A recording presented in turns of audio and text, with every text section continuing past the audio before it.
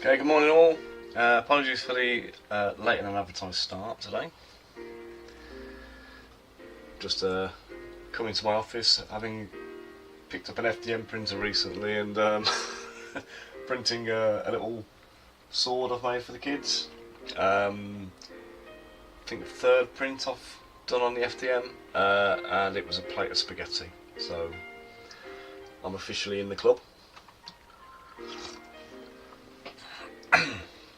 Right then, so I'm going to be sculpting Ashitaka today. Ashitaka is a samurai. Here he is.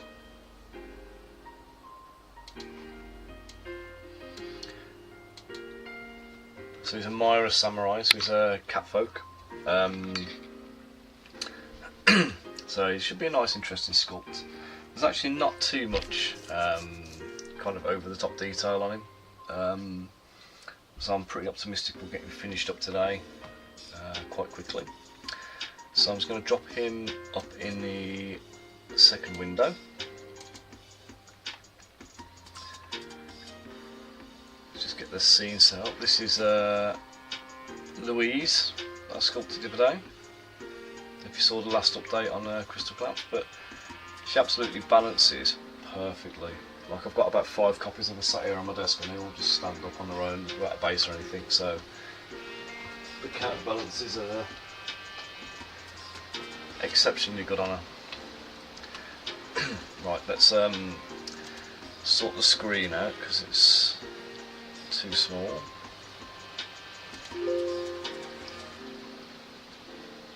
It's not an undoable operation. Do you want to resize it? Like, I can resize it back smaller easily, so yeah, if I get it wrong, it's fine. Control and N to clear the window. Give me 2 seconds, I've got my lights on and I need to turn off because I can't see the screen.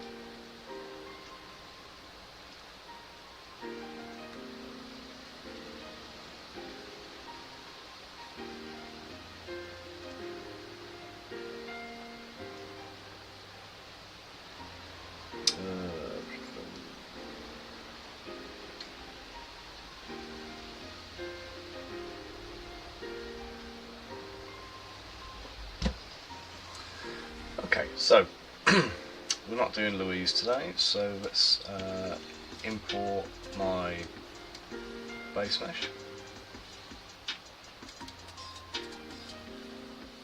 It's going to be load, isn't it?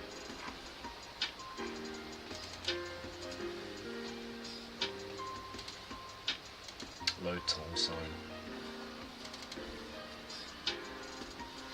CC 40mm base meshes.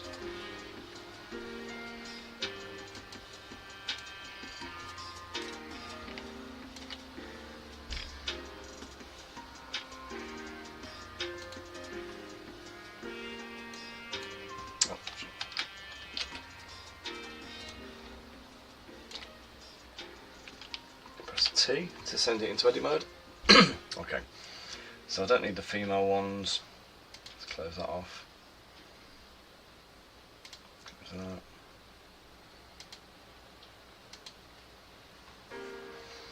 Okay, so this is the one we want.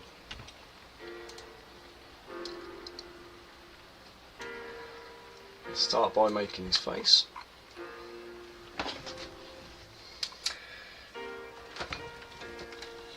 Okay, so guys, if you've seen my sculpts before, it's going to look a little bit messy at times. It's going to look a little bit disjointed. I promise you it comes together at the end. Okay, so the ruler here, this is pre-scaled, so this character is automatically Crystal Collapse scale as long as this ruler is in the scene. If I don't change it, it'll be fine. If I want to make him bigger, I enlarge him, I make him bigger, leave the ruler and the base the same size, it all works out. So this base is the same size as our Crystal Collapse base is. Leave that in the scene, that makes sure that I keep his feet on the base when I pose him. His stance in the pose, which I'll just bring it back down onto the screen again, his stance is quite broad, so we do run the risk of actually just overrunning the base if we're not careful. So we'll keep the base in the scene so we can see what I'm doing. Okay, so first things first, let's get into the face. Let's change his face up. His face is a little bit more rounded.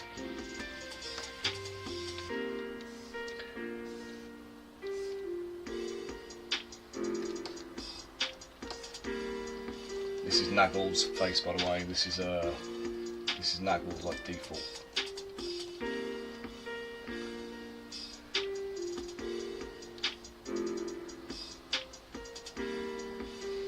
Right, now the other thing as well, because he's Myra, there's something I've done with the Myra that I've not done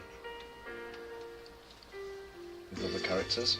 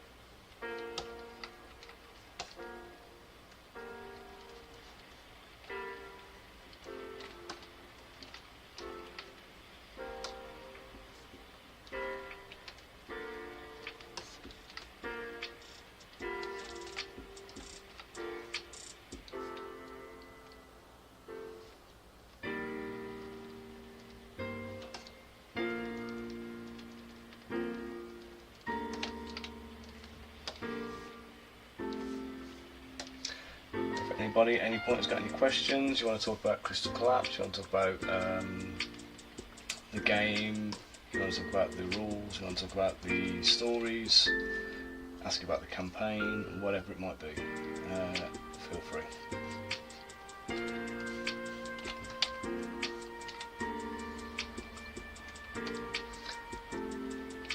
And also, if you're here, just pop in and say hello.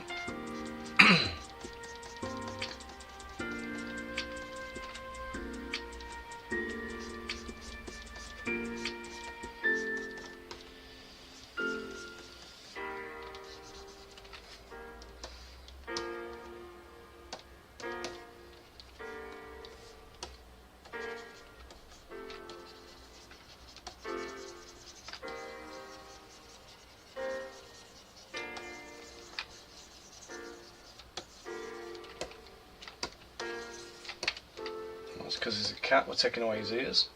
I'm going to put the ears on top of his head.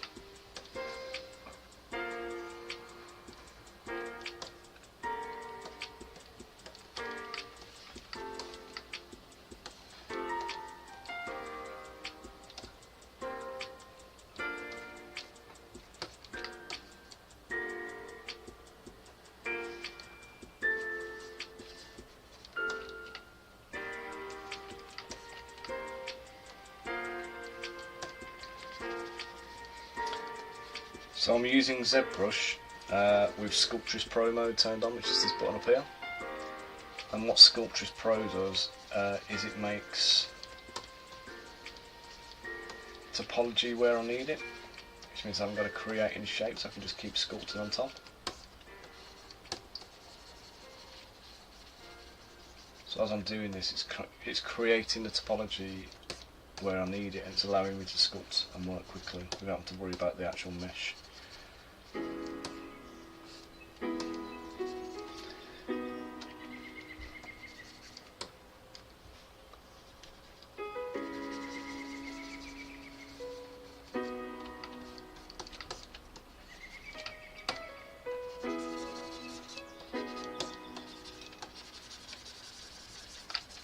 H polish to smooth things out.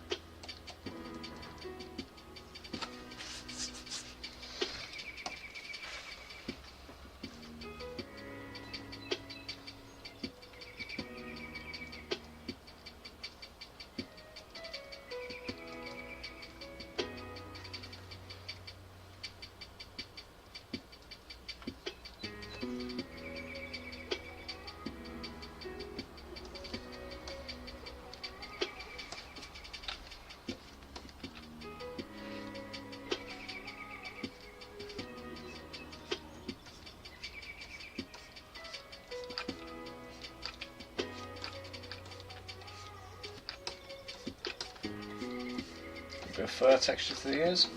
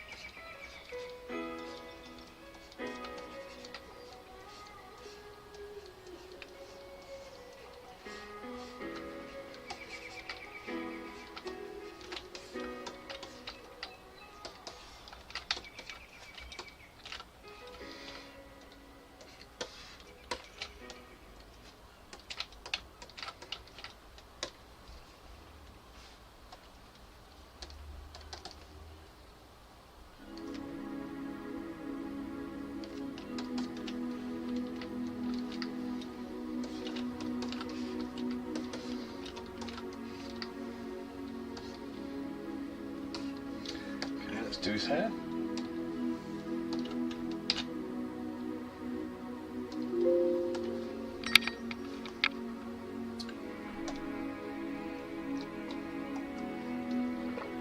So let me just delete the the excess stuff out of here.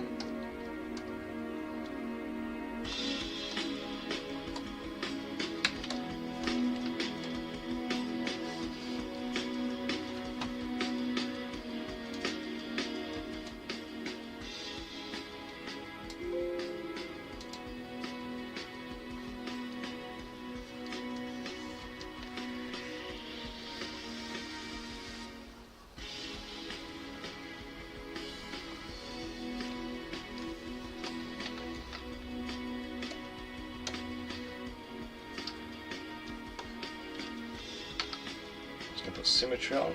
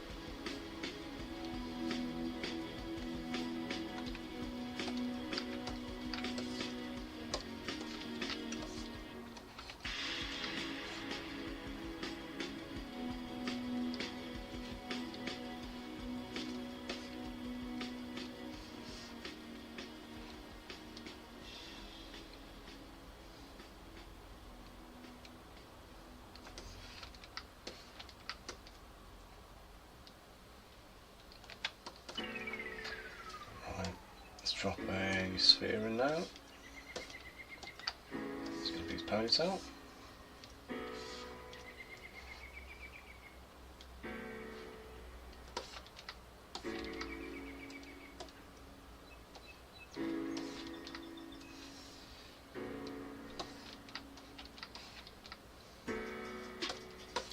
Snake up for this with the Sculptress Pro on. I'm not going to actually do this yet, thinking about it. I'll leave his ponytail till the end because that's going to be directional based upon his actual pose, so let's just leave that for a minute.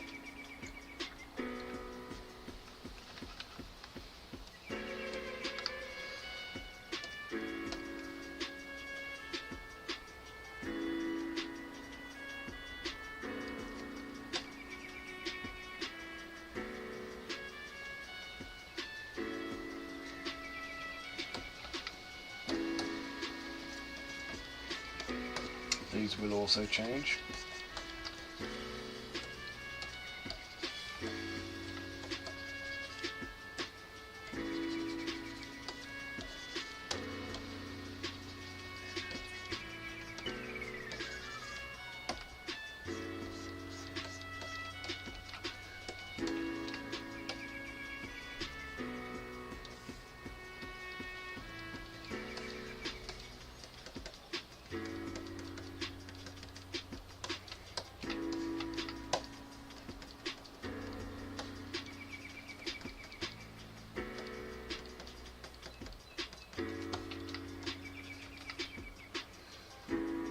Let's leave them there as placeholders for now. We're going to get into his outfit.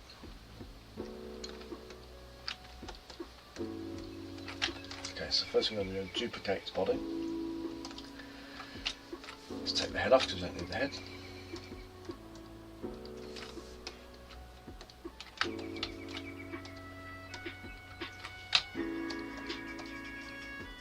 I need arms, I need torso for this bit. Delete the rest of that.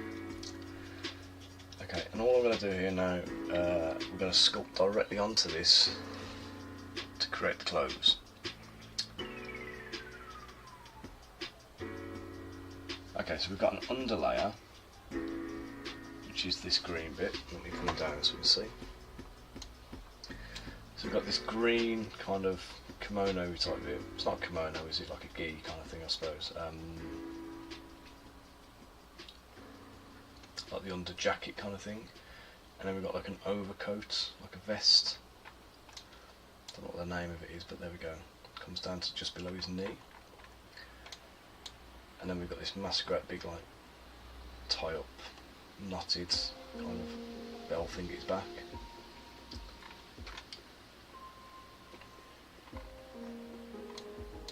Oops, wrong character.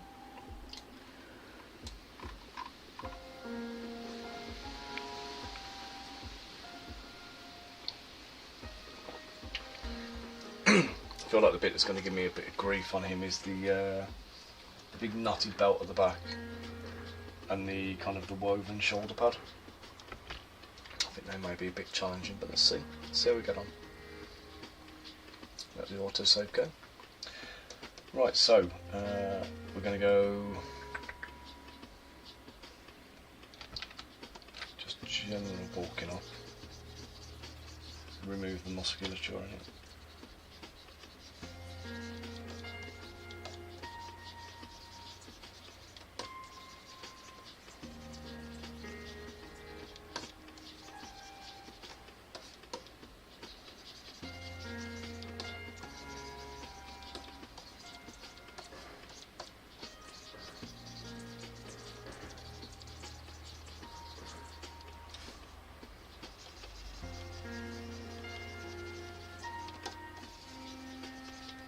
Don't really need to worry too much about the back because it's going to be hidden under his coat.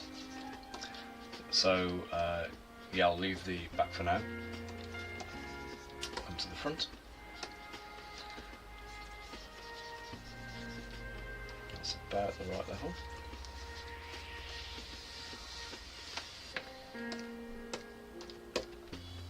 Work on shape a little bit.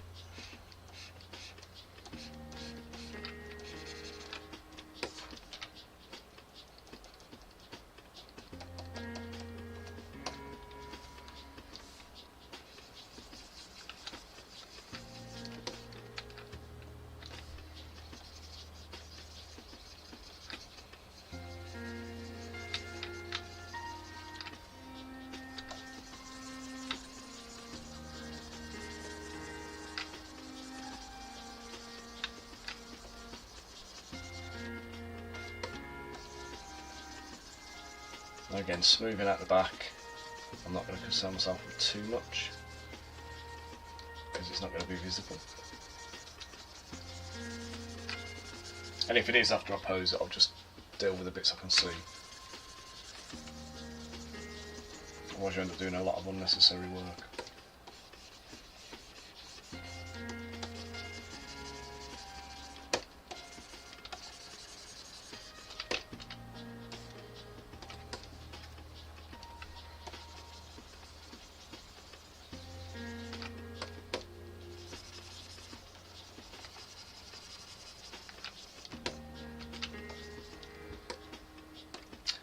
turn symmetry off now.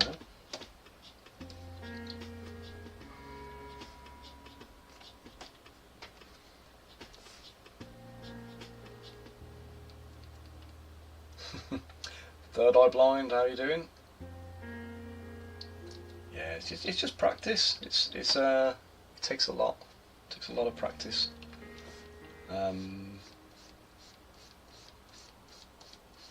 It's knowing what to start with as well. It doesn't actually matter what you start with. You can start with a sphere, you can start with a cube, you can start with a pre-made mesh. As long as you know what you're doing, is like reading the shadows and the highlights and trying to figure it out, trying to interpret that into, you know, actual form and shape. Cheers, dude.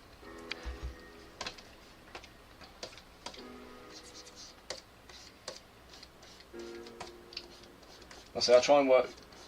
I'm aiming for around about 3 hours to get this guy completed, finished. So we'll see how we end up. But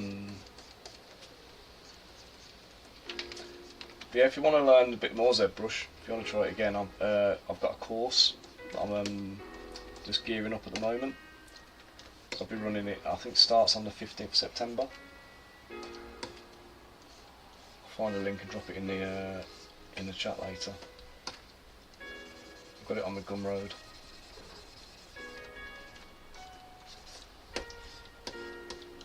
Yeah, you're right. ZBrush can be a bit of a learning curve. I think the biggest thing people make the mistake of is if you tried any 3D packages before, people come into ZBrush thinking it's a 3D package. If you think of it as they used to tag it as 2.5D, which basically is like Photoshop but with 3D stuff. So the interface you're dealing with is very much more Photoshoppy than it would be something like 3D Studio Max, for example. And I think if you think about it in terms of brushes and canvases and things like that, it makes a lot more sense.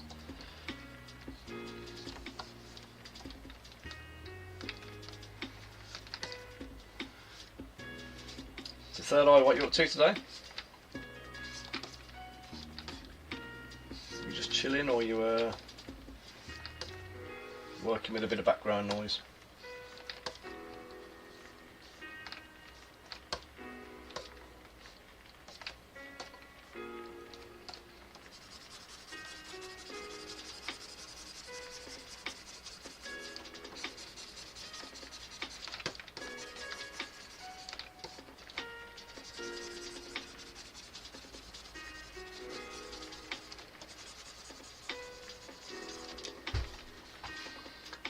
Let me just grab the same. It's the only reason I'm online today. I wasn't going to be streaming, but my wife's taking the kids out for the day. I thought I'll use the opportunity to kind of get a bit of work done. Where am I at now? Come on.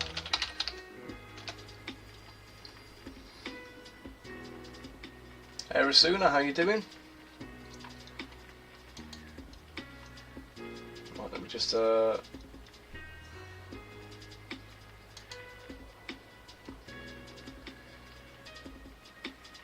we go, let me just show you this, guys. There's my mugshot. This is the sculpting course that I'm running. So this is I'm prepping all the content at the moment, but this is going up onto Gumroad shortly. So basically everything you need to know to make your first 3D printable miniature. So we're going to start with a little bit of ZBrush orientation. This is the concept art I've had done by an awesome little dude called Dio Mahisa. So I don't know why I say little dude. I've never met him, he could be gigantic. But yeah, Dio Mahisa, awesome artist. He's done the concept art here for me. So this is going to be the focus of the projects. We're going to do him with all the textures, all the details, everything else, make him into a 3D printable miniature. Follow the whole process through and give you all the information, all of the tools, everything else you need to be able to kind of sculpt along and do it. So I will post the link up into the chat now. There you go. And it's $29 if you get onto the founders tier. There's 10 left. So if anybody wants to join in, feel free. There we go.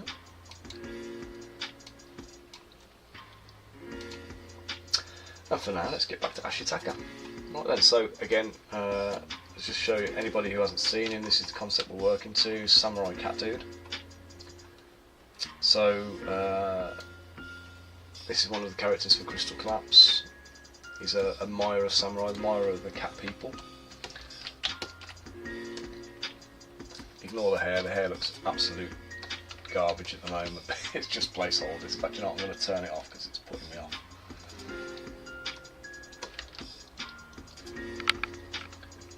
Anybody tuning in is going to go, this guy can't sculpt for shit.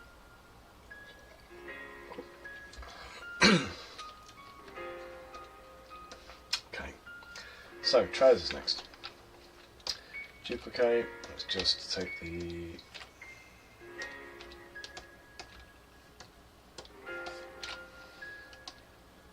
delete the arms and legs, chop them off at the waist, group, Dynamesh, delete. Hey Rich, how we doing, matey? Oh my god, giving me his big baggy old samurai trousers.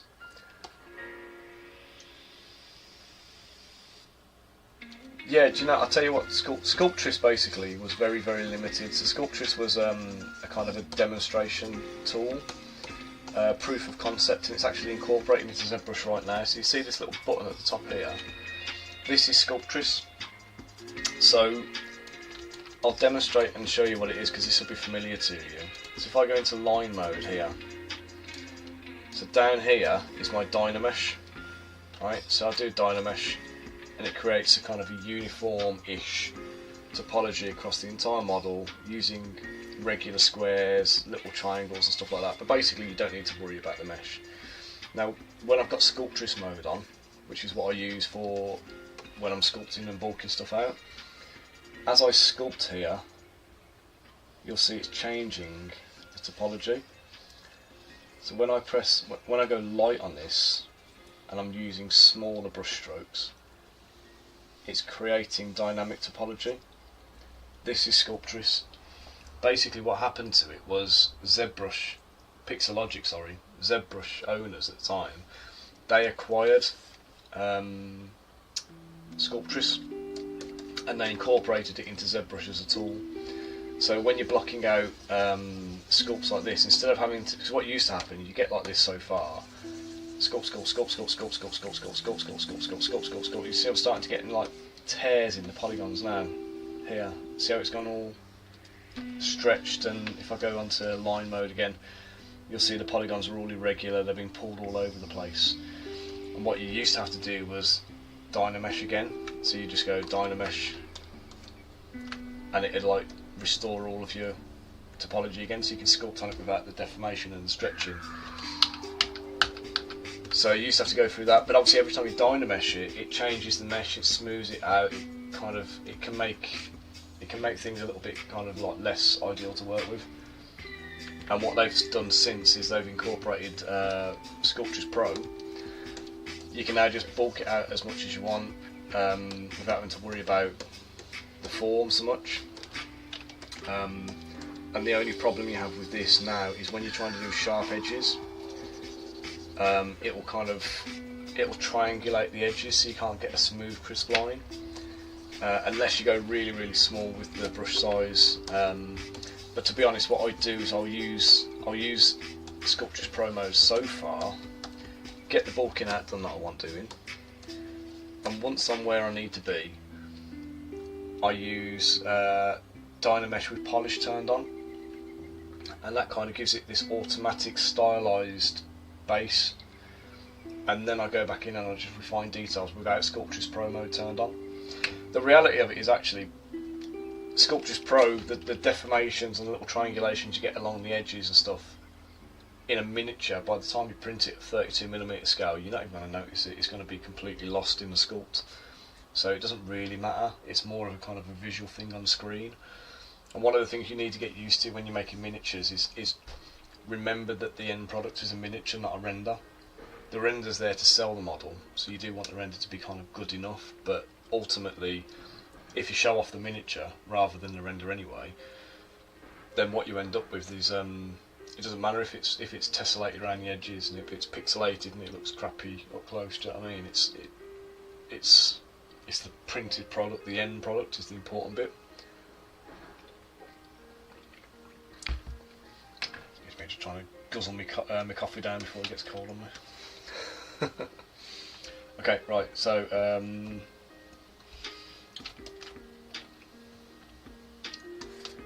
there we go. So let's stylise that out a bit.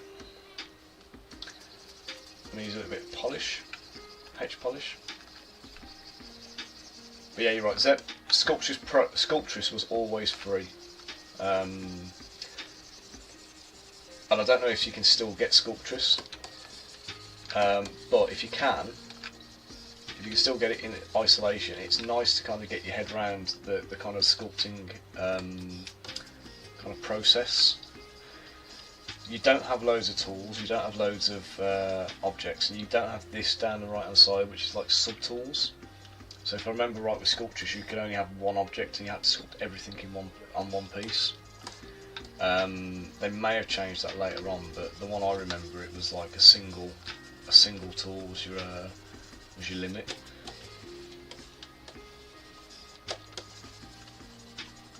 But I did used to love it. It was the thing that got me into ZBrush actually, because when I realised I could do sculpting like that, because my sculpting, I started years and years and years ago, 20 odd years ago. I started sculpting miniatures, and I was using like epoxy putty and milliput and green stuff and things like that. And I didn't want to learn polymodelling. I didn't want to learn how to do like blender type sculpting. I wanted to just sculpt the way I sculpt, and it was a difficult thing to try and find at the time. And then I discovered Sculptress Pro, and then I found ZBrush off the back of that. Yeah, basically they all came together in the end. And I ended up picking up a copy of ZBrush for I think I paid about $700 for it at the time, which, I mean, it's 2010, it was a lot of money. But best investment I've ever made, and I've got a perpetual license for it now, which they don't even offer anymore.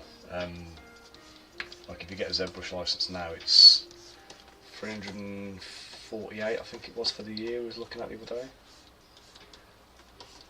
348 quid.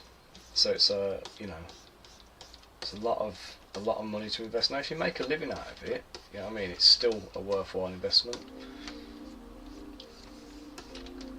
But if you just want to practice it, I mean, you can get a trial, which they never used to offer a trial version.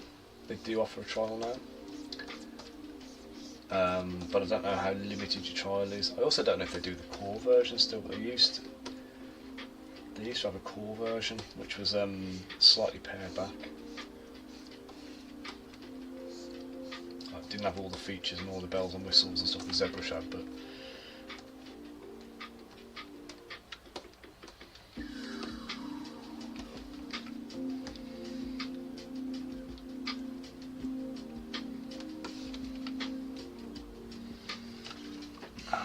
what's going on here?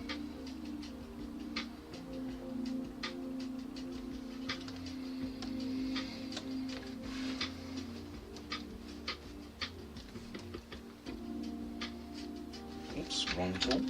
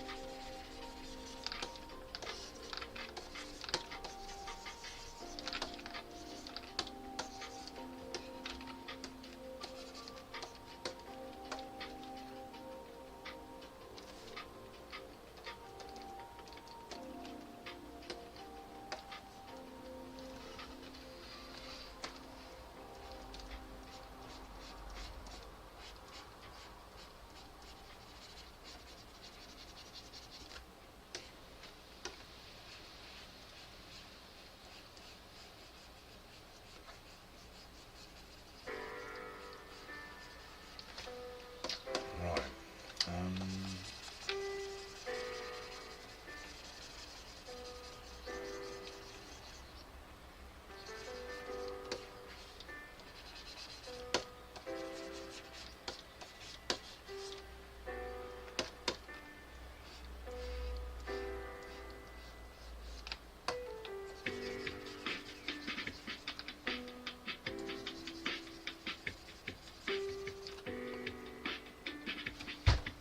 Gotcha.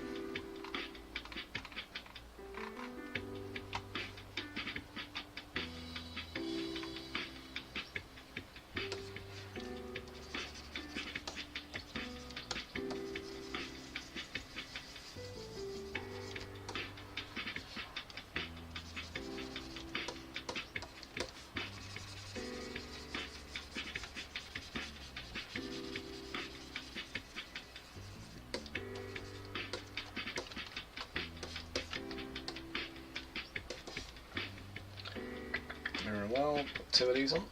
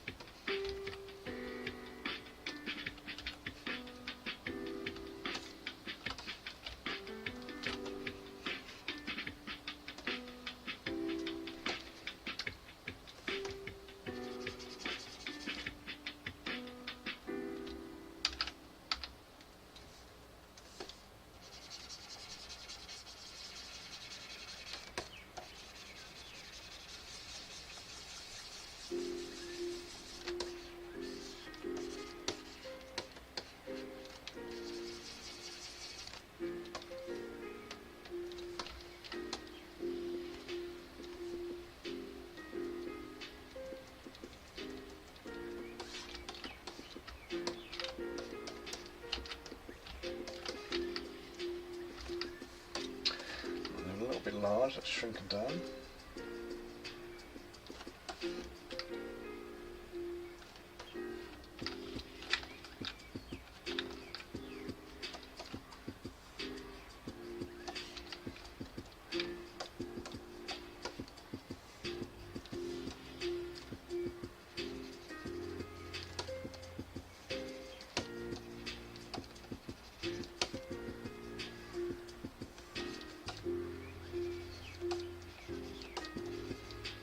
So the hem of the trousers.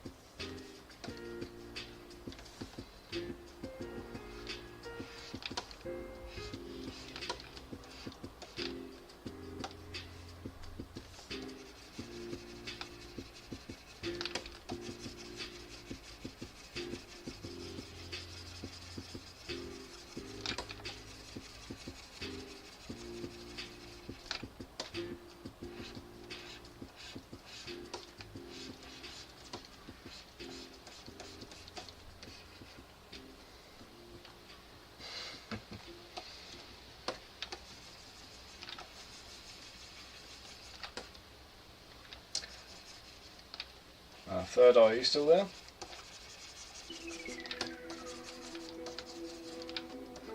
I missed a couple of your messages.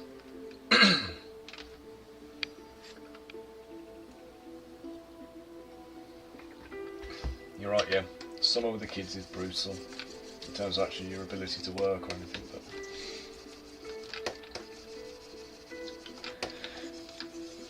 got subjected to a play yesterday. The kids decided they were going to go and spend a few hours rehearsing some kind of performance that they decided they were going to do, and then they held us all hostage for about 15 minutes while they completely hashed their way through it, laughing and messing around, and the word show sends shivers through my spine now. Dad, we've got a show for you.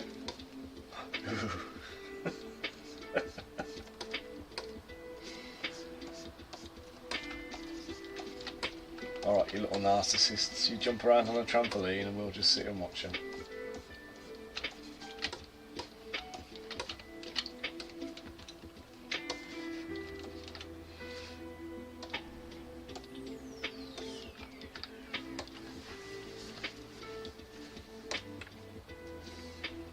I don't remember being like that when I was a kid. I don't remember needing to have like constant attention. I think it's like, I don't know if it's like a modern day thing, or the kids see all these people on YouTube and they're like, oh, we want to be a YouTuber. Let's join the crowd. Let's do everything for attention.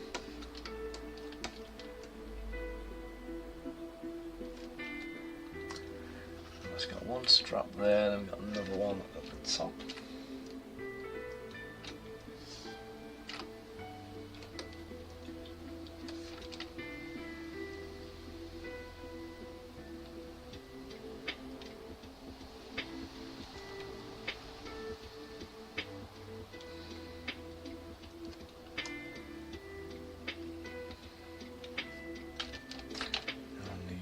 That one to come down and be angled.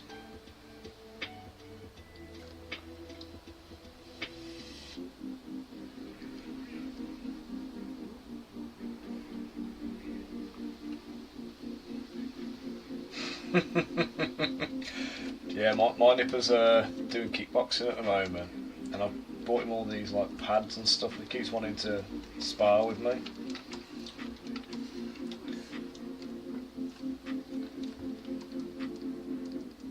Oh, Dad, can you get the pads out? Oh, yeah, go on then. It's good for him though, isn't it? He loves it. He's just done his first grading actually.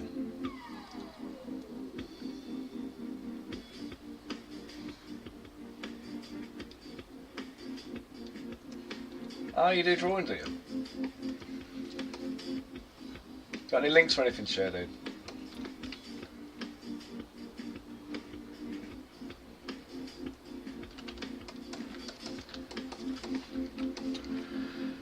Oh, let's group these, auto group them, subdivide them a few times. Yeah, he's well chuffed, Jacob is. He's just passed his. So I don't know if it's the same for all of them, because in the previous place he did kickboxing at, he started with a white belt. With the place he's at now, he starts with no belt, and he's done his first grading to get a red belt. I don't know which one's right or whatever, but yeah, he's just got his red belt anyway, and he passed his grading with an A+, so he's like proper chuffing himself. But I'll be honest, some of the kids in the class, like some of the kids are leaping around like lunatics, and I'm watching it kind of thinking, there's no way they're all going to pass. Like half of these kids have got to be like outright fails. But then everybody passed, and I think obviously it's one of those things where, you know, retrospectively thinking about it, if you take young kids and you fail them at their first grading, it's going to knock their confidence, isn't it? It's going to put them back and kind of stop them wanting to kind of progress with it. And so a lot of kids would just hang their hat up at that point. So I can kind of see why they kind of automatically pass everybody. Apparently they do it for the first couple of grades, and then by the time they get up to like yellow or orange belt or something like that, they end up, you know, going a bit harder on them then. So, you know, which obviously, you know, works out all right, I suppose, because, you know, they need a challenge, don't they?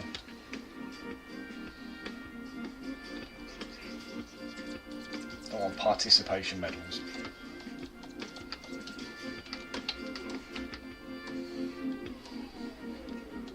Especially when it's something that's like, you know, can lead to them getting their asses kicked if they've got a full sense of confidence.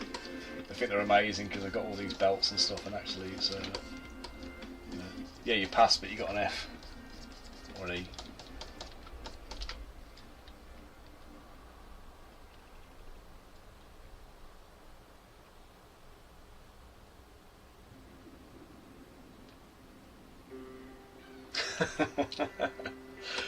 See, I did Akijitsu years ago, but I never did any gradings or anything with it. Just never wanted to. It's more like a private kind of coaching thing for me.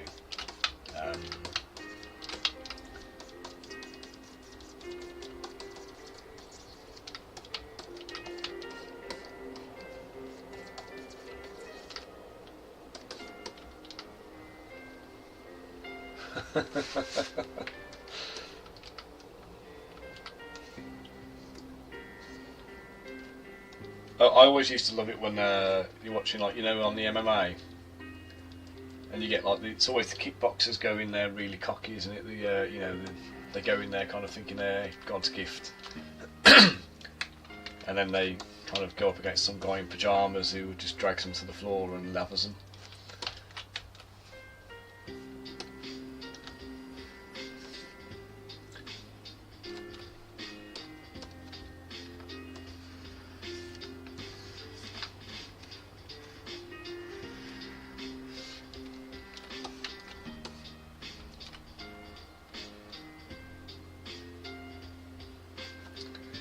Ouch. So you knew what you were doing then?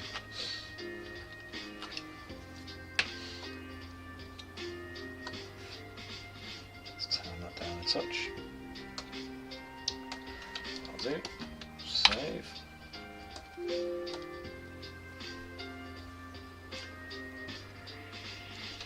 No matter how much they want it to.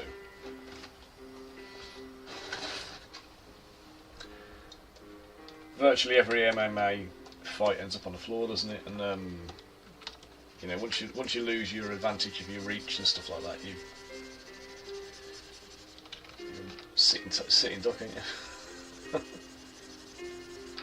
Try and think of a phrase for it then.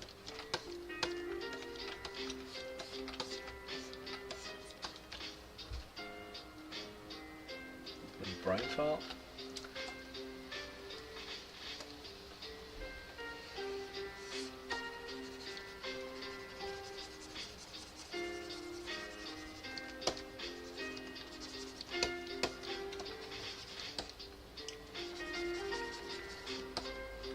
Yeah, Brazilian Jiu-Jitsu.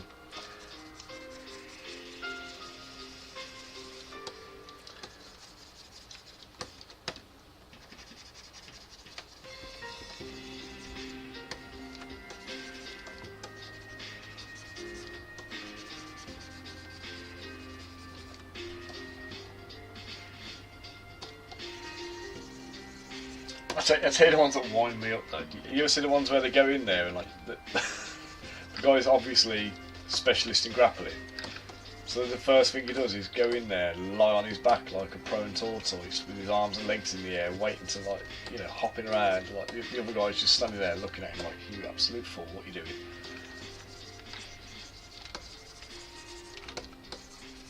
I don't know if they've banned that. If they haven't, they should.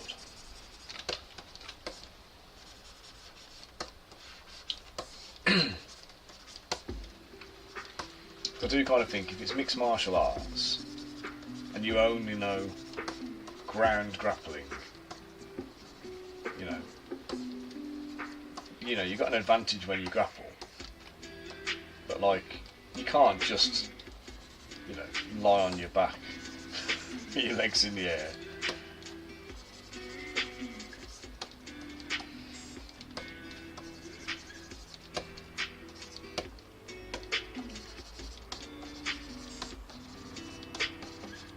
Although one of my favourite clips recently, I don't know if you'd have seen this one as well. I think it was doing the rounds. There was a black guy and a white guy fighting in the ring, and I can't remember which one was on the floor now. But the black guy basically wrapped his arms and legs around the white guy's arm, got him in like a proper arm lock. And then the white guy stands up with this guy like wrapped around his arm, and there's a moment where they both just look at each other and they're like, yeah, this looks ridiculous, doesn't it? And they just like smiled at each other and laughed, and then they carried on fighting. It's like just that little moment of, this is a bit stupid, isn't it? Like they acknowledge that, do you know what I mean? And I quite enjoyed that part. I don't know who won the fight, but It was good.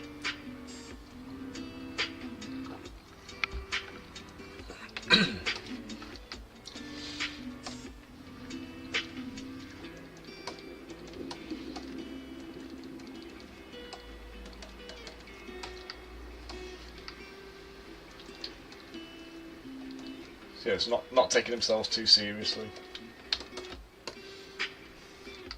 Okay, let's get the design into this now. Just carve that up with a high intensity.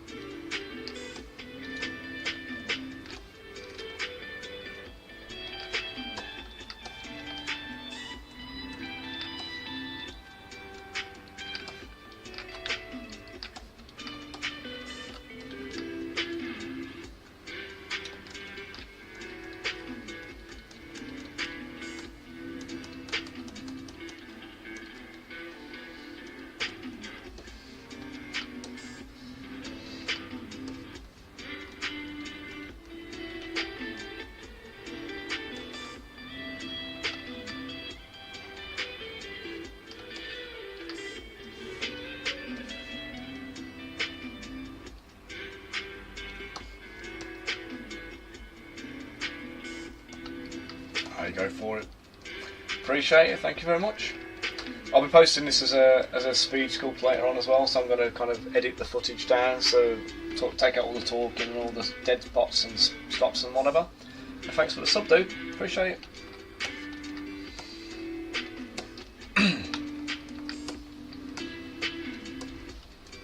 Have fun in the garden.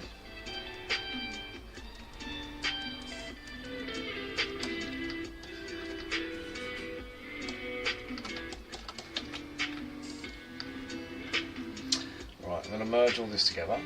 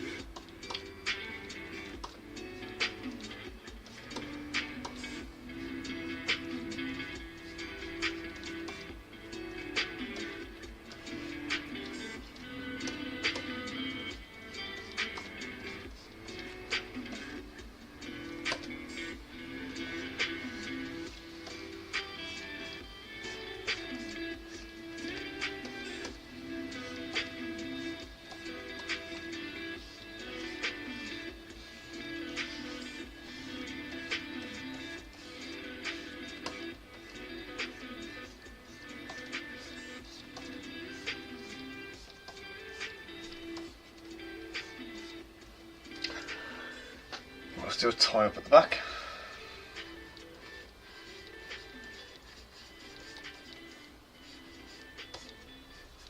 That's a bit much in it.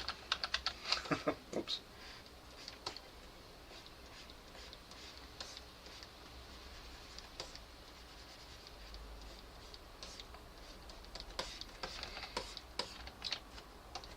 Let's bring that in a touch.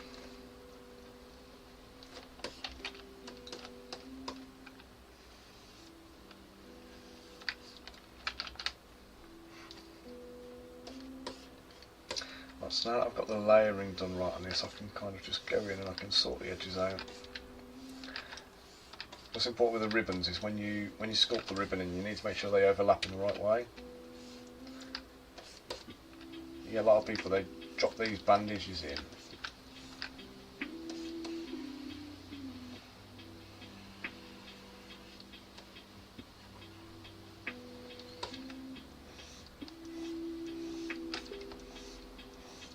Yeah, drop like a bandage in and then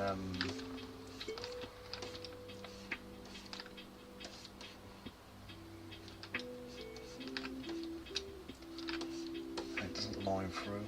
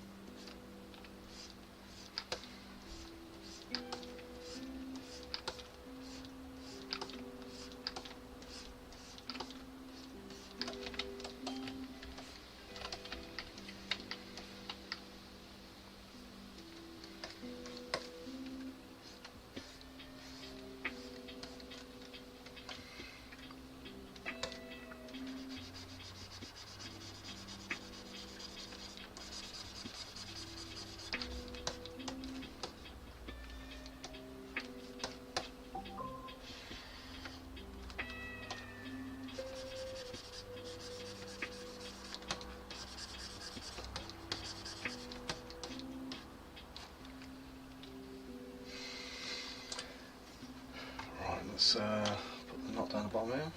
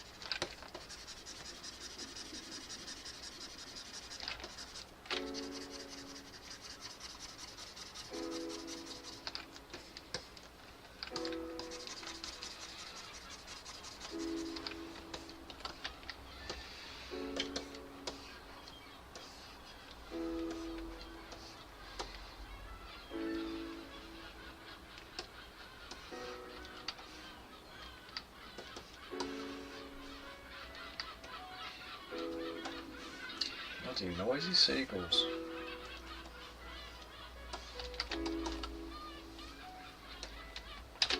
Quick save.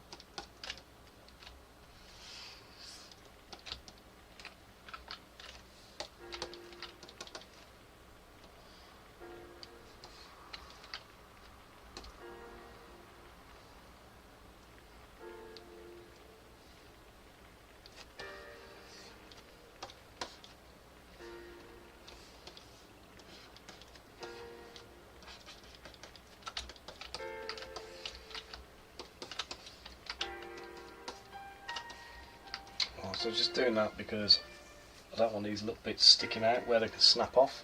So I'm going to integrate them into the model. Okay, and we've got some Taboy socks.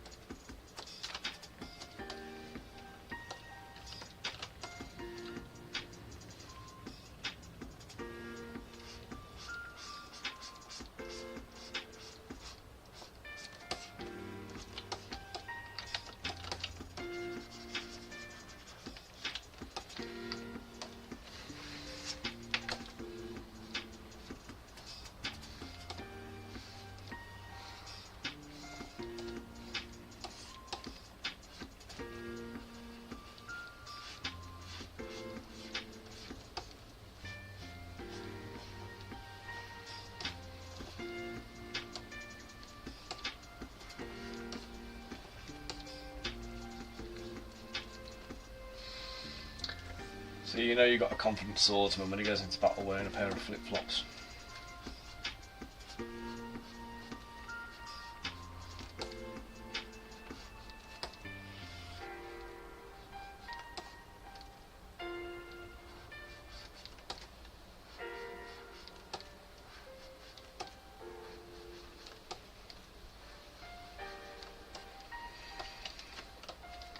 So I really feel like at this point you should have a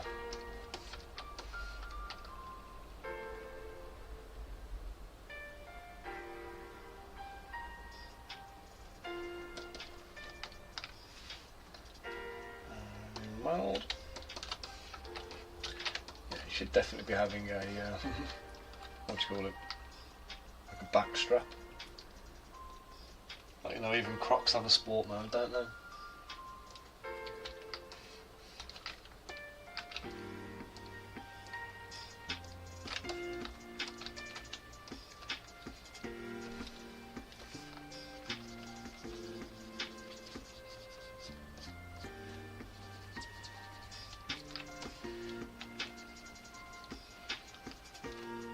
Soften the edges of these a little bit.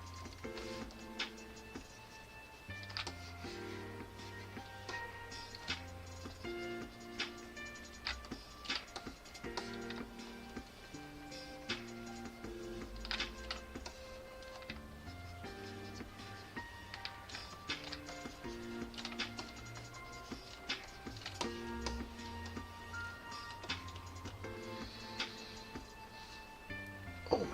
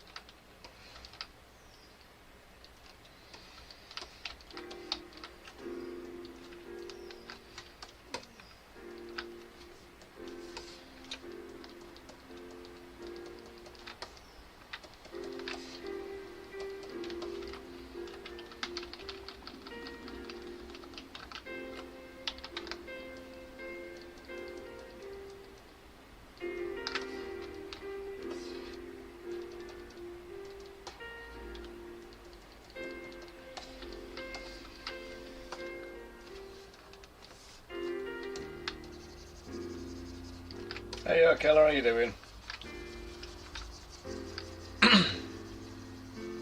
Keeping well today, mate?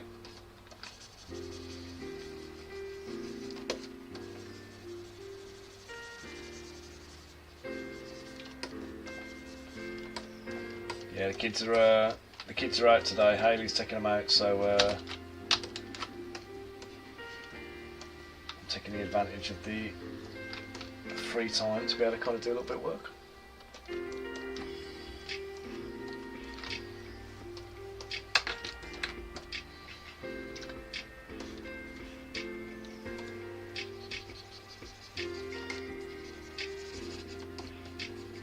Did you ever finish your frog, by the way, dude?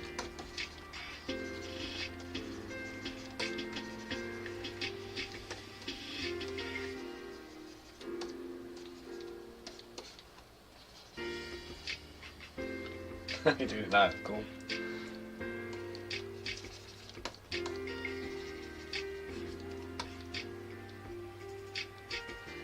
Building a wall, nice. Brick wall or stud work or.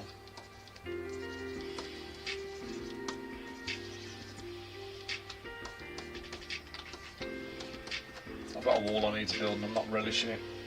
Concrete bricks, yeah. I've got to make mine out of reclaimed bricks from when I demolished an air raid shelter. See, I've kind of done a bit. It's not. See, my wall's not a. So it's not a structural wall. It's basically just a retaining wall for a patio. Still got to be like solid and straight and everything like that, but helps.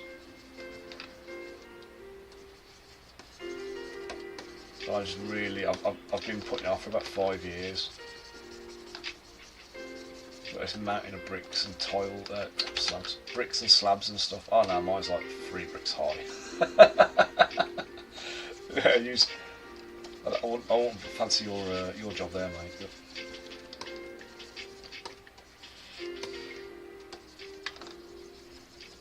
Are you finished now?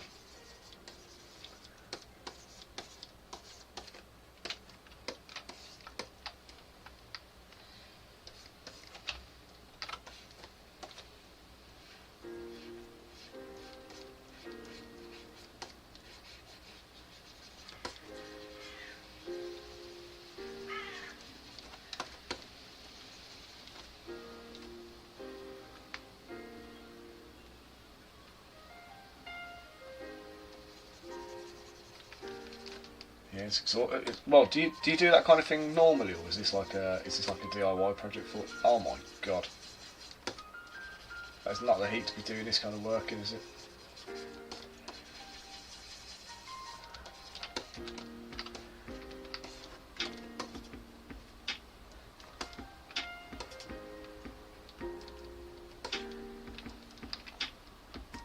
It's bad enough knowing you've got to do this kind of work, and then if it heats up like that, I'd be like, nah, I'll put it off. I'll do it another day.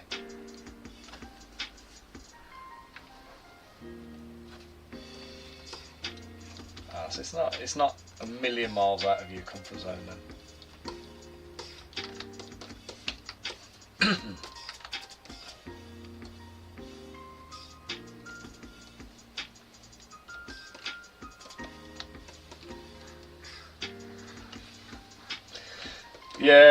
Yeah, I'm in the same boat, mate. Like I say, my miss is always kind of like, oh, we'll get somebody in to do it.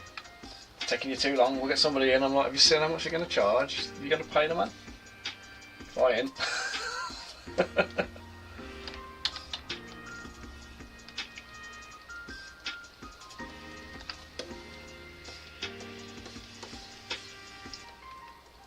No, thank you. I'll just suffer the pain myself.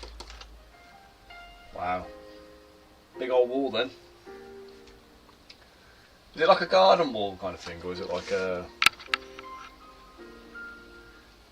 an internal house wall?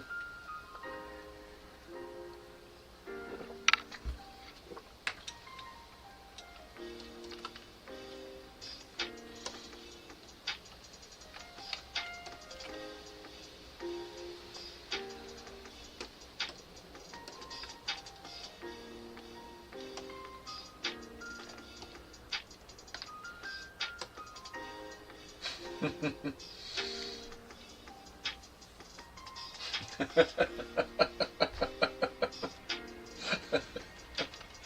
know what you mean, mate.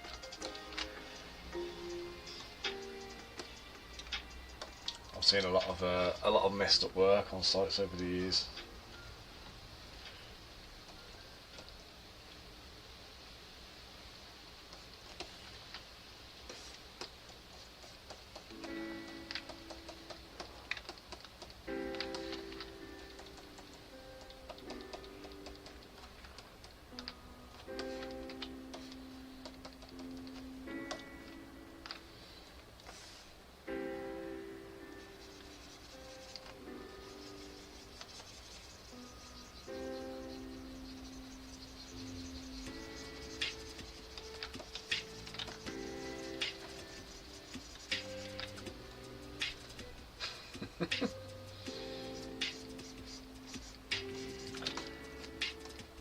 Yeah.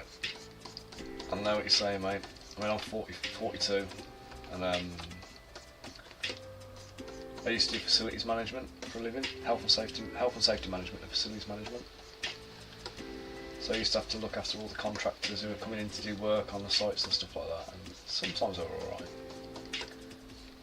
But I did have my fair share of numpties on the sites.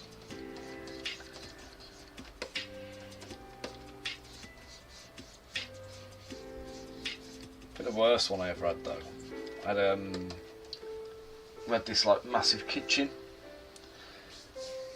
and we'd had this whole kitchen fitted out, all new units, all new flooring, and it was that, I can't remember what it's called now,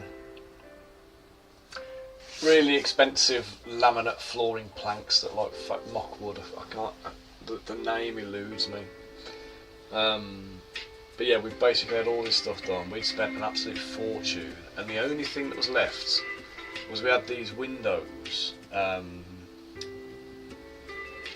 were kind of a particular type of window, and we had this new door put in to go into an outside space. So they wanted to open it up and open the kitchen out into like a garden area at the back. It wasn't there before, so we knocked the wall out. We had this new door put in. The company that made the door for us made it the complete wrong colour.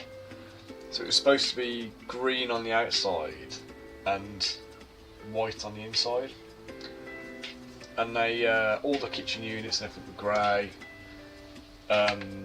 And basically they were supposed to match the existing windows, and they didn't. They just did complete green.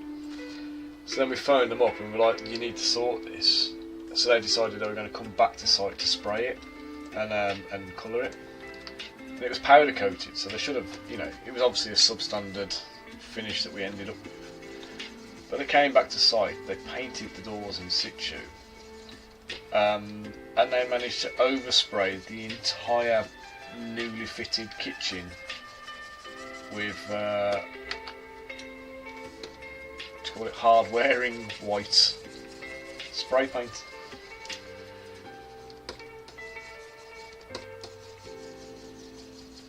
And you know, just face palm, you're like, what are you doing?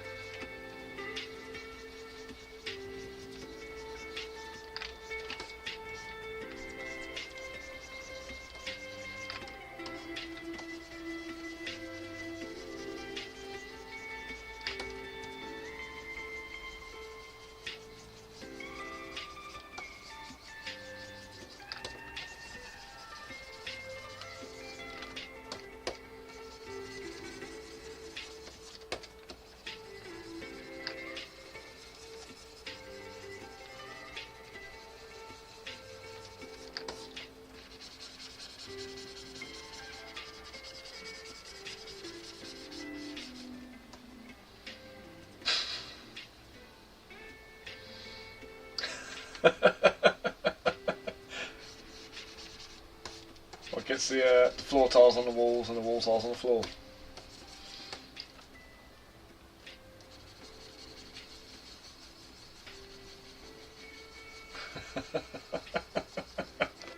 Awesome.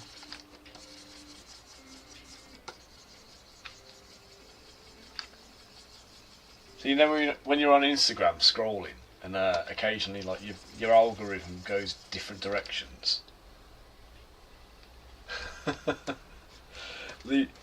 Occasionally mine throws up like you know, like tradesmen who are like doing various different tasks and whatever, and sometimes that goes down the route of like giving you the funnies, you know, where it's like the apprentice who's like put the door handle on back to front or something like that. can't close the door because the door handle crashes into the.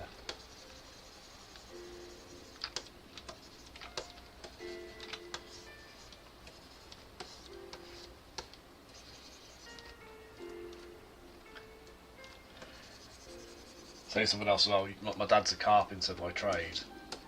He's retired now, but like when he was working as like a foreman and whatever, he was on a site once, and he got this apprentice with him called Doug. Doug was always messing stuff up. He was your two brain cell guy. Anyway, Doug's on site, and I phoned my dad the one day, and like literally I picked up the phone and he went, "You bloody idiot." And I went, what have I done? He went, "Not you, Doug." I went, "What's Doug done?"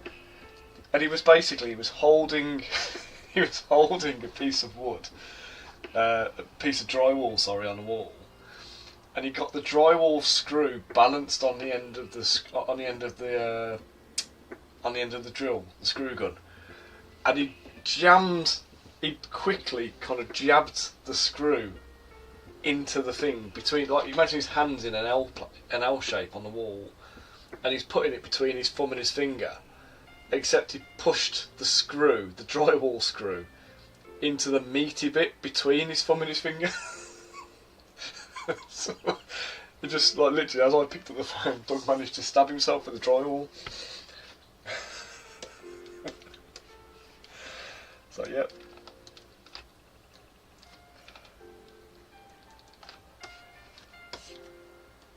And this is why they take the piss out of apprentices.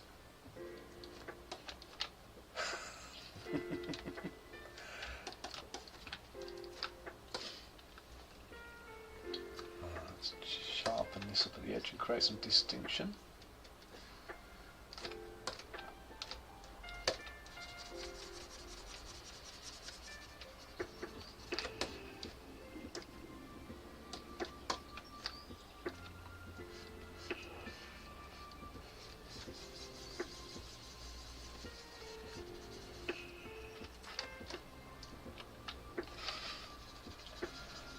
Well, before you do your dwarf, I'll send you the base mesh for it, mate, so you can get stuck with that one. And make a few more assets. So, like the base mesh that I'm using at the moment, and the pack I sent you before. You scrap the idea of crystals. Do you know? Here's an idea for you, mate. So there is a book. Oh, I got it here. Yeah, I've got it here. Let me just switch on the camera here and I'll show you this one. This book is absolutely incredible, right? Okay. So this book, Fantasy Genesis. Ignore all the piles of stuff behind me. This is my. Oh God. Someone is at the front door. 2 seconds.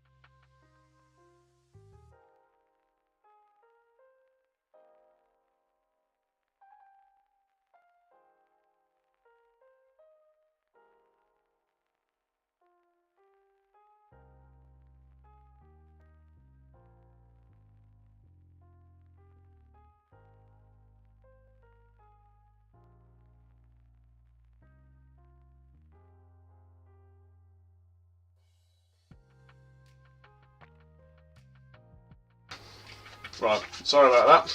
I just had a roof box delivered. I didn't think it was coming for another 3 or 4 days. Get down, you. So, yeah, that's all my my resin bottles for making Crystal Collapse. So I had a massive shipment of resin from Amazon, and now I've just had a massive roof box turn up. So, and I've grabbed the pork pie from the fridge on the way up as well. So, right, so Kelly, you there?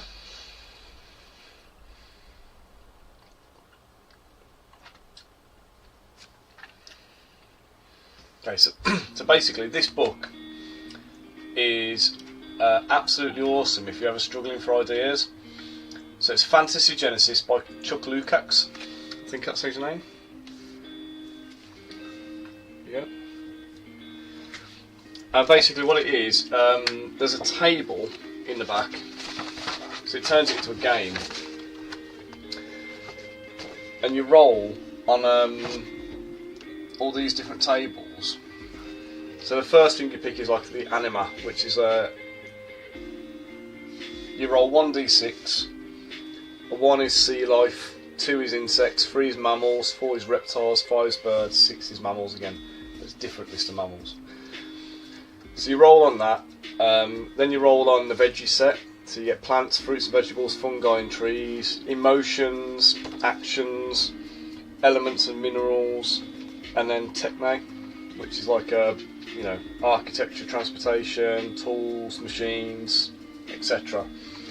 So you roll on all these lists and you generate a couple of objects from each, or a couple of options from each one, and then the idea is that you mash them together in some kind of like creative ways. But the book kind of gives you a whole load of instruction and information about how to do it. So here's like a robot being mashed up with like crystals and stuff, for example.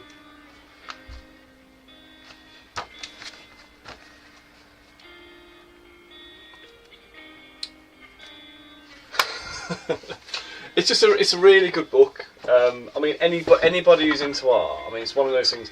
When I first started doing sculpting as a daily, everyday thing, that was one of my kind of go-to like start the day exercises. So I'd start the morning, I'd sit down before we had a dog and I had to walk her and stuff. But I would sit down and I'd kind of like do a little sketch. I'm sure you'll get it. I'm sure you get all of it. But I think we can buy it direct from his website. I think he's got. If you go to what's it called? FantasyGenesis.com. I think you can buy it directly from him. You don't have Amazon in Serbia? Did not know that. Right then, let's get back to sculpting.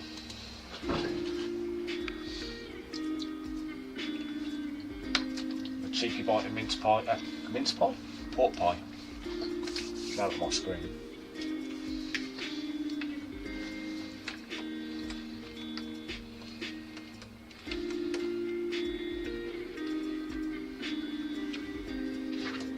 Wow.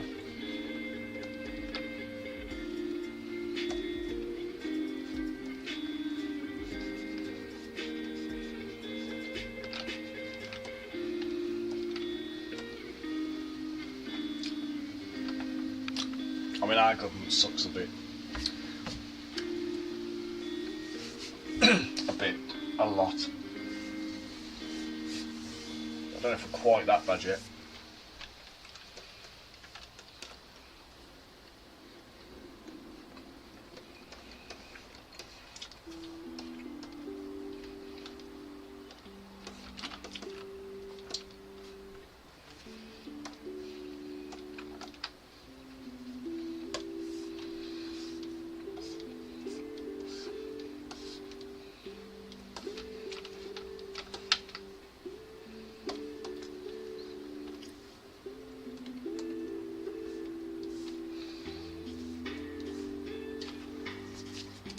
So how bad is it there?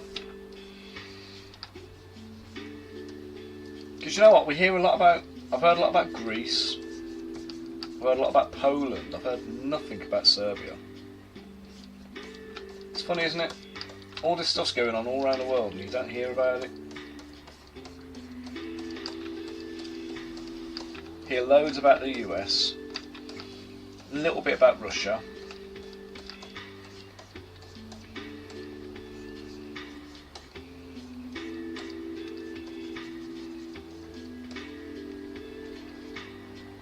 Really?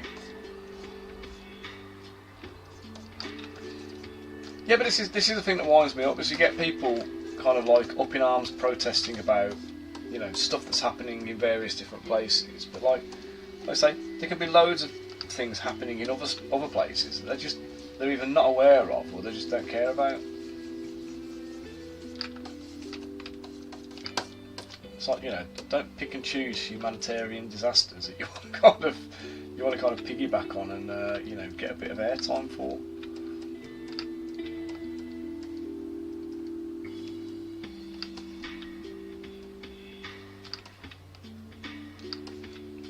Not saying it's a humanitarian disaster in Serbia. May well be. Looks like I don't even know what's going on there.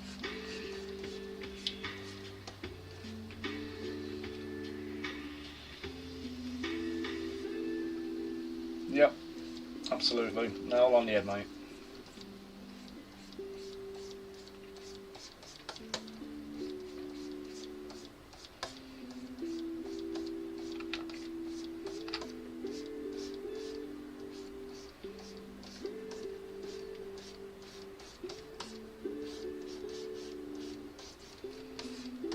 I don't feel like it's social media more these days.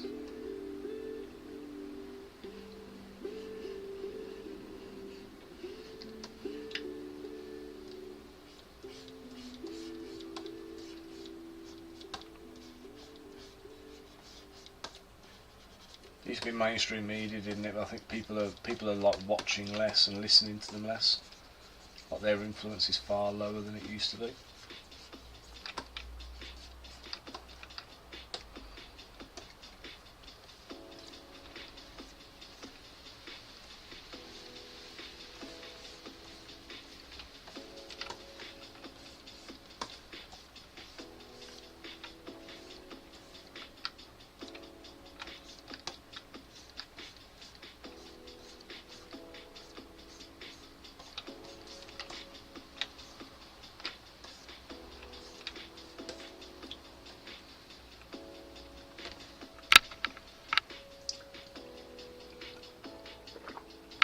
Yeah, yeah. That's something that really annoys me lately. Is the false narratives. Like we've got laws here in the UK about false advertising. You know what I mean? You're not even allowed to say a product has, you know, you can't say that a product has features that it doesn't have because it's false advertising. If you claim one thing, then it's you know, it's not true. And yet the news and the media outlets and stuff, they can just like spout whatever crap they want, and you know, nobody holds them to account, or nothing happens to them for it.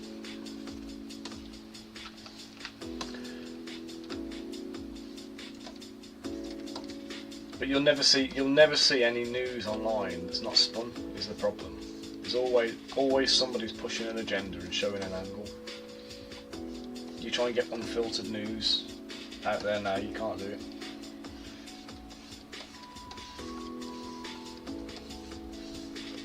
You see, if you've got a left wing spin or a right wing spin.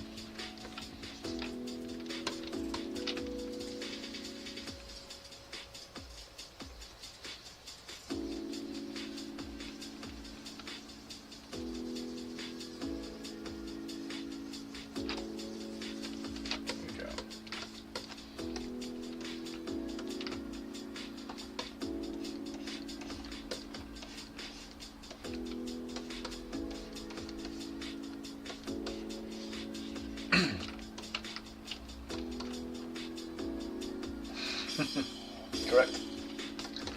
100% correct.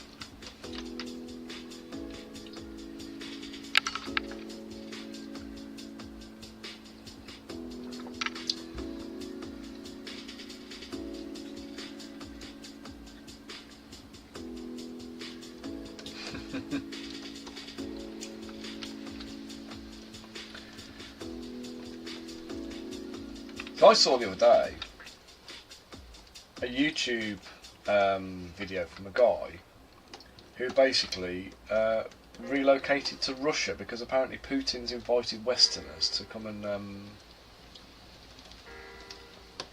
like relocate and live in Russia. And he was talking about how lovely it was. You know, when you kind of like, literally, I've never heard that. Never heard anybody kind of like coming at that angle.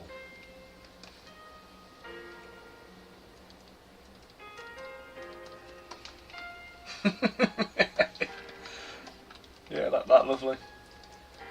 But now the course is coming along alright, mate. I'm starting to like pull together material for it, starting to create some assets and things like that for it. So I've just had a new webcam arrive, so I'm going to try and like film my actual, rather than just showing you what you see now. Let me see if I can show you the alternative view. There we go, my sculpting camera. This is my plan anyway. So if I can do.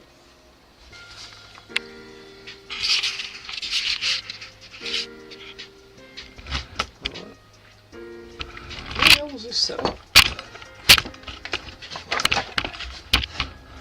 I want to try and get a couple of angles and stuff. So you'll have the screen angle, and then you'll have the. Have like that kind of thing going on.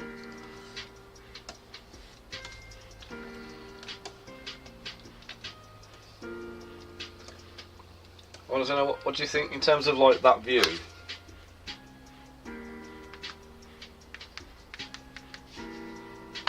Does that view work for you?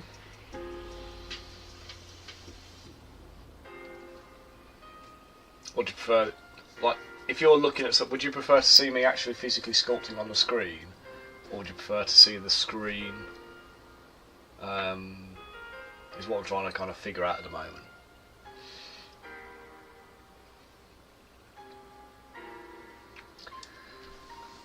So you can still see everything on here, can't you? But you can see what I'm physically doing with the pen, which I don't know if that's better or worse.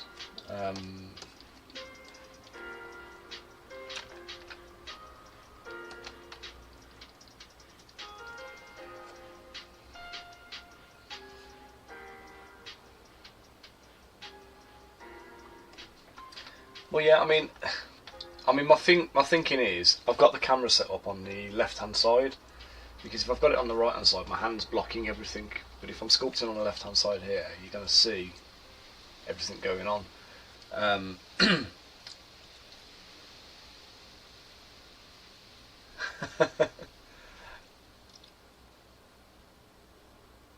What, getting in the way?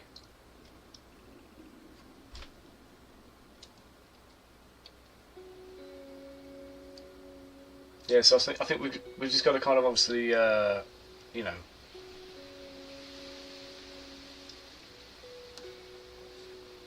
I'll try a couple of variations now. I can do the screen recording anyway, and then still record this. So I'll have both sets of footage. It might be I'll use both and maybe splice them together or something like that, or show the hand sculpting when you need to see the hand, when I need you to see what I'm actually doing.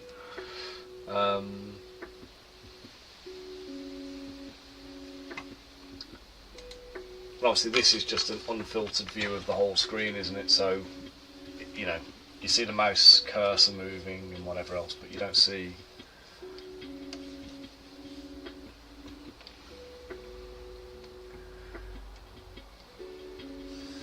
Right, so what's next on this dude anyway? It's going to be his arms. They'll be about half an hour or so each. By the time I've edited it down and removed any fluff and stuff, I want to keep it concise. So, first episode is is looking at ZBrush and the interface. So I've got my interface here is saved. So the interface is available for you to download. I'm talking about the tools that I'm using. So going through the kind of the regular brushes that I'll be kind of dipping into, which is basically all the stuff that's saved here.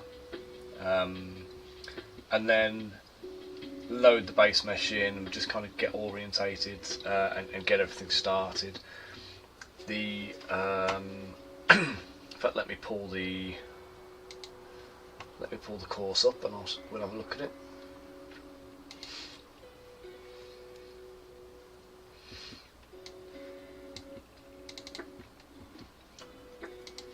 So, right.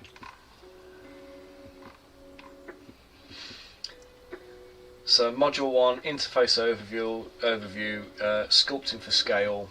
So what works at 32mm scale, and setting up your scene and scale references. So that's about the what do we call it? The base mesh and having the ruler in the scene and things like that. The sculpting for scale. This is going to be that little bit of proper. So it's all that kind of stuff about holding back a little bit, not going too detailed, because once you get ZBrush up, the temptation is to kind of pack your detail in because you can. And the reality of it is, what's going to happen by the end of it, we're going to do. I think me and you discussed this before. We'll basically do a print and critique and review the print against the original design to make sure that everything works.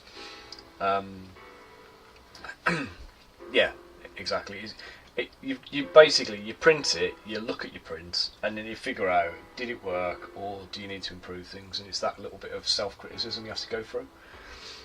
And by the time you've done 3 or 4 different sculpts and you've printed them and you've tested them and you know what works and you've got your thicknesses down and stuff like that, you know. So we'll look at the what works in 32mm scale. We're going to be talking about things like the minimum tolerances for like wall thicknesses, because whatever works on the screen is irrelevant. We're talking about the actual physical miniature, and also whether it's going to be cast or whether it's going to be cast in metal, cast in resin, or if it's just going to be 3D printed.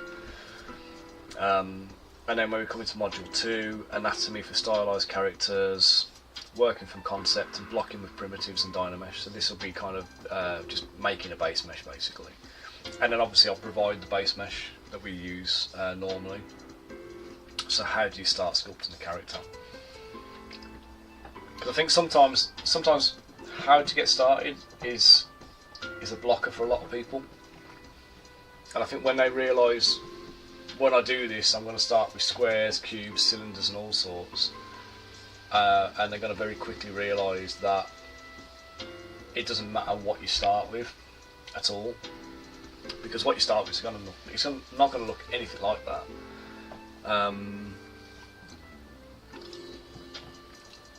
Hey Ryan, how you doing, mate?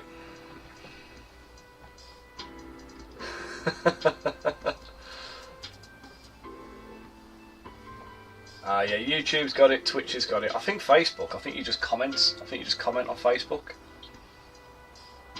I don't think Facebook has a chat. How are you doing this morning, anyway? Yeah, sci-fi fantasy. It doesn't make a difference, mate. Basically, we're just going to be covering off the general process of kind of how I sculpt miniatures, with all the theory and all that kind of stuff in there. So obviously the stuff that you're going to see like today with me sculpting on here, some of the technique, the tools I use, the user interface, all of that kind of bits, along with kind of standardising the sculpts to make sure that the scale's consistent and basically dialing back your details a little bit. So rather than just going all in and making everything like super detailed just because you can. Fair play. I'm on my second coffee of the day. I am, like an iced coffee now. And because I didn't have time to boil the kettle.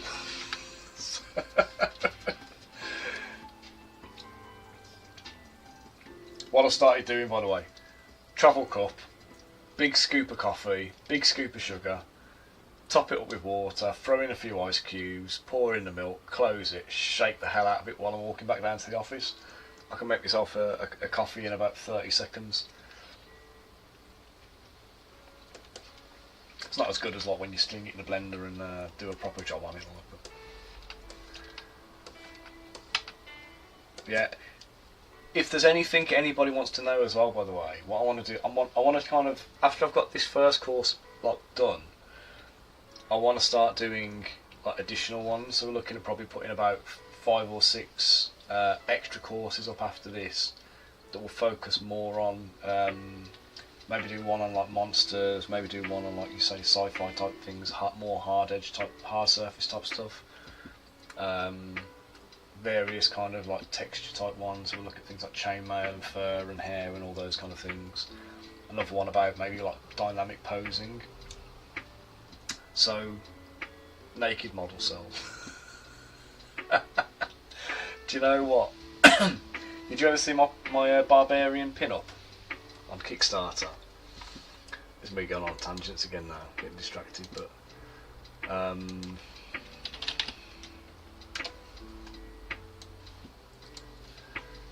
well, it's a little bit zoomed in. So I did a Kickstarter a few years back now. I did no advertising for it at all.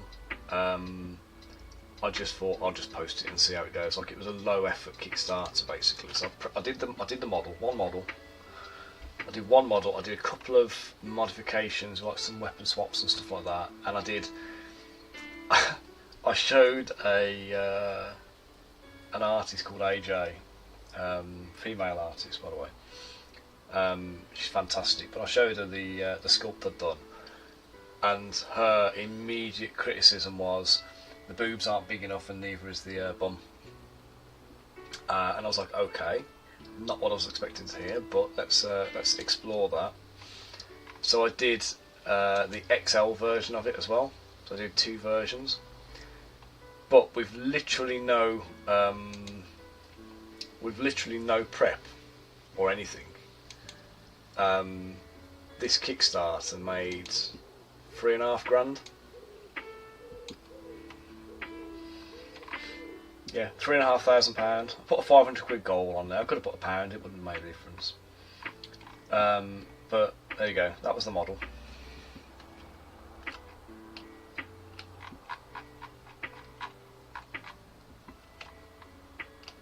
So a couple of variations, different amounts of clothing and stuff like that. A couple of different weapon options. That's the that was the character. This is 3D printed, yeah. So this was my original version. This was the original sculpt I did. Digitally painted in ZBrush as well, so this was poly painted. So there was the athletic one, and then this is the one from her recommendation, the XL version. So did an alternative right arm without a weapon in it as well. But yeah, this one all supported, all prepped and ready to go. And literally I just pulled together this Kickstarter page and did £3,500 out of it. Yeah, that's it, the Kim Kardashian edition. So we did that one, but there was another off the back of this one again. You see here, I did the Warlock. This was a bit more intense, this was a bit more involved, but this was a £4,500 Kickstarter. And then we did the Privateer one, which was a another pin-up one. So this one again, no advertising or anything. I didn't spend any money on ads. I made the model, posted it up, poly painted the MIDI, so I'd got extra graphics to use and whatever.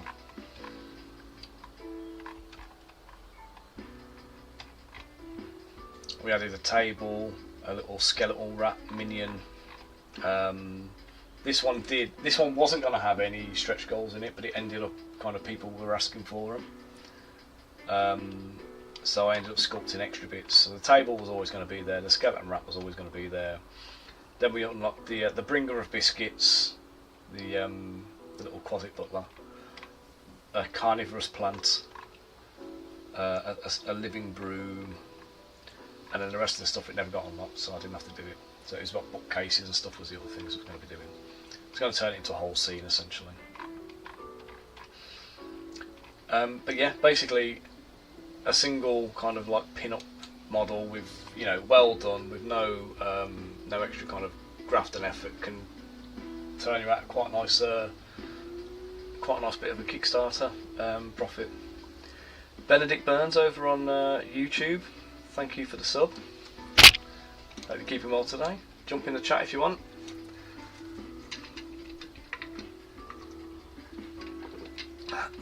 Right, let's crack on with this dude anyway. Let's get his braces done.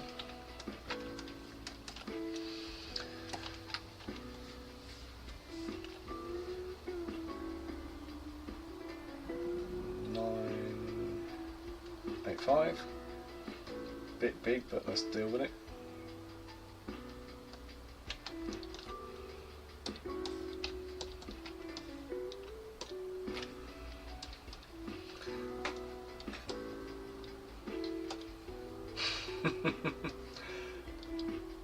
Four walls, 5 meters tall with $4,000. What?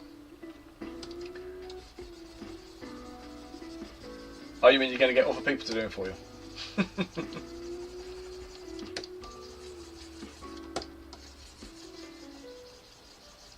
Yeah, I mean Kickstarter, you lose about 10%. So if I made $4,000 on a Kickstarter, I've lost about 10% immediately to Kickstarter fees, platform fees and stuff, and payment processing and whatnot. But it's still worth doing, because the thing with Kickstarter is they bring you a ready-made audience. So even without having like a lot of, even without having like any following of your own, just by being on Kickstarter, you've already got eyes on your project. And then every time you launch a new project on Kickstarter, all the people that backed your previous one will see the next one. Which I think is why with my Kickstarters they gradually kind of got more and more and more with the pin-up ones. They gradually started like turning around more profit. The last one, which was the Privateer, that one didn't do quite so well. I think it was just not as good a model, to be honest. But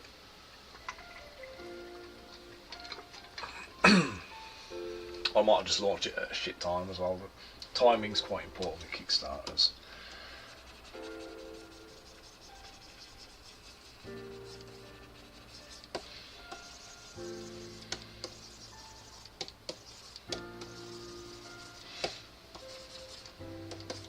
I mean, my best Kickstarter to date. Yes, absolutely, mate, absolutely.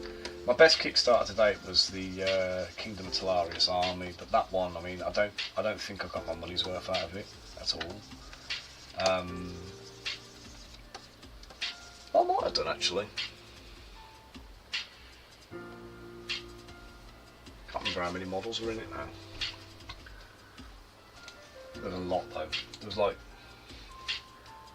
it's got to be like, there was, right, so we had the Kingsguard sword, Great Swords, Kingsguard Shield Guard, Kingsguard Glaive Guard. We had the Light Infantry Halberdiers, Kingsguard Riflemen, Kingsguard Crossbowmen, Kingsguard Gunners, the Kingsguard Cavalry, the Light Cavalry, the Outriders,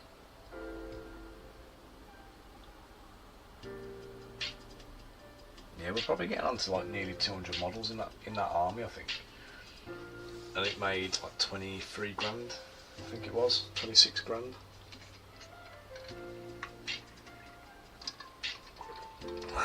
It wasn't bad. It wasn't a bad amount of money at all. But it was a lot of work. It was a lot of work to do it.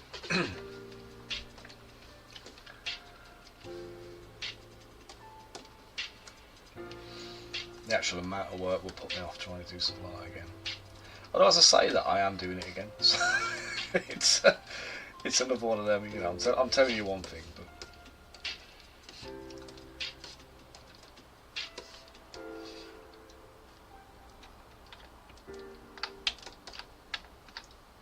yeah, when you're ready for it, dude, we'll we'll have a look at it, and I'll help you set a Kickstarter page up and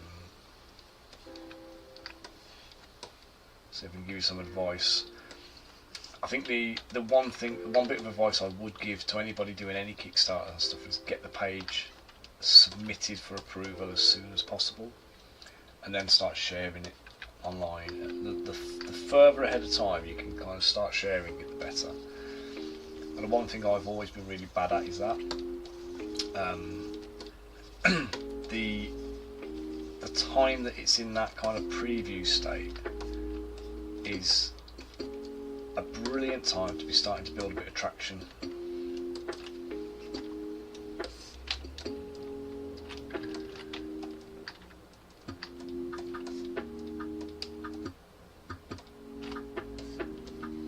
That is a little bit of something that can go.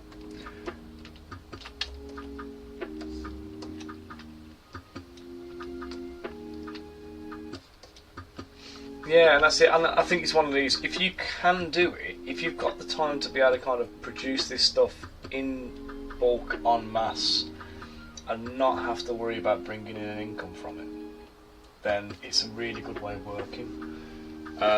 Because then you're kind of doing it in one big bulk project, and you get your big payday kind of in one go. But obviously, when you're dealing with like a Kickstarter, there's always that element of uncertainty about it. You need it to succeed fast, and it is one of these awkward ones where you kind of go, all right, well, I don't know if it's going to work. So do I want to put all this time and effort into making the thing for it to then fail? And you have to be prepared to do that. You know, and if you don't ever take the risk, you'll never know. You've got to. If you think you're onto something, you need to just just suck it up and just get on with it and do it. Because you'll always fail if you don't try.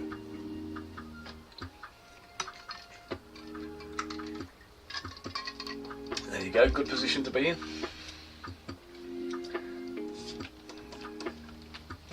Right, what am I doing now? Apart from chatting. Right, merge that into that. Actually, let's just put these.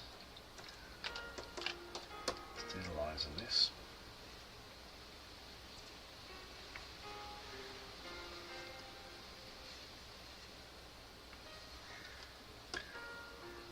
Yeah, you don't want to worry about failing in a project because, like I say, you're always going to fail if you don't even try. And if you try it and it fails, you'll learn a lesson from it. Do you know what I mean? So you're never going to come out empty-handed. Obviously you want to come out with 10 grand ideally, don't you? Or a decent wedge of cash.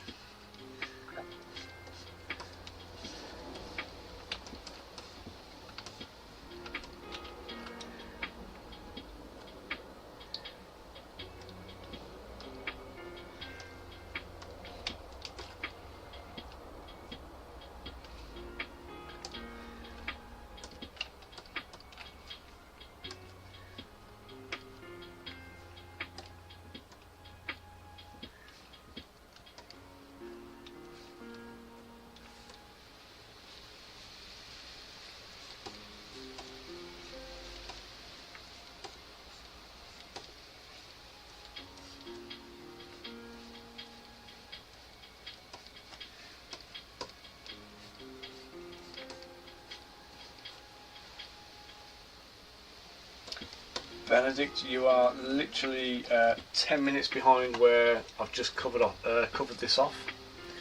So what I tend to do, the speed sculpts and time lapses you see, I do these as live sculpts like this one. So whenever I'm doing a live stream, you can jump on stream, you can ask questions, you can fire at me whatever you want. We've got a Discord server as well, which, let me just see if the thing is working at the moment. There we go, Discord server link there if you want it. Actually, it's just coming. There you go. Oh no. Ah, turds. Hang on a second.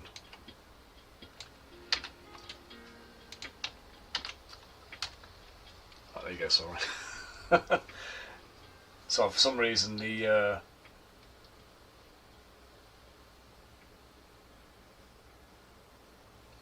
there we go. The thing I use to post the links and stuff automatically does it for me. It only sends them to Twitch, it doesn't send them to any of the other platforms, so you just get the command that I've just typed rather than the actual link that it needs to give you. But that link will get you to our Discord server. So if you go onto Discord, you can jump in there, ask questions, post your work and whatever else. Anytime I'm on... Oh, you got it. Oh, cool. So yeah, anytime you're what do you call it? Anytime I'm on a stream live, you can ask away, do what you want. You know, ask any questions and whatever else. I'll talk through the process that I'm doing most of the time. Sometimes I'm chatting nonsense and you know, just talking to people on the stream about random stuff. But if you've got any actual questions, always ask up, and I'll answer them. But I've also got a Gumroad course I'm doing. So this is launching on the 15th of September, I think. Let me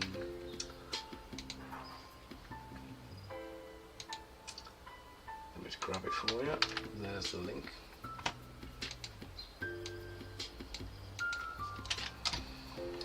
So this is in pre-order at the moment, so anybody who gets in, I think it says there's 15 places left on this one.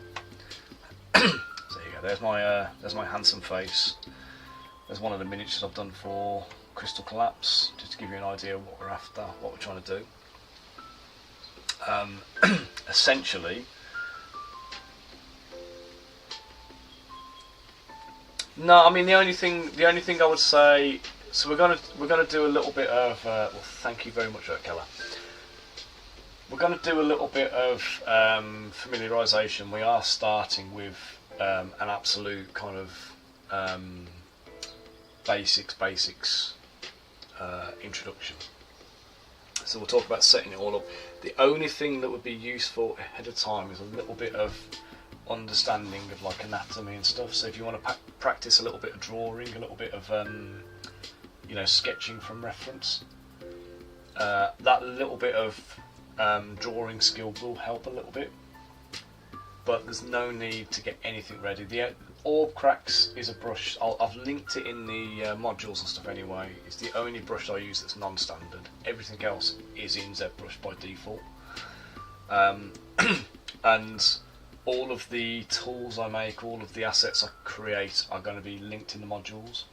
So the figure I actually sculpt is going to be included in there. The ZBrush files will be in there, so you'll be able to kind of like, you know, see it and kind of, you know, access it and look at the work I've done.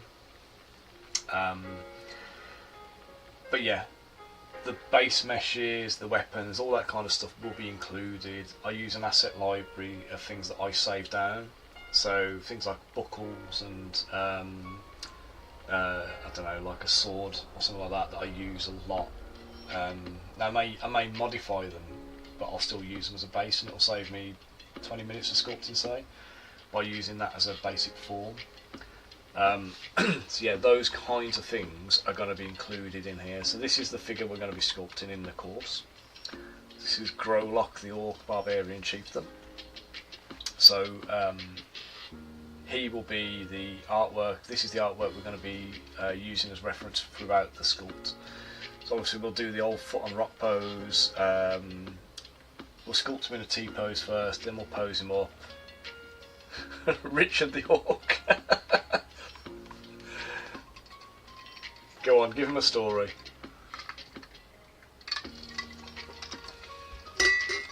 Go on. You got to top your ASMR loving demon though. And yeah, and basically you can definitely follow it along in Blender. So if you can sculpt in Blender and you've got your you got the sculpting tools, there will be. What I'll be talking about is a process.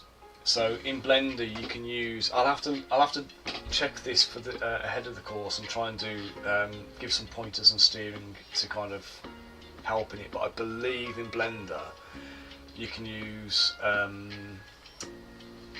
is it dynamic topology brush?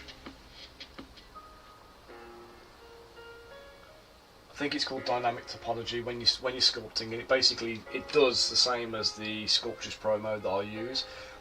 That is the one thing that is probably going to kind of come in quite useful for you to follow this tutorial. But a lot of what I'm talking about is going to be the principles of making miniatures. So it'll be about size, about scale. I don't know if it's it might be. I don't think it's multi-res. It's a sculpting function. Let me have a little look a second. I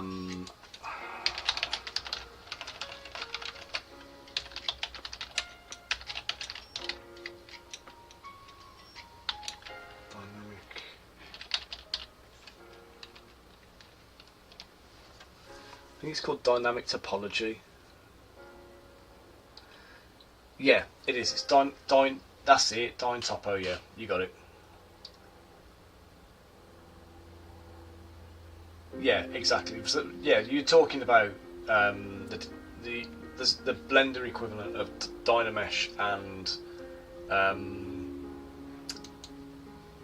Sculptures Pro, aren't we? But yeah, basically the gist of what we'll be talking about will be like the principles. Like if I come back onto the model here, for example, I could, while I'm sculpting these bands, I could be talking, looking at these. I could be going in and sculpting like leather details on them. I could be doing like tattered cloth. And if you look at a lot of the ready-made tools and stuff you find online, you'll see that level of texture in them. And the reality of it is, with miniatures, when you're starting to do like 32mm scale, you absolutely need to be able to know to pare it back. Because there's an amount of detail that is just too much for the scale, and the minute you start trying to like paint those models, which is obviously the end purpose, the end goal is something that is like to be played with on a table that will be, you know, painted and used in games. What that ends up doing is like you end up sculpting something that's so high detail that you can't physically paint it. Which obviously is like defeating the purpose of the product.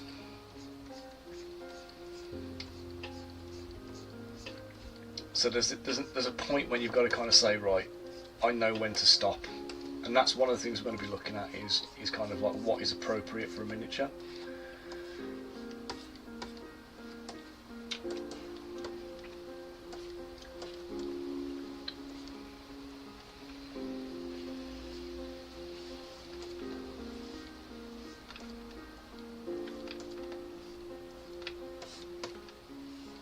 But yeah, Ryan, back to your question about the asset library. Let me just show you mine.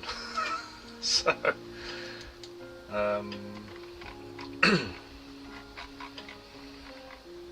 right. So I've got Sculpt library, which is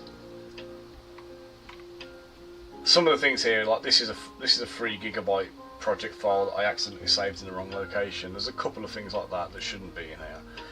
But there are 432 items in this library, and it's a bit of a mess, along with a load of extra stuff I've saved in folders. Now, I've also got a sanitised version of that, which is the component library. Now, this is available for my Patreons. So in here, we've got weapons, axes, we've got blunt weapons, and then with swords and daggers I've started to break these down into subsets that I can package up, and I've actually created these as like saleable products on can't remember what I Cube Brush, I think. So here we've got like these swords, for example. So everything in this library is shown there. And what I tend to do is, when I save these down, I leave like the handles, the hilt, the guard, all of the separate pieces that I've used to make these swords are separate objects. or sorry, separate meshes. They're not joined together. So when I load this in, and I'll do it in a bit for Ashitaka, because he's got a sword that is quite similar to maybe that one. Maybe that's similar to there. I could use as a basis for it. And like these ones that have got scabbards and things like that. Typically the scabbards are removable, and there'll be a sword underneath there. But yeah, basically these items are all in that library for you to kind of go in and help yourself to. So anybody who signs up to the Patreon, you've got the link to that automatically, and you can go and help yourself. And there's like anatomy in there, there's animals, got some rats, some vampire bats, and all sorts of things. Then we got anatomy, we got wings, heads, hands. There should be more heads in there, because usually what I should do is every time I sculpt a head I should put it in the box really. There's a whole range of them then. And then we got like component images. Oh yeah, here we go. So we've got long swords, curved swords, short swords, daggers and knives, another daggers and knives set, base mesh we've got. Cheers Benedict, appreciate it, hope it's useful for you. There you go. So this is the base mesh that I use for almost all of my sculpting. And here's a sample of like the various different miniatures I've used making that I've made using that base mesh as a starting point. So yeah, you got all those little gubbins and bits. Do you know what? They absolutely do, and I promise at some point I'm going to sit down and I'm going to spend a day just making hands in different poses, and I will save them all down and they'll all be in that library, because it's one of the things I feel like I spend so much time on hand posing, and every time I have the same struggle, I have the same headaches, and I promise myself I'm going to do it, and I never make the time to do it. And it's something that would save me so much time on sculpting. It's ridiculous. And if it saves me time, it saves other people time as well. So, you know, one of the things I want to try and achieve, I've made so when I started sculpting there was no tutorials around. So I started back in 2010. There was no YouTube tutorials for sculpting models, for sculpting miniatures. Every single tutorial you could find online. We had the Gnomon workshops as a resource, but all of them were even about like sculpting models for like 2.5D art, or for I can't what to call it now. Where shall I put? So I'm pondering, where shall I put the tie, the knots? Let's put it there.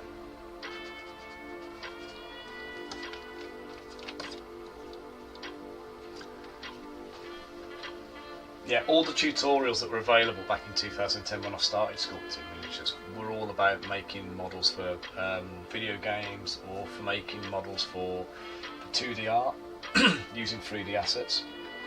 And the problem with that is it didn't take into account any of the requirements of 3D printing, because 3D printing wasn't a thing in 2010.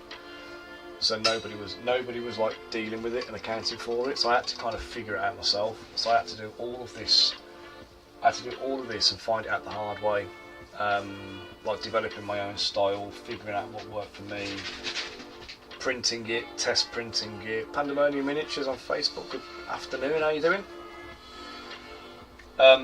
So yes, everything was tough, everything was hard work, and I did an awful lot of research, and what it came down to was test print everything, and so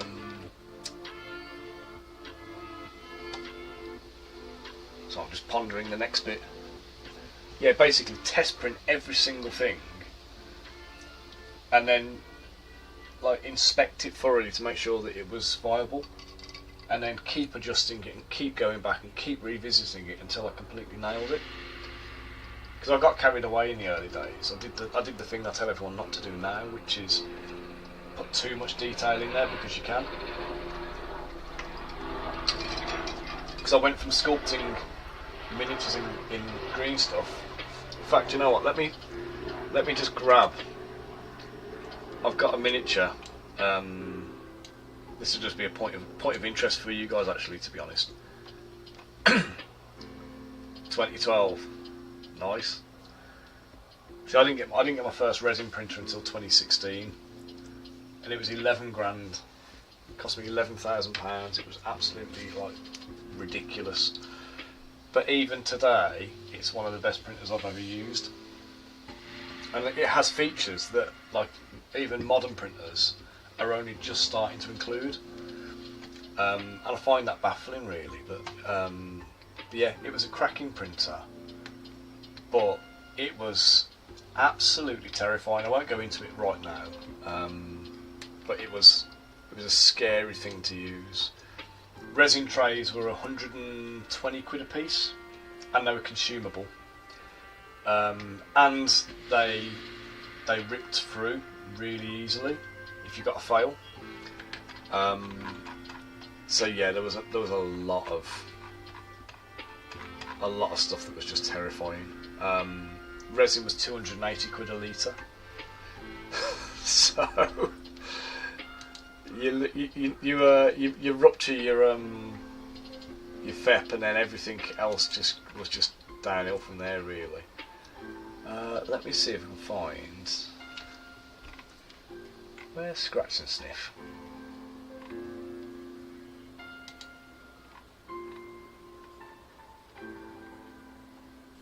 Here he is. Right, so this was the last miniature, or one of the last miniatures I ever sculpted in putty before I switched out to digital. Now you bear in mind that this is 28mm tall to the eye line. So this is an actual physical miniature.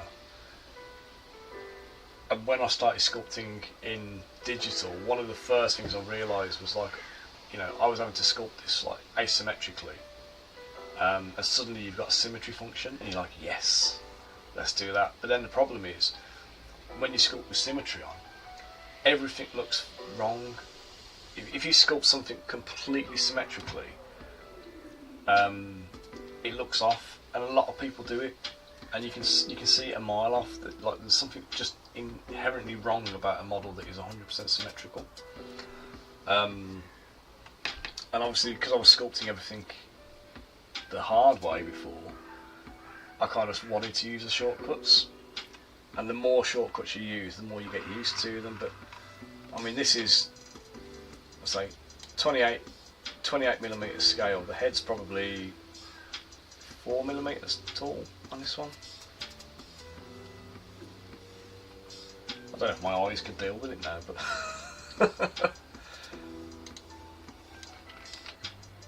yeah, you can sculpt everything with symmetry on these days, and it'll just save you loads of time, won't it? But it's not necessarily, you know, for the best in all cases.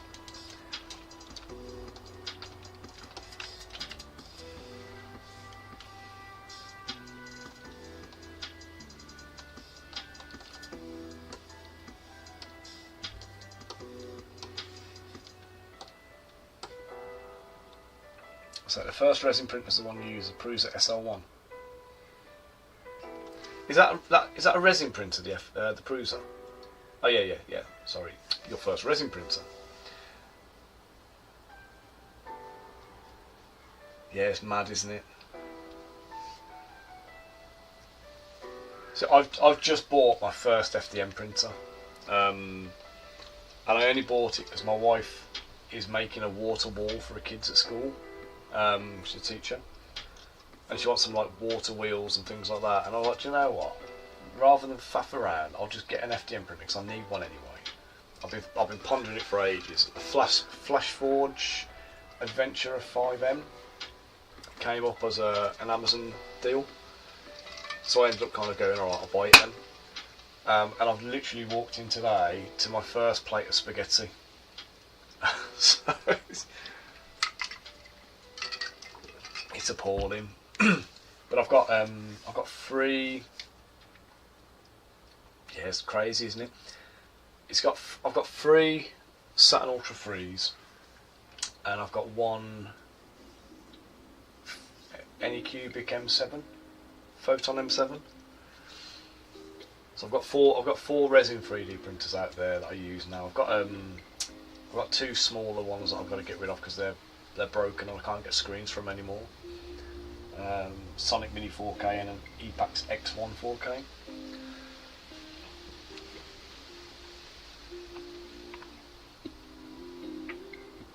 Yeah, no worries, mate. Get back to you all. I'll be around anyway, mate. And I'll say you'll see this on the I'll post the what you call it, the time lapse of this once it's finished. I'll edit out all the dead spots and all the bits where we've been chatting. Yeah, I'm hoping to get another stream in this week, but we'll have to see. Fingers crossed. Take it easy, mate. Thanks for joining again.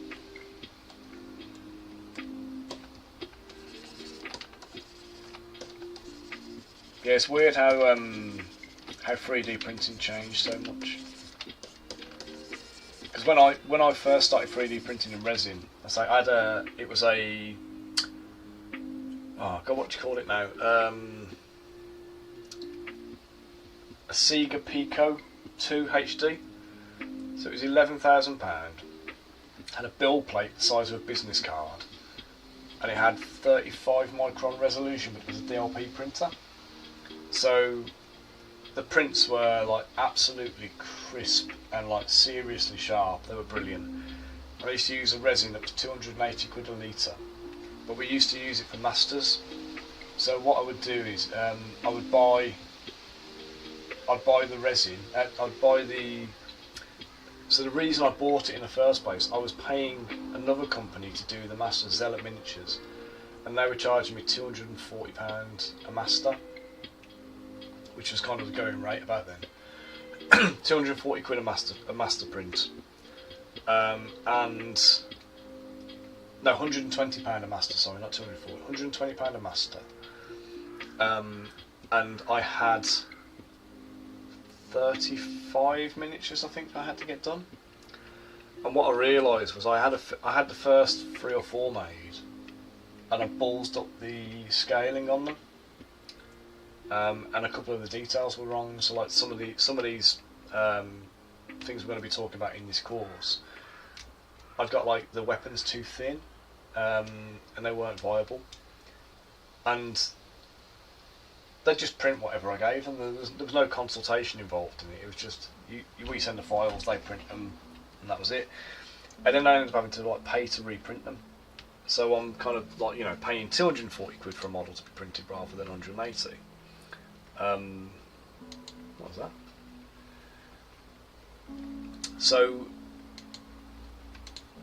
yeah, so I ended up kind of going, right, it's going to cost me 11 grand plus all the resin costs and stuff, but actually I can produce master models as well myself, and that was what I ended up doing. So I ended up buying the printer, making all my own masters, but then also selling it as a service. So I used to print masters for other people as well.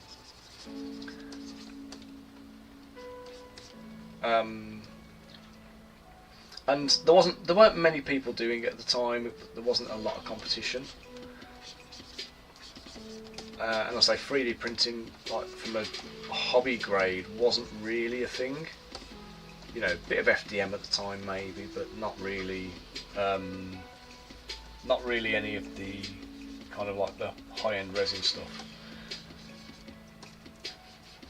And then 2019, I think it was, I was at UK Games Expo, and I met Nebo, who he's now the CEO of my mini factory, and he kind of like, he came and saw me and said, like, you know, have you thought about selling your STL files? I was like, well, who wants my STL files? What use are they to anybody? And then I realised they've got like the Anycubic Photons, the Elegoo Mars come out, and there was just all these new resin MSLA printers. but they weren't capable of doing the detail of my models properly, because all of my models have been sculpted to do, like, you know, this high spec, high detail DLP print master stuff. So yeah, so I end up kind of like going, alright, well, I need to simplify my models a little bit. So we took the first wave of models and we did a simplification pass on them, and yeah, they were perfect for it then.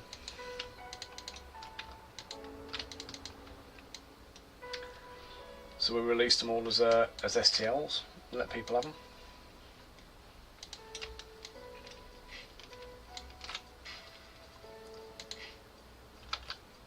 And then for me, that was the game changer. That was when I went full time. So I suddenly started making more money selling my STL files than I was earning in my day job. I mean, I'd love to be able to go back to that, but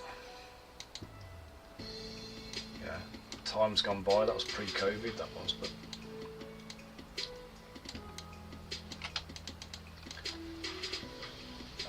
right, delete hidden.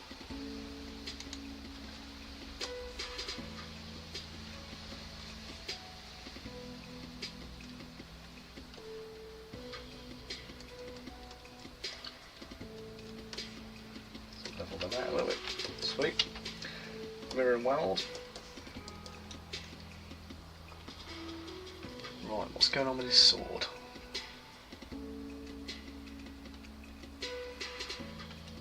There's a few details on him that I'm not going to touch until I've got him posed. The last thing I think I need to sculpt in situ now is possibly the belt, but also his shoulder pads. Let's get his shoulder pad in.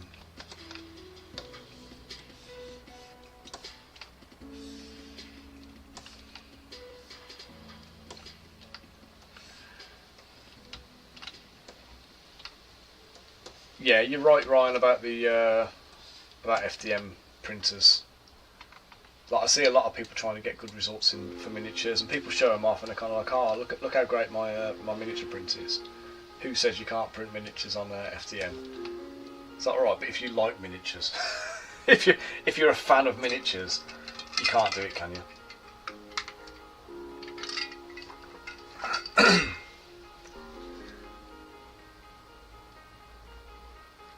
You sell your rule book and your wood hobby supplies. It does add a lot of extra stress. I say, for me, I was doing this anyway. Do you know what I mean? I was coming home and I was working, I was sculpting the models, and what I found was, like, it was taking me 12 to 14 hours on average to sculpt one model when I first started. In fact, right at the beginning, when I did my first Kickstarter, it took me an awful lot longer to do it. And the 30 miniatures I sculpted took me around about a year and a half to make. And then as soon as I went full time with it, I started sculpting a lot faster. My speed built up, and some of the sculpts you'll see me doing online now are completed within 3 hours. So depending on the complexity of it, weapons, how much assets I can reuse, I can complete a model in 3 hours now. This one would probably be done if I wasn't chatting so much. So, Benedict, do I always model a model in T-pose and then pose the miniature as one of the final steps, or do you sometimes? Do you know what? It depends. If the only time I will pose it first is if it's like let's say if it's like if I'm doing like a barbarian and I need to make sure the musculature is right. Then I pose first, and I tend to keep a copy of the model in the T-pose, or a model in T-pose, like a base mesh, and then I'll pose the model, sculpt all the musculature in, so that the muscles are like deformed. So, like, obviously, you know, if you have your arm straight and look at your bicep and your tricep and whatever else, lock your arm out, feel how your muscles lock in, and when you close your arm up and pull it tight and your bicep contracts. There's a change in shape there. Same if you feel your pectoral muscle. If you rest your arm down by your side and feel your pectoral muscle and feel the shape of it, and then you stretch your arm out behind you, feel how it deforms. So also the position of your shoulder, how it moves up and down when you're like in different positions and whatever else. You can't just take a T-pose model and just move the arms and hope for the best. You have to kind of like completely change the shape. So if we've got a really dynamic pose and there's a lot of muscles on display, a lot of bare flesh and stuff like that, then I'll tend to pose it first. But 90% of the models I do now, I can deal with that dynamically as I go in the clean-up phase later on. So, no, don't avoid it. No, absolutely do it. It's really good practice to kind of get into that kind of thing, but it's not necessary, is what I'm saying. If you can cover things up, you don't need to sculpt it. So, if you've got like, he's got this big like cloak on here. This kind of like overcoat. This overcoat here, you can't see anything in his back. You can't see his arse. You can't see the back of his legs. Spending time detailing that is a waste of time. But if I go to my base mesh and I'll unhide everything else, I've already sculpted basic musculature onto the base mesh so that we can see the you know, you've got a starting point. So then if I want to move the arms here and I want to deform that, you know, grab it, pull the muscles to one side, reshape it, you know, do whatever you need to do to make it work. But you've got a kind of a template to work with. The Kickstarters that I always see, I see an awful lot of Kickstarters that are quite amateurish. And the ones that stand out the most tend to be the ones where people are sculpting like scantily clad women en masse, wearing like, you know, nuns outfits or whatever random stuff they decide they're going to do. They sculpt these models and they look like they're exported straight out of something like was it DAZ 3D or whatever. So these models that they produce, they pose them up and they look like wooden mannequins because they haven't taken into account the actual the way the body moves properly. Atomic Assassin, thank you very much. Well, I'm a rather cool person for a 40-year-old with kids. I think my kids still agree I'm cool at the moment, but I'm sure as they get a bit older, I'll be dickhead dad. So, but yeah, so your model will stand out so much more for good reasons if you learn to if you study posing properly. Now this does mean sometimes you're going to be sitting there looking at lots of photos of like naked people in funny poses. So you may not want to necessarily do that when you got like an audience or there's loads of people around. But you're going to have to look at it, do you know what I mean? You're going to have to really kind of like, you know, force yourself to to study some naked bodies and look at the kind of the muscles and how they changed in different poses. And even on a small scale, you'll notice this coming through. The bigger you get, the more important it is. But on a small scale, you can almost get away with it by just mashing it around with a move brush. But we'll cover that off. We'll look at that in the course anyway. Well, let's put this back on. Let's get this shoulder pad armour done. Let's bump the resolution up. It's still a bit too big at the moment. I'm going to have to do some conforming on this. Right. Best way to do it. Let's sculpt the weave first. We'll sculpt the weave bit and then we'll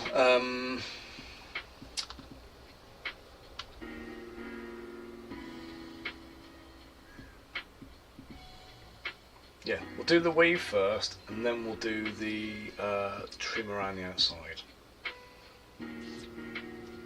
So big brush, not that big. Do you know what, I've got the wrong shape here. go big and ugly on the weave detail.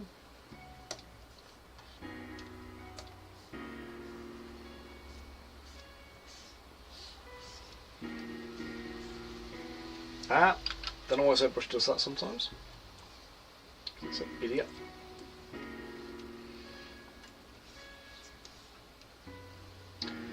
Okay, I'm going to go over, under, over, under, over, under. Adam, how you doing, mate?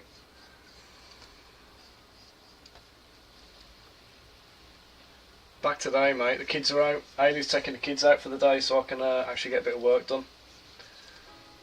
Like at the moment, the kids are off on summer holidays. Hayley's got loads of like little things that she's got booked in, and she's like disappearing off out with the kid, off out and leaving me with the kids. And it's hard work trying to get anything done.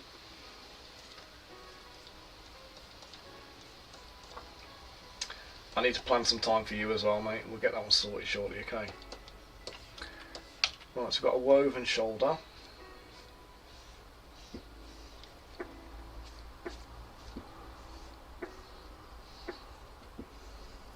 Border trim.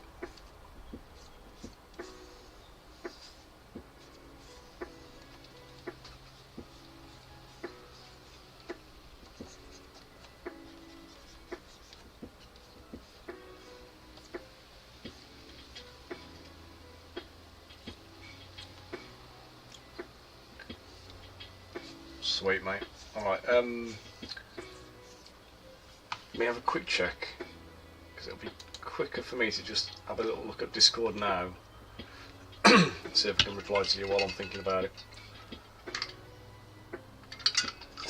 Because you know what I'm like when I'm distracted. Wow, mate, I've missed a few messages, I think.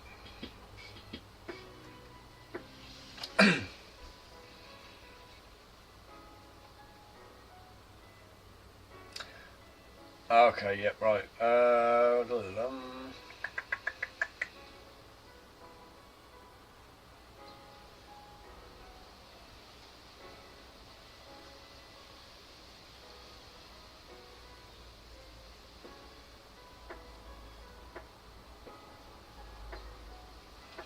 Okay, mate. Are you you're out of work till the 25th? Oh shit, that's only tomorrow, Friday, isn't it? Are you still off work? Sorry, are you still going back on the 25th? Yeah, now that you said that, now I've just got Samurai Pizza Cats in my head, mate. Do you remember that? Was it 90s or something?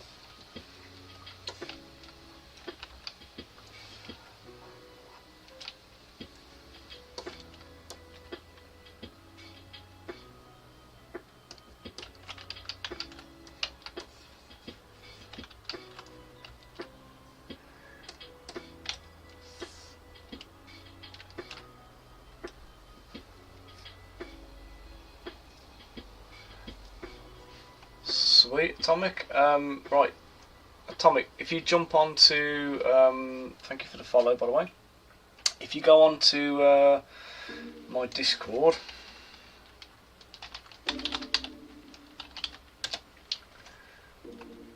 that was a bit cack-handed, wasn't it?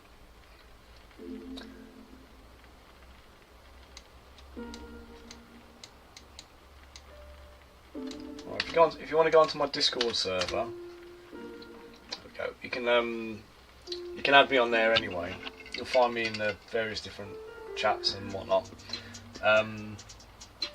But yeah, I'm about most days working, so I'm usually on or around Discord one way or another,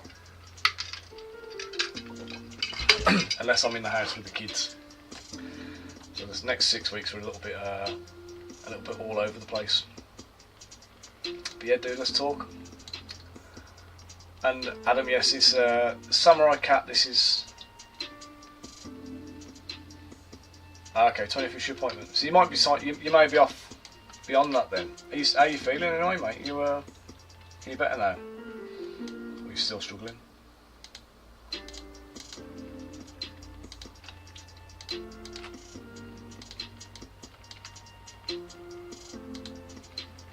Right, do you know what? Let's get a bit more definition on this before we go any further with it. Let's just refine these edges. This is just all cracks, just straight down the outside edge.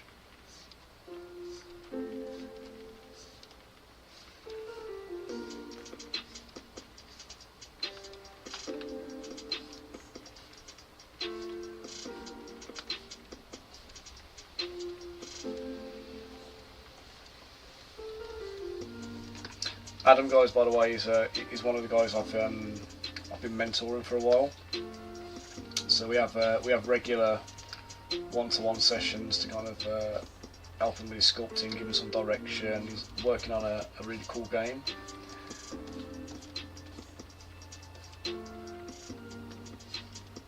So we've got to help him get the range ready for it, get the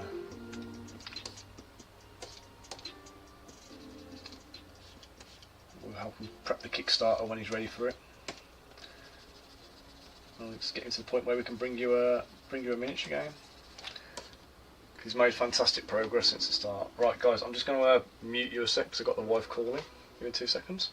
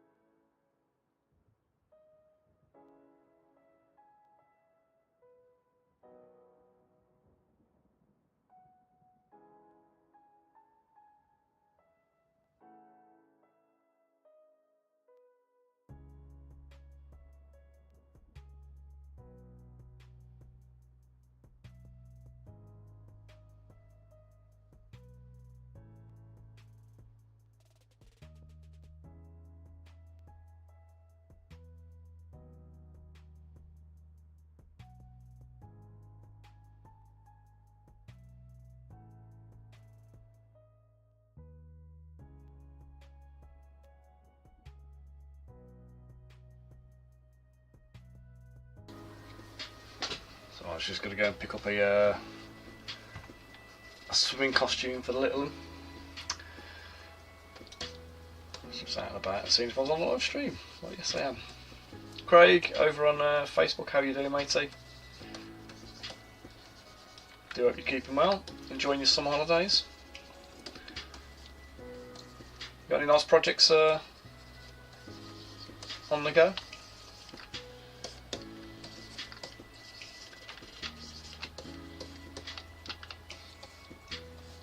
Okay, so this is a shoulder pad for him.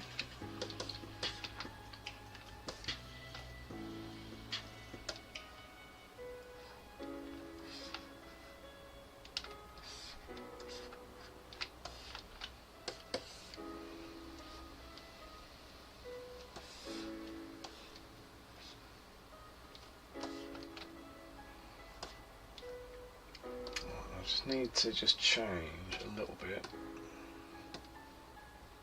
the profile so it tapers a touch.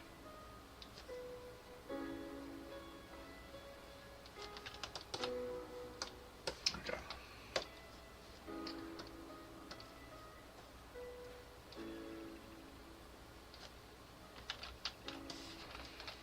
I don't want it to be completely flat either. Let's put a bit of a curve to it. Let's go back into my bend arc, I think it is.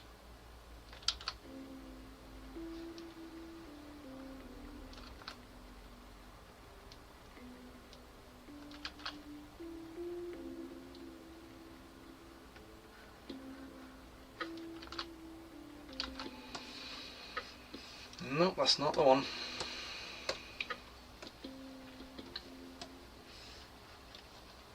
Bend curve that way.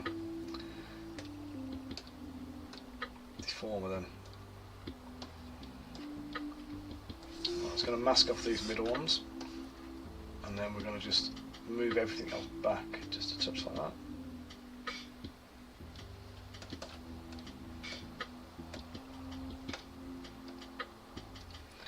And that should, yeah, that's giving me a nice curve on it, which is what I wanted. There we go.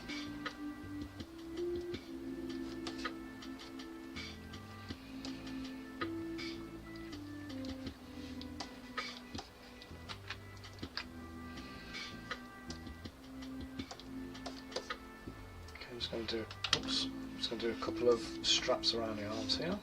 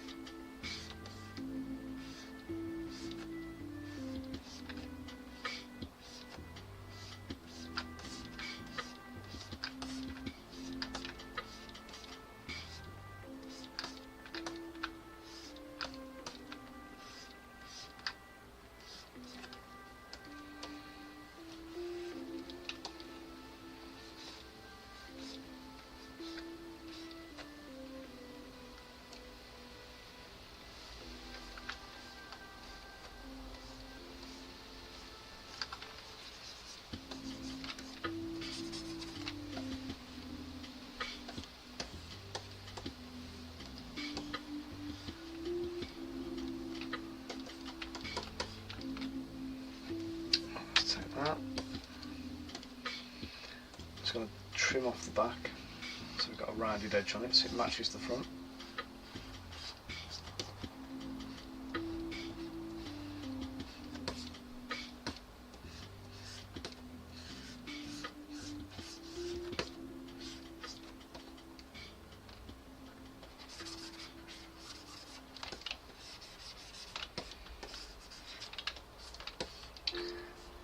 Adam, if you're still there, mate, I will have a look and see if I can free myself up tomorrow for you.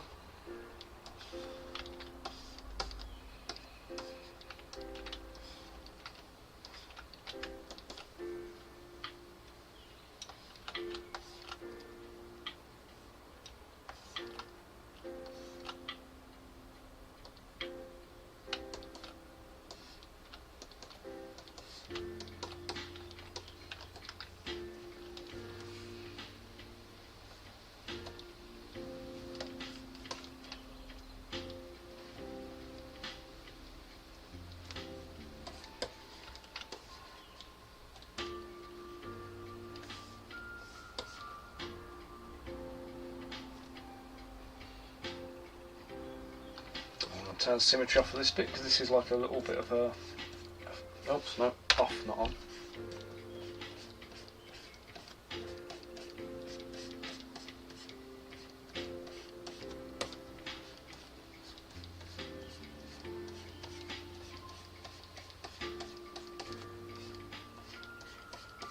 This is actually like a furry belt, so I'm just putting some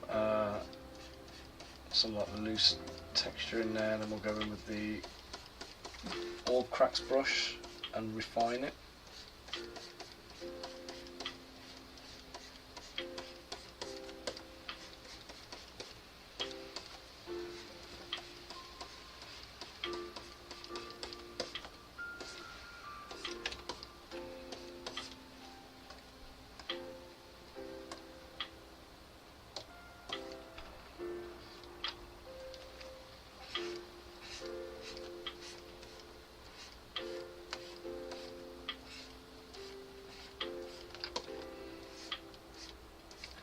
Sculpting fur, main important thing here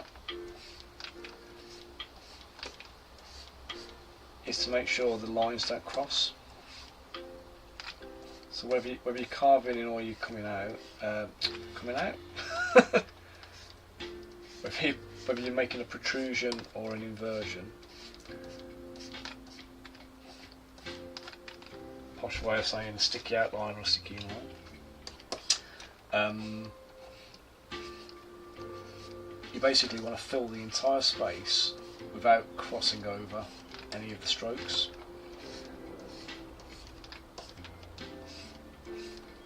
Try and keep your movement fluid, one stroke per strand.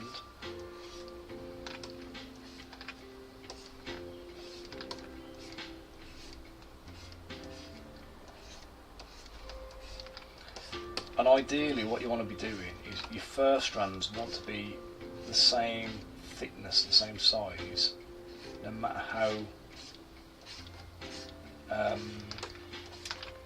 big an area you're doing it. So this is just like a belt, but if I was covering this entire coat in fur, the fur strands should be the same size. And this is where your scale comes into it. This is where you talk about sculpting in scale. And this is the difference between making a miniature that looks like it actually is 32mm scale, or something that looks like it's been shrunk down or enlarged. So as an example, one of the things I've seen in the past, and I won't name the company that did it, they produced some giants, like frost giants, and they basically ended up looking like Viking models or dwarf models, but they looked like they looked like a 32mm scale model that had just been made bigger. I'm pretty sure that's what it was.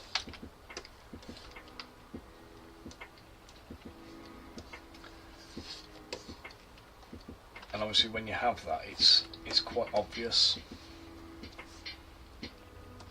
It's one of the things you want to steer away from.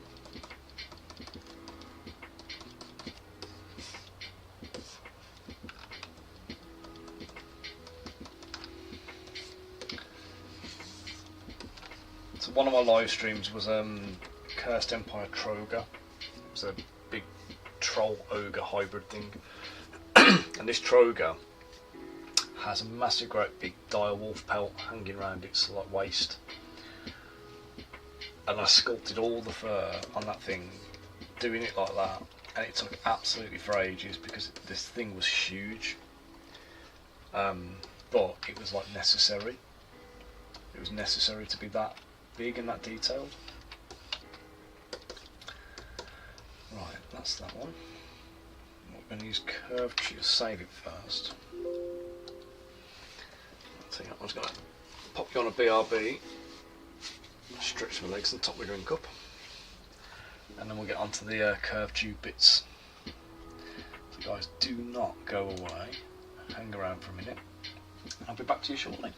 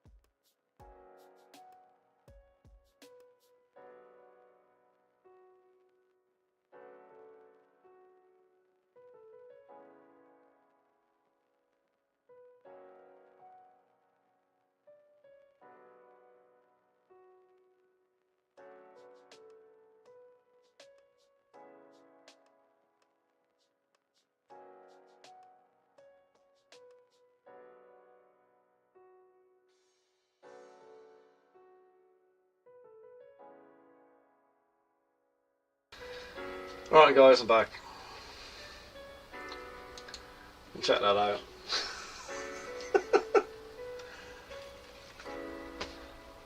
I mean, you could put that in the tape. That would be that's an exhibition, that is, isn't it? There's something impressive about that.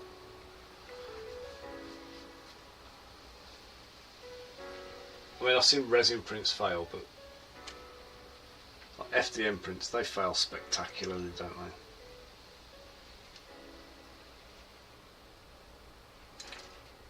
I don't even know what happened here. Got a few usable booths, I think.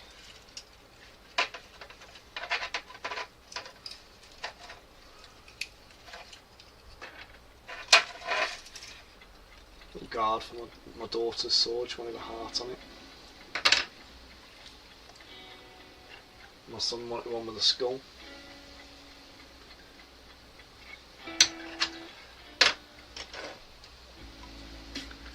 And everything else just looks like an absolute unmitigated failure there.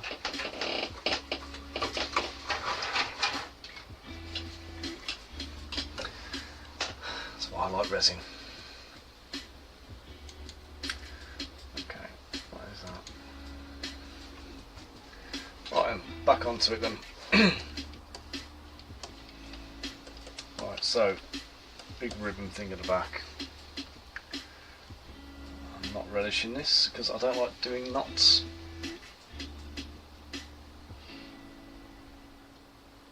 Stroke. Lock start, lock end, bend start. Don't want snap on.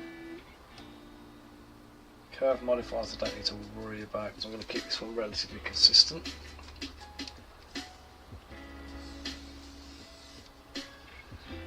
Bit too thick. Bit too thin. About right. Okay, so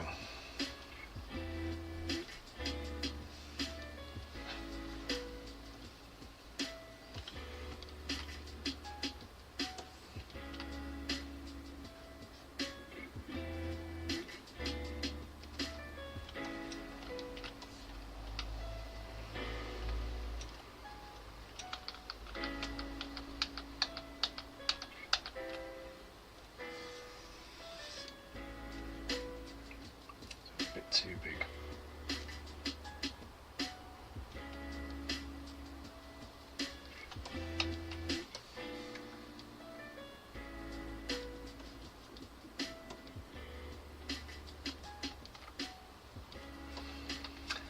As useful as these things are, I've never been a fan, so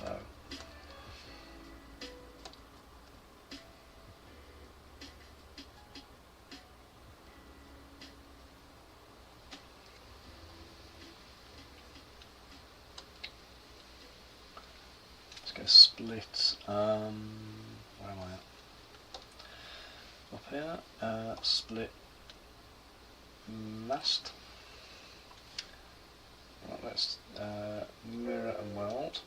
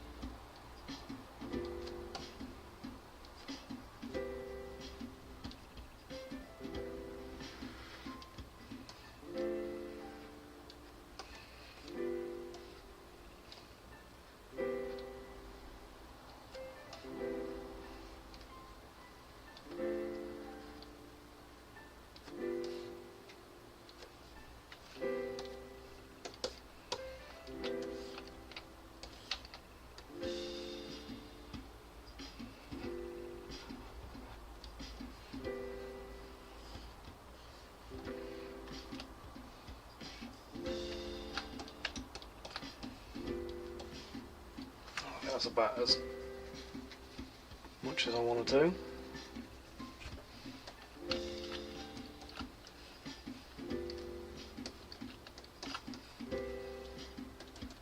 Subdivide it a few times.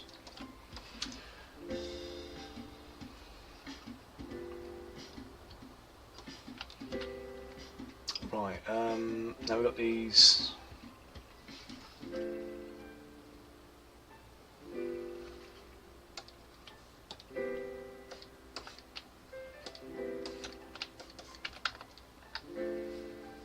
ball. I'm going to divide it a few times so it's smooth. Dynamesh it. I'm going to put a line around the middle, carved in.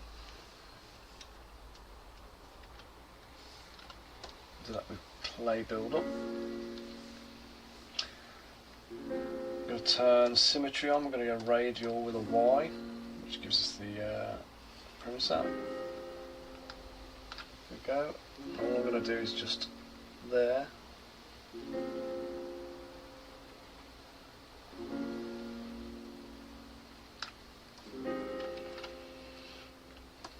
Okay, now when that shrinks down, that should be okay now.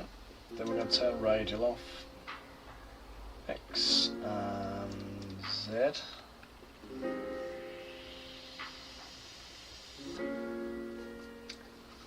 To a little circle.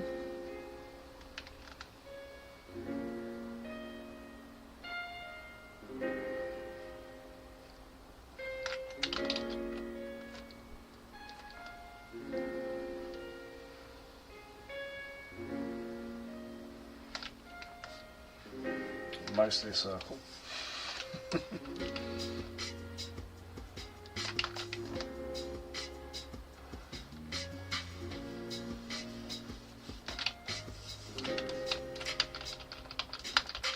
There's a better way of doing that, isn't there?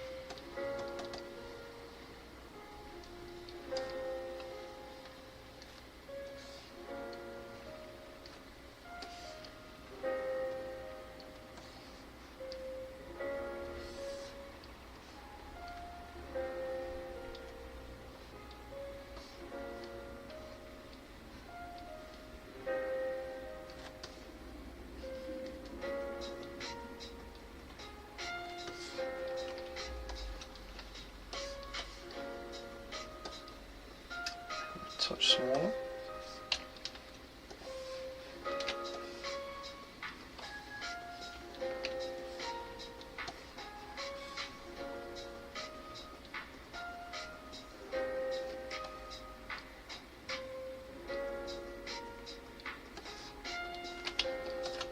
Okay, right, now we need some tassels on the end. So now I'm going to use the curve tube brush again. We're going to go to stroke. I'm going to change size on this one now. We're going to use the curve, so we're going to start with a thickish one. I'm going to end down here. We're going to go large, large, large, bang, there we go. Oh, no.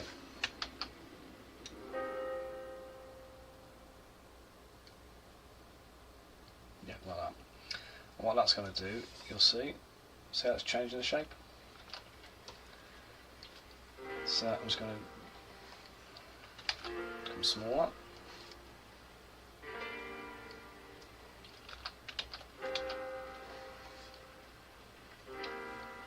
Let's change that again because there's too much.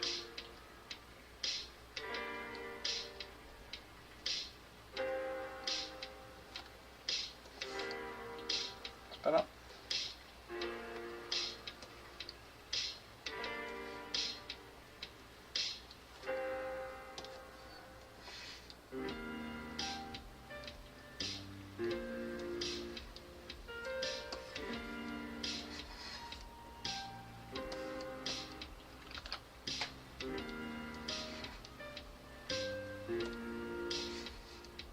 But when you use the curve brush, you've got the dotted line through the middle of it.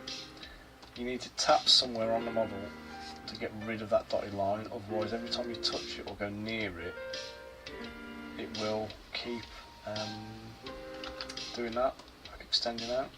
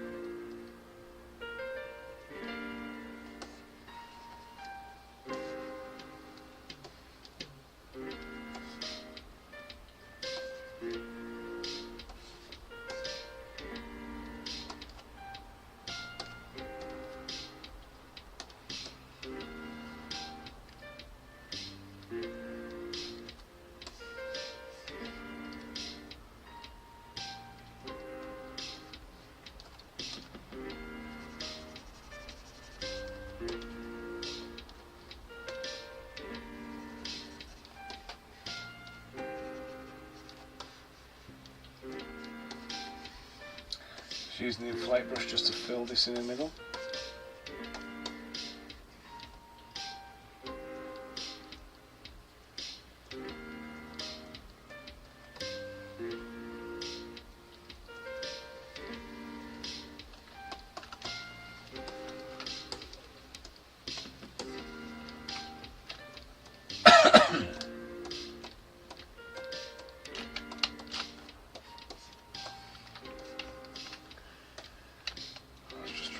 Copy of that over here, twist it, rotate it, plonk it back in.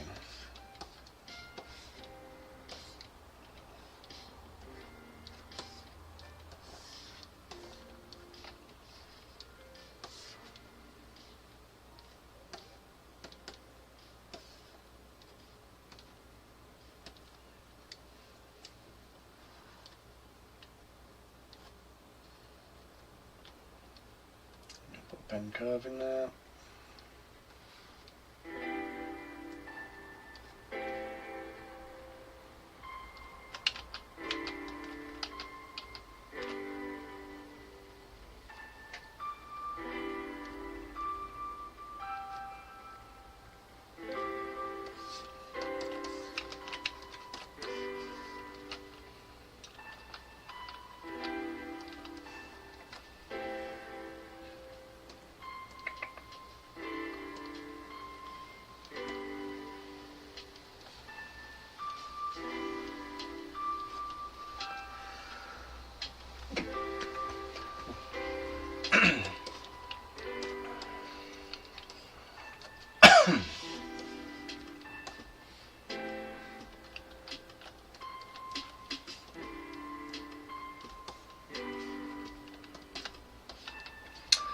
Okay, right, I think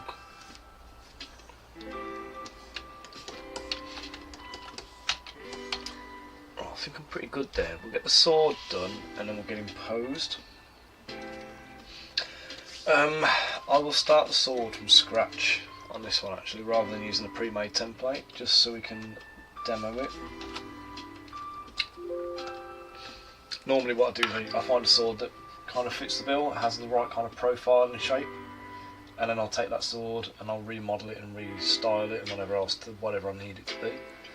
But obviously when you start sculpting you don't always have something as a template, so I will, in this case, I'll do it from scratch.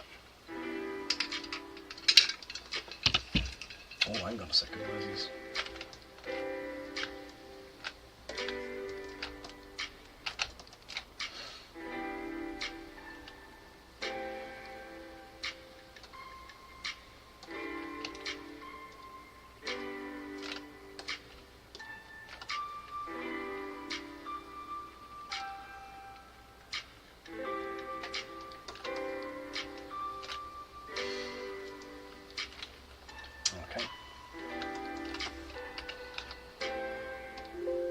Getting there, isn't he?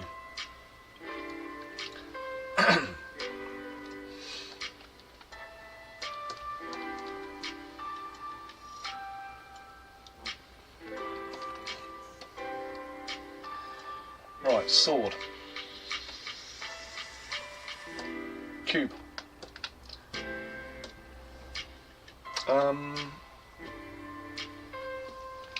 Let me just bring him on screen so you can see what I'm trying to make.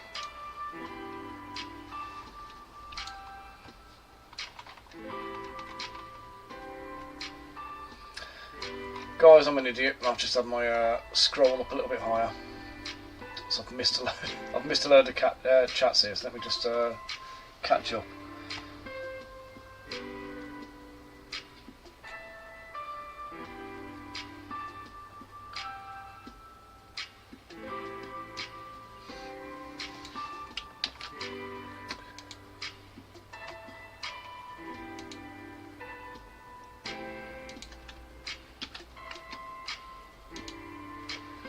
Right, Atomic Assassin, I've just sent you a friend request.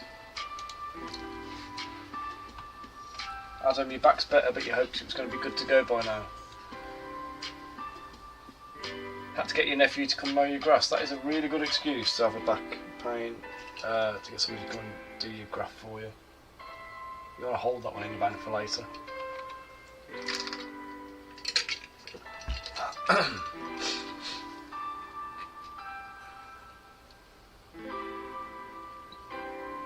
Thanks Adam, thanks for the plug. Do you know what?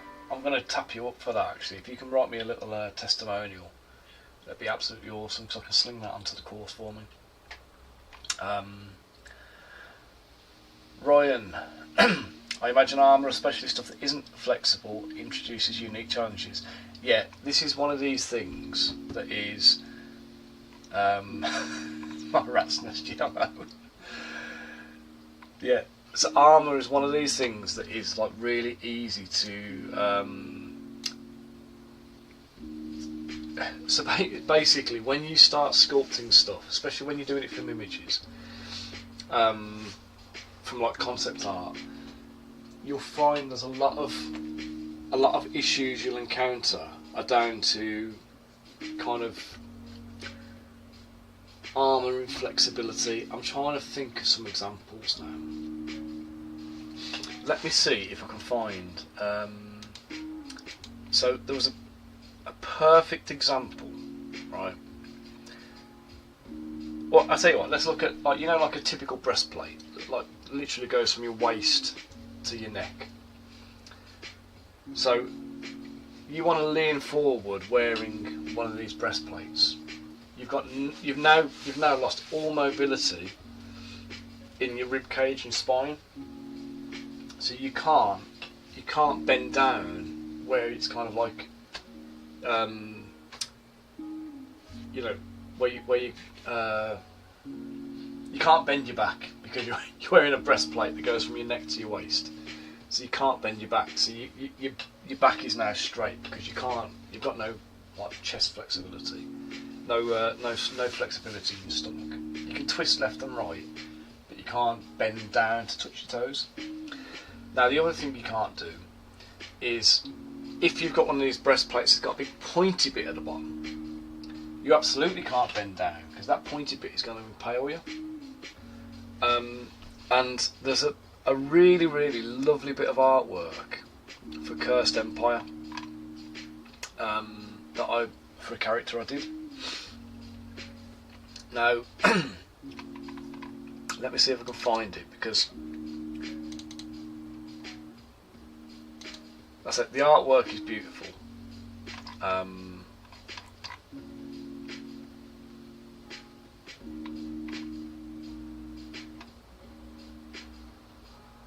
just don't know where it is.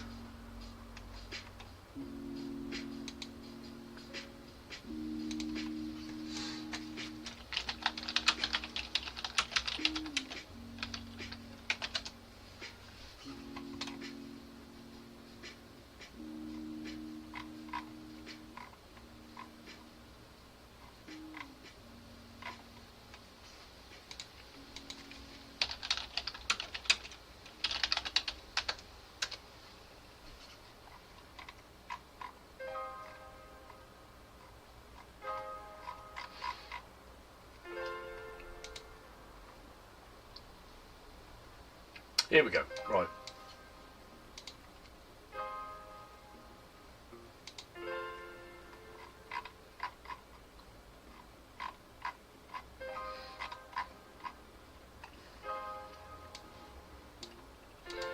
So I've sculpted all the miniatures of these characters, or most of the ones that have had sculpts done. Now this guy here is kind of like, he's called a wild elf, Tarn. And one of the things, like when the armour was drawn, so this piece of armour he's got on the top, there's no straps holding it on. So it's, imagine like the pads from an American footballer. It's a similar kind of setup to that. There's no straps holding it on, and it's all spikes and everything all over the place. Now this guy's supposed to be an agile warrior, and what I realised is there's a spike here pointing down, there's a spike here pointing out, this one goes up like that, there's another one coming out here, there's another one at the back coming up here, and I sculpted it, and then I started trying to pose the guy, and every time that arm moves, it gets impaled by a spike on his armour. And also, he's supposed to be super agile, so he's running around doing like ninja flips and kind of all this kind of business. There's no straps holding this thing on. So this is like literally just held on with pure gravity, which means the second he does a flip, the whole thing's falling off his head. And this was one of these things where, like, in the artwork, it looks cool. Do you know what I mean? But then the guy doing the artwork didn't have to consider or think about in any way, shape or form how that armour is going to impede his movement. Now, there's probably other examples in here that are saying, like this guy up here again, he's got the same kind of thing. He's got this armour which just sits on his shoulders, and again, there's no straps or anything like that. So when I sculpted the models, I added straps to hold the armour in place. And some of it is just cool fantasy designs, do you know what I mean? But like, well, if you look, mate, his skin is riddled with scars. He's covered in enemies. So like, that might just be just general movement. It's supposed to be like tally marks, but that could just be every time he's tried to, like, you know, scratch his nose or something like that, he's ended up mangling himself. But yeah, there was quite a lot with the Cursed Empire ones where I've encountered these kind of rule of cool in the artwork has kind of taken over. But yeah, there's there's quite a lot of armour designs can get in the way, and one of the things we've had to kind of we've had to stress with Alexandro when he's been doing the artwork for Crystal Collapse is the sculptability side of things. So like, he's got to remember, and he's got to consider when he's sculpting, when he's designing these characters, that the poses need to be modified. And in fact, you know what? I'm going to give you a sneaky little preview here because I can. We've just had some new characters designed for Crystal Collapse for the next wave. So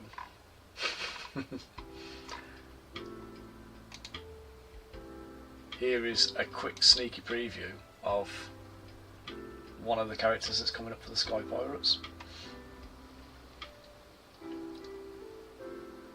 That's enough of that. Let's get him off screen.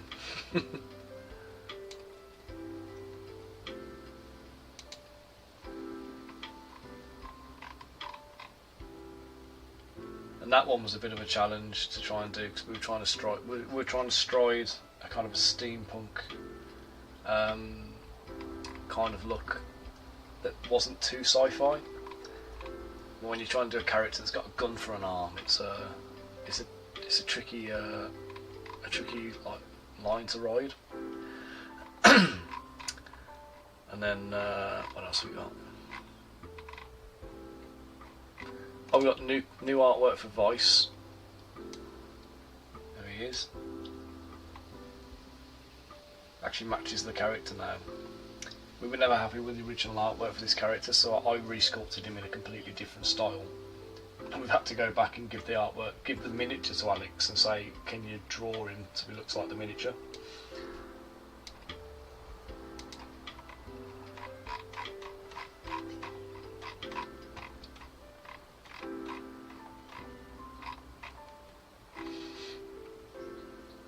we go, and a new necromancer. This will be the last one I'll show you now. There we go. A necromancer character coming. I love this one. I can't wait to start sculpting now.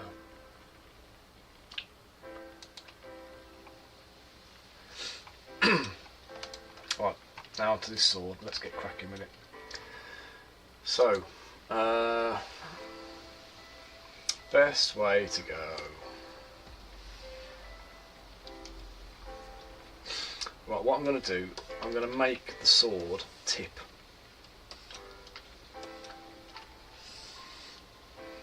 I'm going to put symmetry on. We're going to make this sword so that it is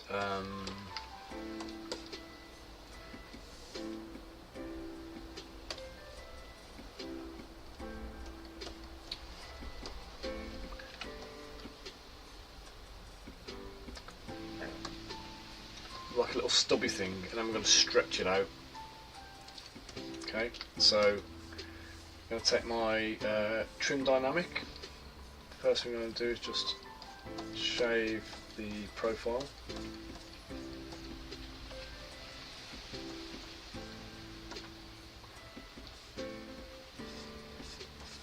Oh, the rain's starting now.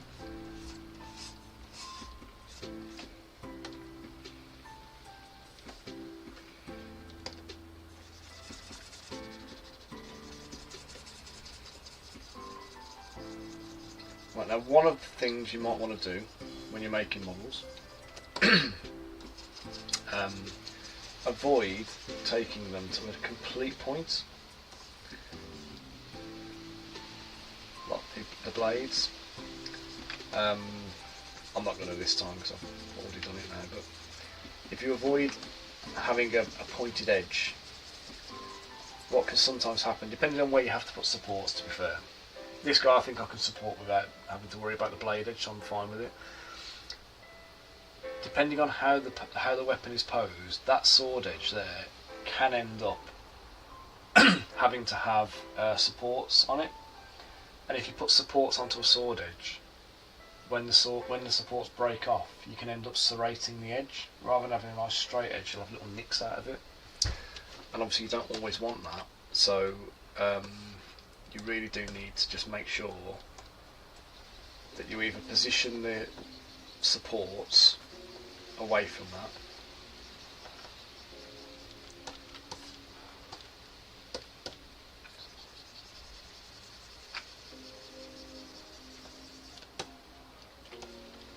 let's right, that is my weapon. There's my blade. Okay.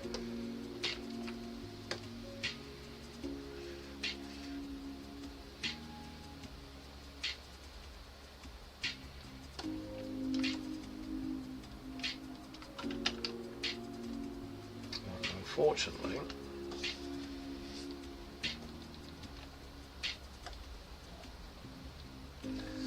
the way I've sculpted it doesn't lend itself very well to the tip.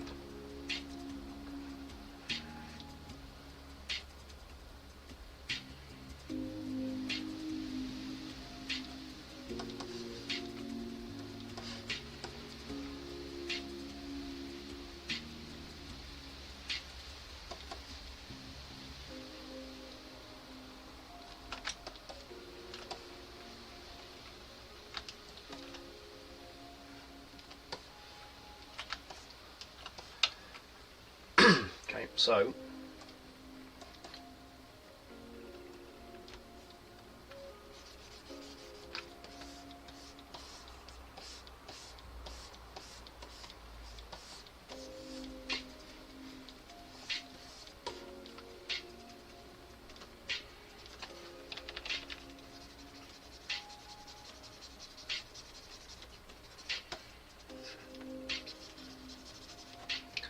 the rough shape we need.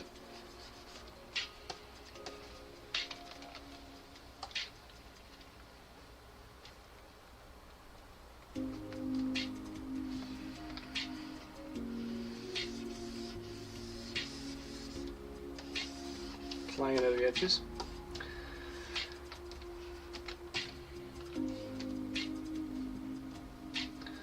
Okay, now I've got a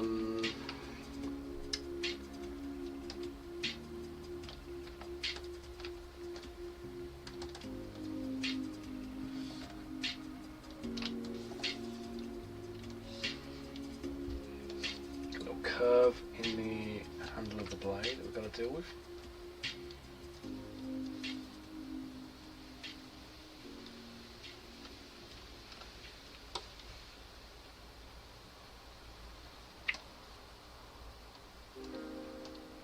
Just trying to mesh that out there.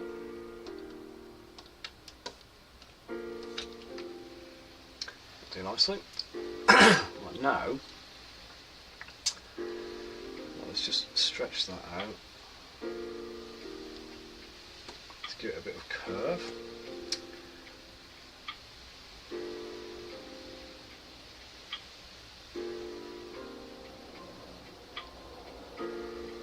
Nice.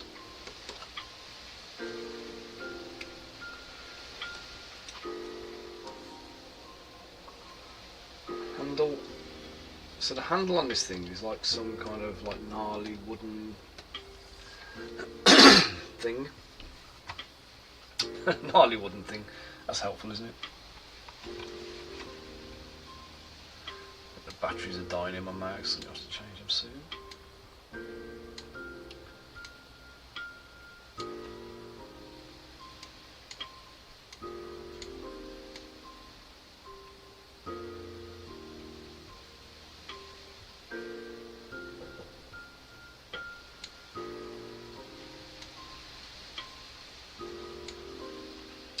That looks about right.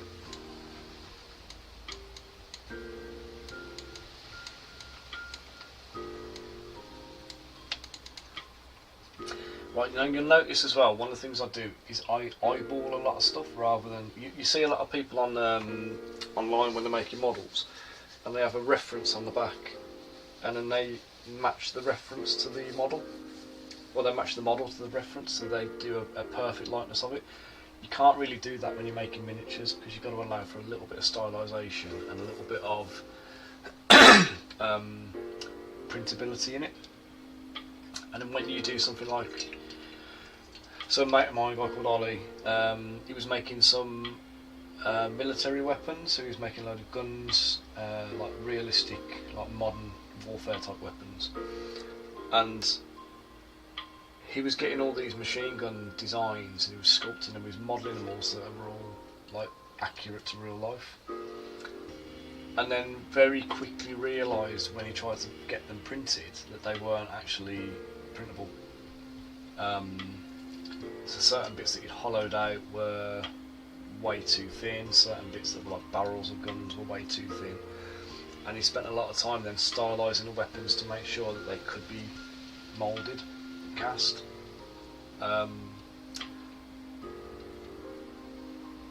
So they still have the visual look of the weapon, but the proportions are completely different. So there's no point in trying to use an actual image background reference. You're better off having the picture to the side and using it as a visual reference. I'll leave that where it is for now. We'll kind of make that gnarly in a minute. I'm going to take 2 of these.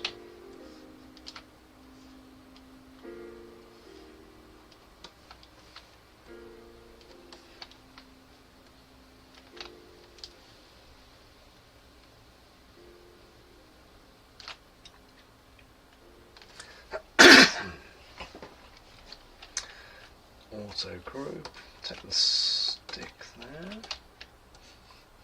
Oops.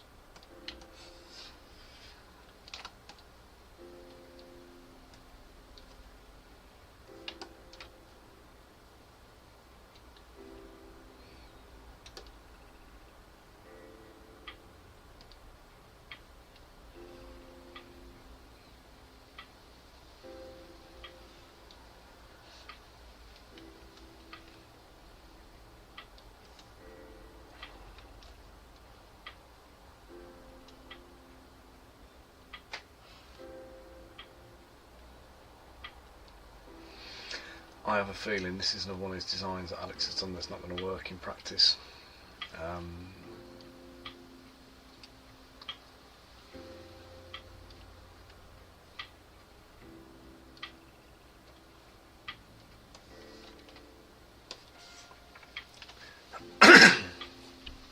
Yeah, it's not. It's a nice design as well, but I'm going to have to change it.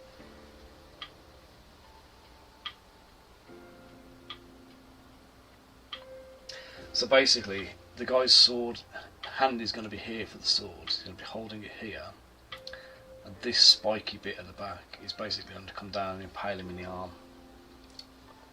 Or he's going to be holding it with his arm pressed up, forearm pressed up against that, which is going to limit his range of movement. So, as he's wielding the weapon, that's just going to get in the way, which is no good. Balls. I'll just take this whole extra bit off and just leave the sword as that.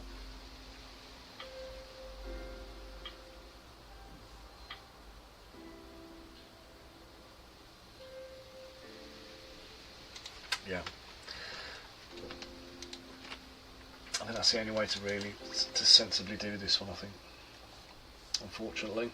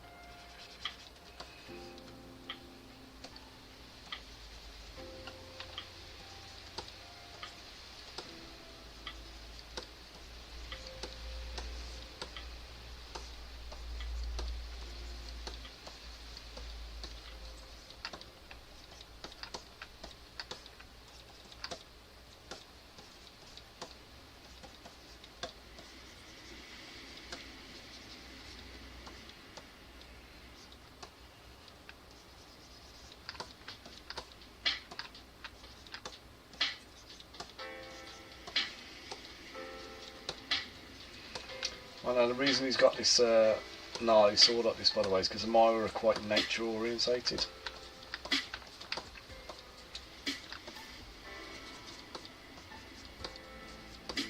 They're magically attuned, but they're nature orientated, so these are the ones that are most likely to be like your druids and things like that.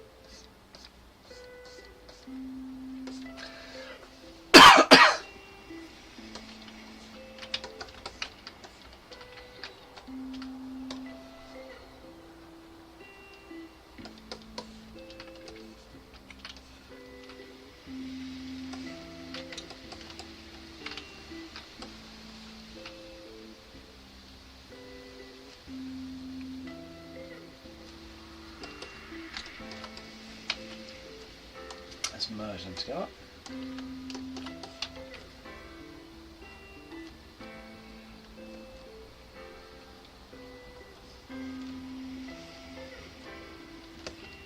Let's make sure it's thick enough.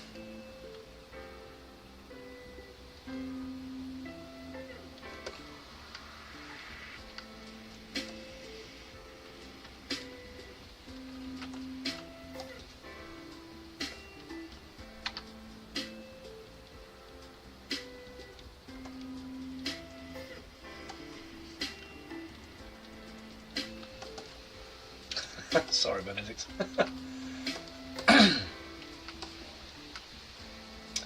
What is work anyway? What do you do for a living?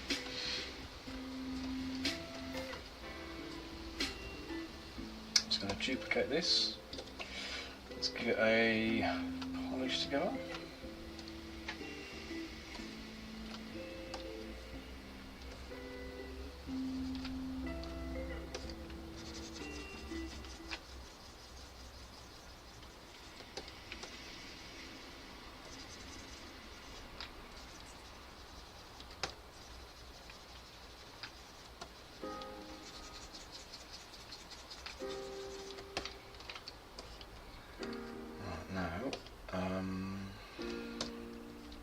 On.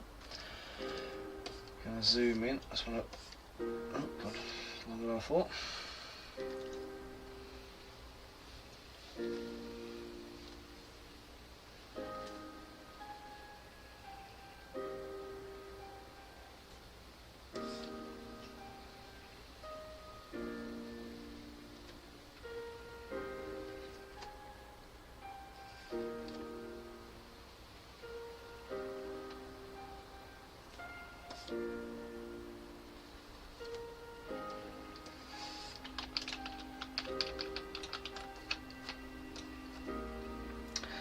Put a bit of lazy mouse on, let's do this properly.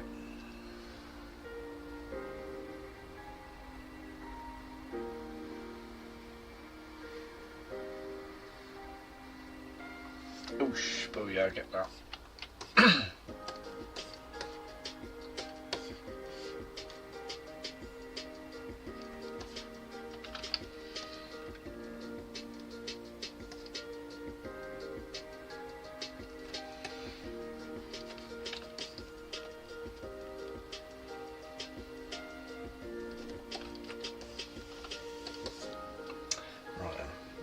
Down to 1. Turn this intensity down as well.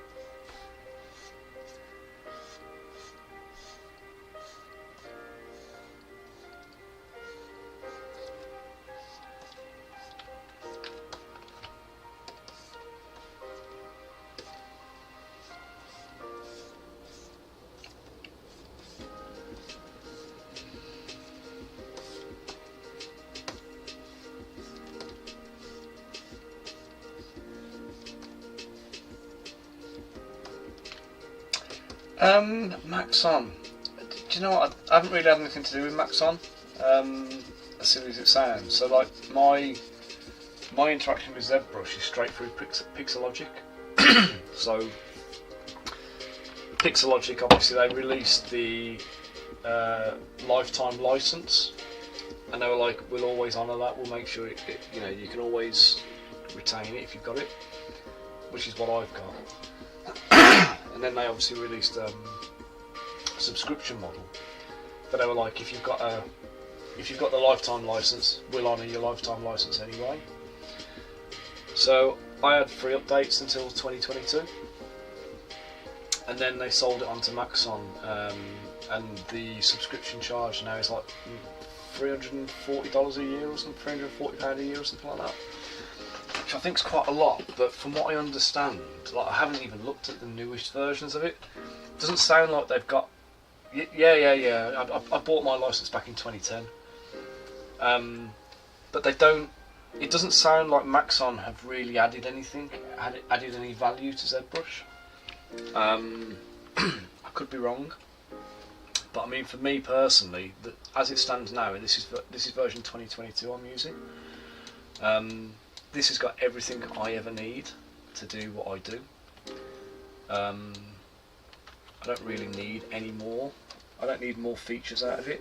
The only thing I would appreciate more in ZBrush now is a bit of a stability fix, so it's a bit more reliable, because anybody who's used ZBrush for any amount of time will tell you that the crashes are an absolute killer.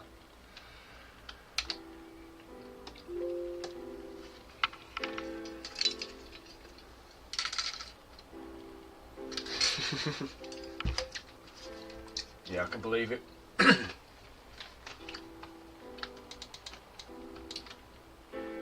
But I don't think they've.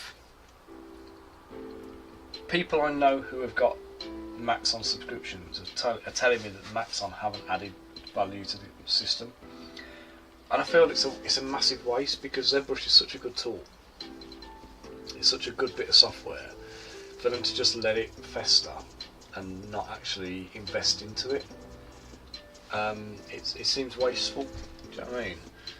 A better rendering engine internally might be useful. You know, stability fixes across the board, like the knife brush. If you ever tried to use the knife tool is an absolute killer. Like you use the knife and slash something in half once, and if you try and do it a second time, almost every single time it's going to crash the system. So yeah, fixes for things like that would be useful, but I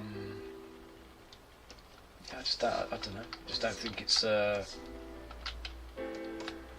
don't think there's a lot more to deal with it.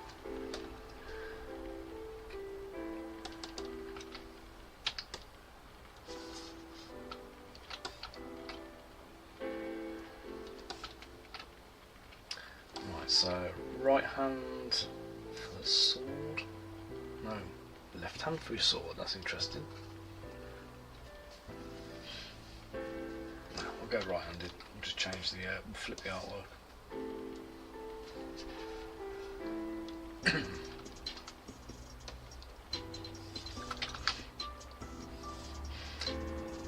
Out of interest, were you using Z Remesher or were you using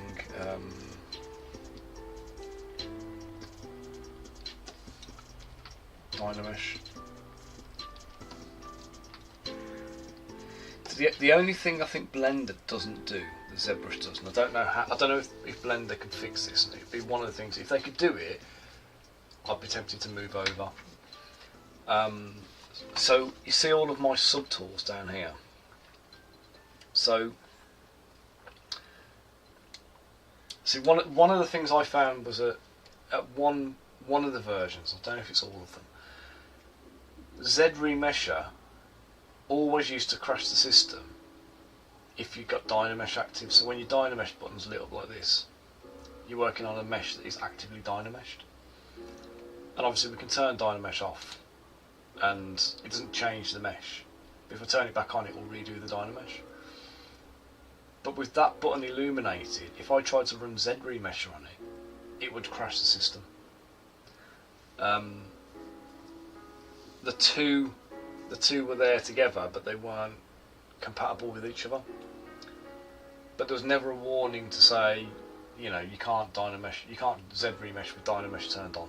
It just wasn't a thing, so it just used to crash when you did it. Now surely somebody would have fixed that, do you know what I mean, or should have found that. But it's little things like that are stuff I'm talking about, really. I'll just pop that sword at that angle. As soon as I put this sword in his hand, we're posing him then.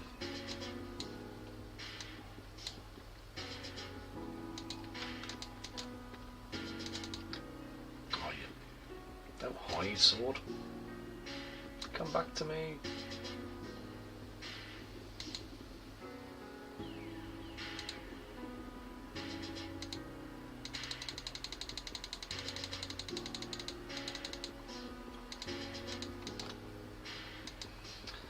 Right.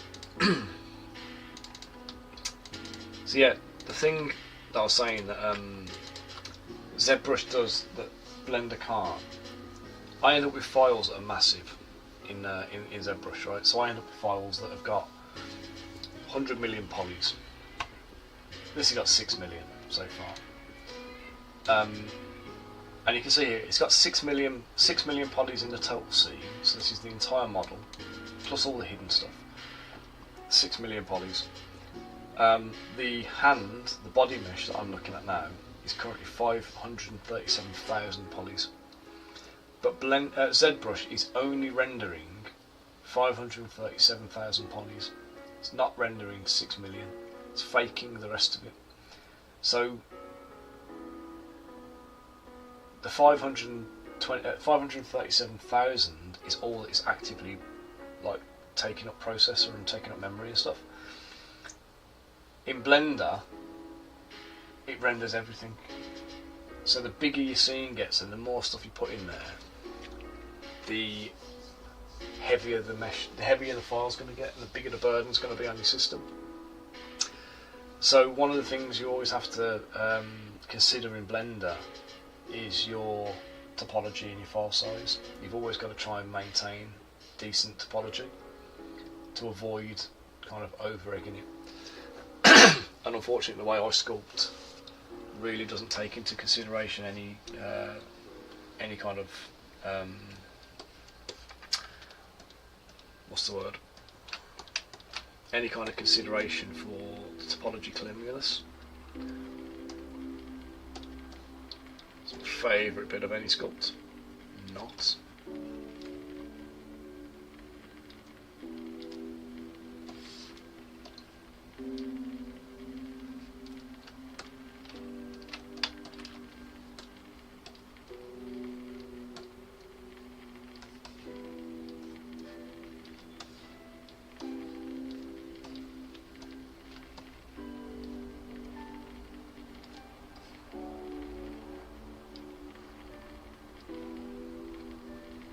Oh, okay, that might help then.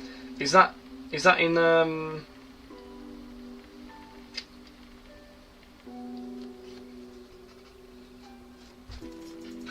so you both jumping in with the same thing?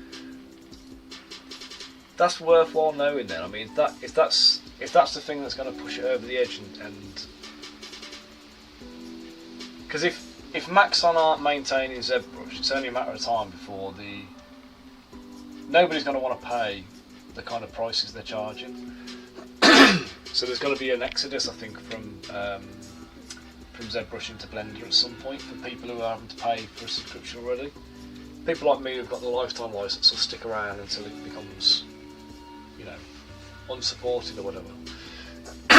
But yeah, there's definitely an opportunity for Blender to jump in and do it. I'll have to have a little look and try it out, see how it works. Because if I can do everything I can do in ZBrush in Blender, because I do prefer the rendering engine in Blender. In fact, I actually do my product renders in Blender because of that.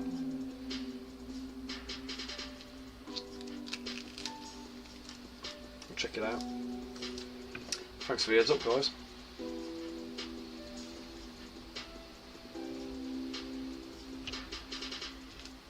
Hey Riz, how you doing, matey? Collections. See, I used to use the is it M for material? You set things to layers in M. You press M1, M2, M3 kind of thing, and put things on layers. Sorry guys, I'm peeling an orange. I'm failing.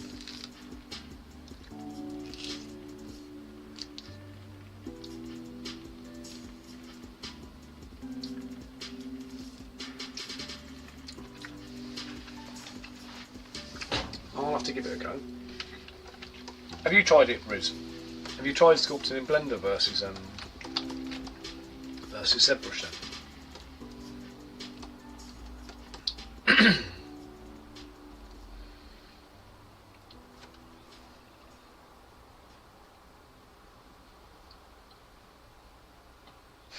Do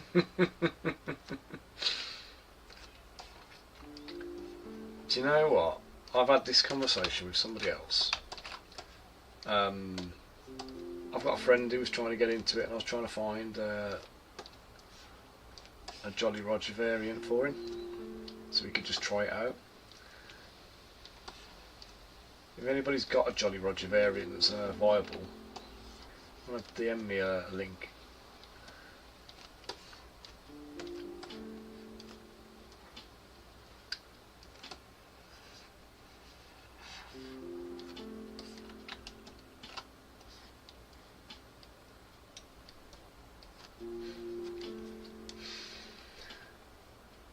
Alright, cool.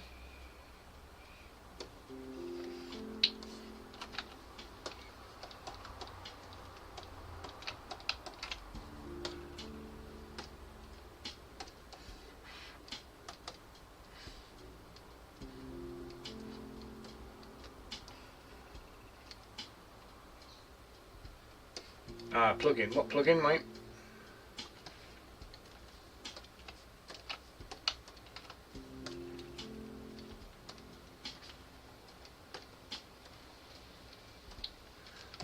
So yeah, I used to be a Blender whiz at one point. I was ever so good with Blender, and then they changed all the interface, and I completely lost the plot with it. And Mabel, why do you smell so bad? What have you been doing? Mabel's my dog, by the way. She's currently like sleeping under my desk, and I can just smell her. She stinks.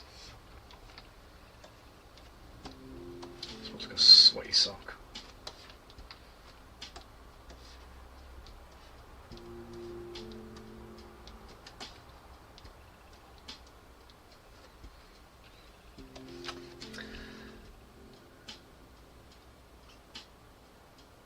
Oh, absolutely not.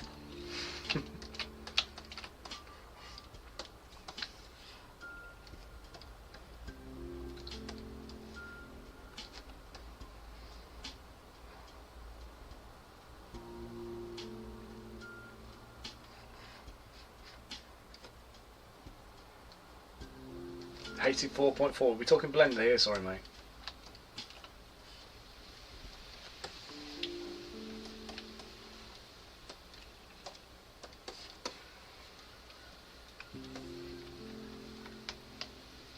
See, one of the things I've been looking at, and I don't know how this is going to work out yet, but I am talking to somebody at the moment about potentially running, after my digital course, running some in-person courses. So he's a guru with like the courses and stuff, so he's looking at venues and possibilities for that. Some kind of like, what do you call it? Maybe like a college or something like that. It's got an IT suite. But we're going to have a look and see if we can find venues where we can do like an in-person sculpting course. Yeah, this is what I'm saying. Blender always used to crash. Like, you put loads of build up your polys and stuff, and as you kind of get to about 1 million polys, it start hanging and dragging and just being crap. And my sculpts are regularly going to like 6, 7, 8 million polys. And Blender would just be a nightmare for it.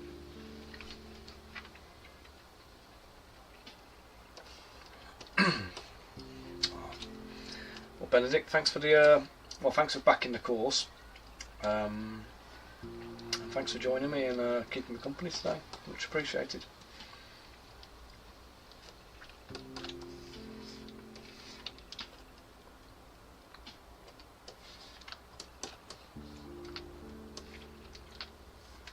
Let's put the sword into his hand there, move that down.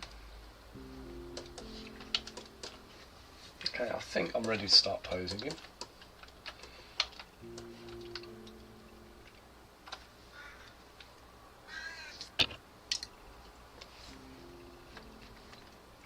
Merge everything together.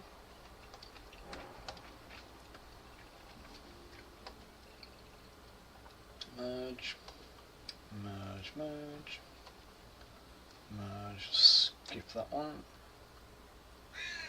Let's merge the hair one now.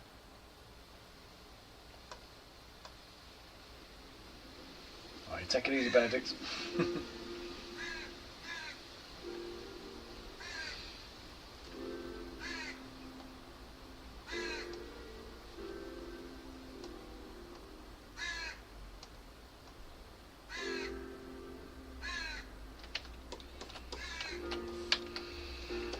Okay, right, pose wise. Get this ruler on. Hide the ruler. Oops.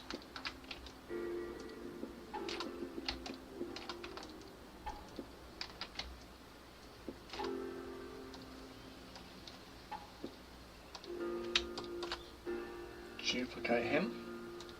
Hide one.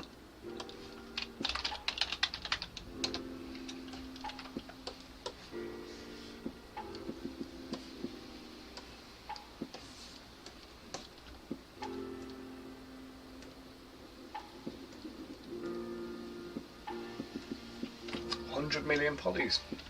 I've been there a couple of times, but never with like single models. Tends to be when I'm sculpting like a big project file. So like when I was doing all the undead stuff and I was doing all my Baldur's Gate models, I had them all in one folder. I used to bring them all into one Z tool to what's the word now? To render everything out and make sure everything was the right size.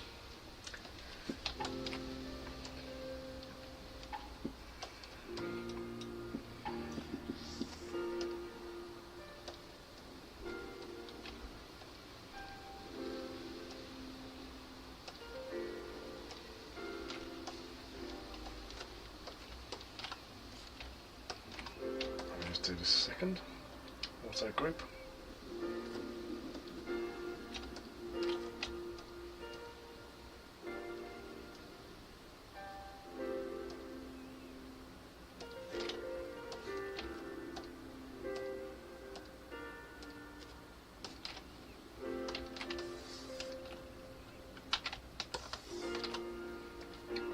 Group.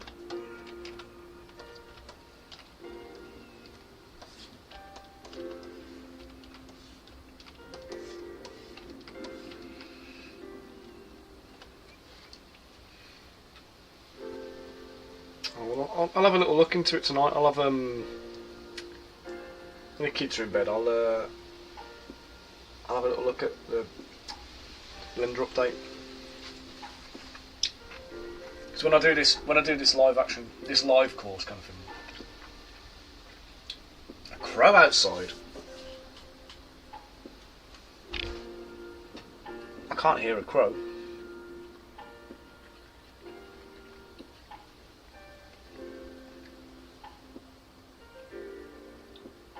I'm listening for it.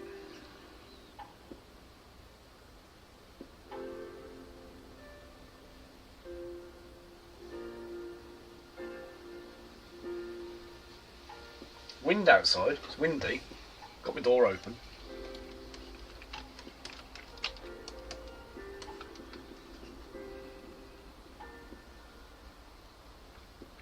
Bit of background music, is it a noise on the background music?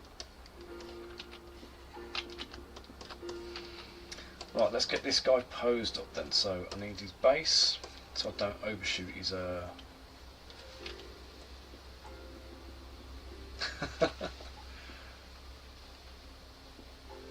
Hey Mike, how you doing, mate?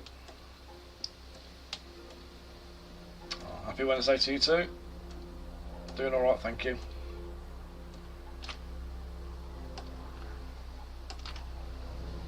Let's pop that leg. See, I'm just wondering here, do I go for a cloud type position, or do I do the pose that he's in? If it's 30 seconds, it might have been. I've got a tortoise who lives in the garden, and we give her fruits and vegetables and stuff. She has like tomatoes and salad and stuff. And quite often when we put tomatoes out for her, the big ones, the the crows come down and steal them, but they end up fighting over the tomatoes. But she hasn't got any tomatoes out there at the moment, so I don't know what the... If it is crows, I'm just blind to it now, deaf to it.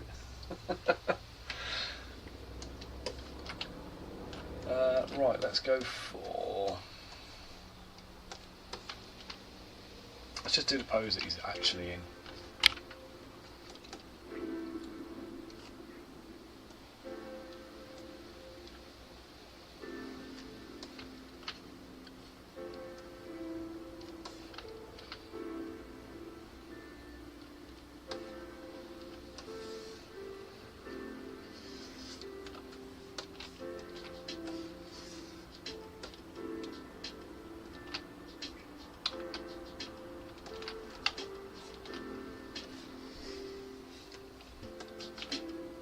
No, I'm inside, mate. I've just got the door open. It's quite warm here at the moment,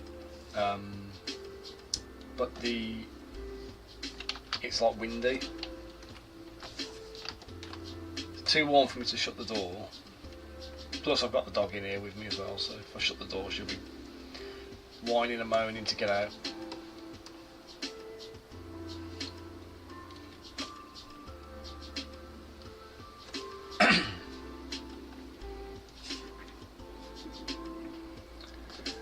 Oops, do you know what?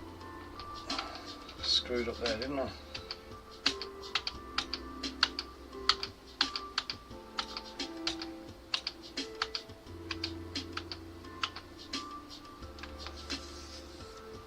Forgot the soles of his shoes not attached.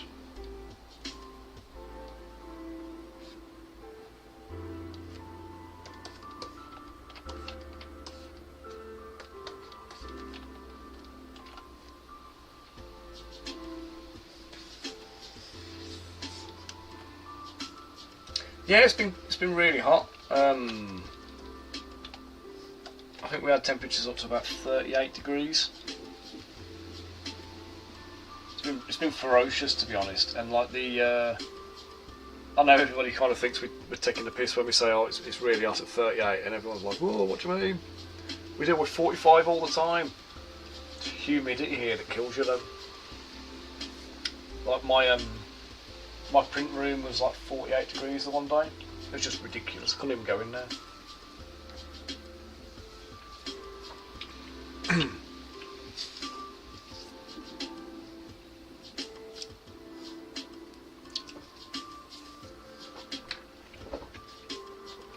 Yeah, mate, well, you smell like a sock.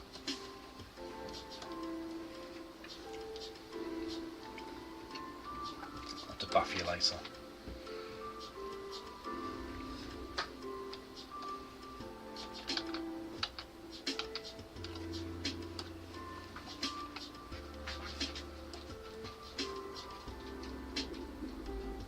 Oh yeah, that wasn't the temperature here. That was just how hot my print room is. It's the room I've designed to be warm and for the printer and everything. And then we get these kind of heat waves and things. It just goes crazy in there.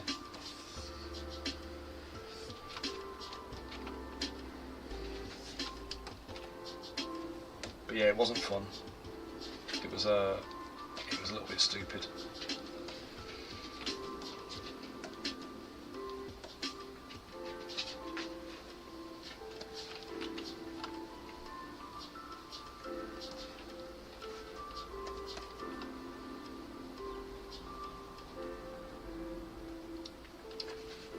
Yeah, Ryan, where are you?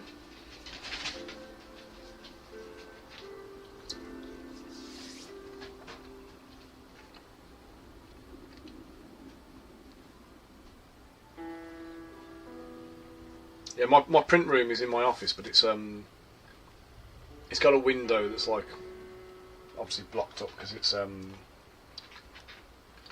what's the word? Don't want the light in there. But my whole office gets quite warm because it's like a wooden log cabin building. But I can open the door and vent it a bit. Nova Scotia. Fair dues.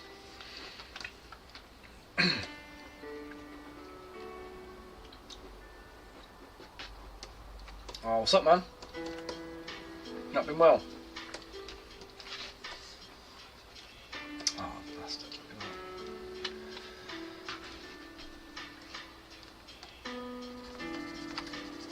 So this is one of the things you need to get used to as well, which will help you out a little bit with sculpting. To get used to like re-sculpting bits that have gone wrong. Instead of having to worry about trying to undo it and redo loads of work.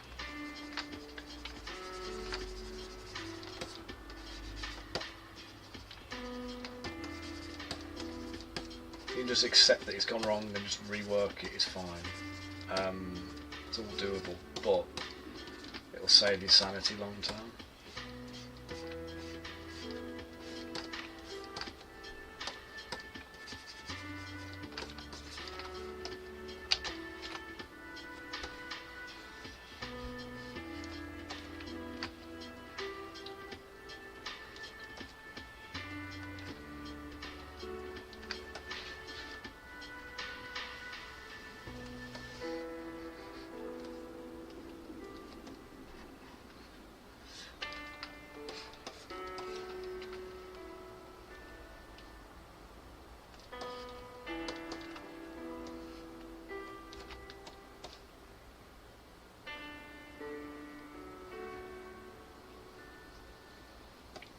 Oh, so that's quite handy, isn't it? I have to put my during the winter I have to have my heater on virtually all the time, which is one of the reasons I built the print room. It's a smaller space, so it's just big enough for the printers I've got in there. Really, I can probably get about 6 printers in there, and it's big enough for everything I need it for, but it's small enough that I can heat it quickly and efficiently and keep it warm. And basically it just means that I can, you know, spend less money on heating. So, and also as well, when I didn't have the print room and I had the printers in my office generally, I did find I was getting a lot of chest infections, and they were quite nasty ones that weren't going away, and they'd linger for a long time.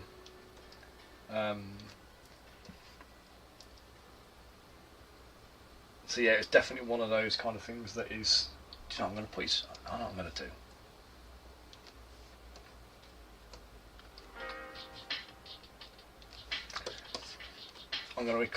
do. He's going to basically overstretch the base if I'm not careful, so I'm going to put the rock under his foot. I'm going to change his pose up just a touch.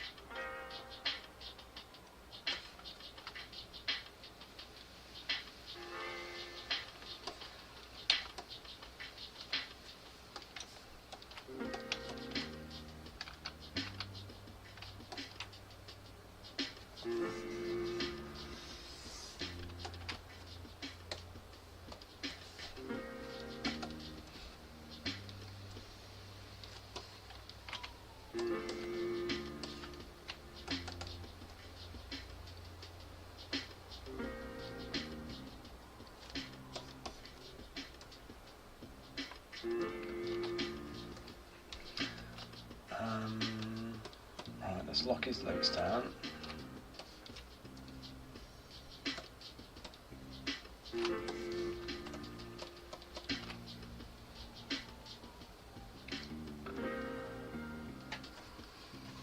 Hang on a sec, I missed it.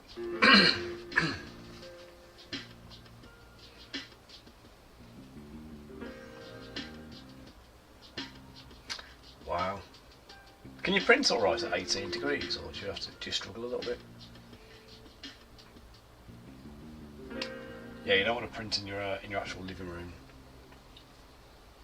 See, I didn't even notice it so much, but my wife walked down into my office and she'd walk in here and heave and gag and leave, and it started getting really bad. When I noticed it the most, I switched out my IPA for methylated spirits. After somebody recommended it, but the stuff I ordered the clear stuff and they shipped the purple stuff, and the purple stuff was heinous. It stank to high heaven, and what I found was I use a 3-stage wash for my model, so I use a filthy bath which I use to rinse the worst of the stuff off when it comes straight off the print bed, then I've got a dirty bath, which is like I let it get to a point where it's cloudy but not filthy. It's not saturated. The first bath is saturated. The second bath is like dirty, cloudy kind of thing. When it gets too bad, I'll transfer that into my filthy bath, top that up. Obviously it evaporates off, doesn't it? And then I have a clean rinse. And the clean rinse basically needs to be almost virtually clear, and that will get all of the residue off the models before they dry and cure. And what I found was the more saturated the methylated spirits got, the worse the smell was. So the resin on its own, I've never really noticed the smell of. It doesn't bother me. I don't notice it so much. The IPA, I quite like the smell when it's fresh. I quite like the kind of the alcohol thing. It reminds me of like hand sanitizer, hand gel. What I don't like is the smell of the saturated IPA. And saturated methylated spirits is just that's just the devil's work, man. That's just horrible stuff.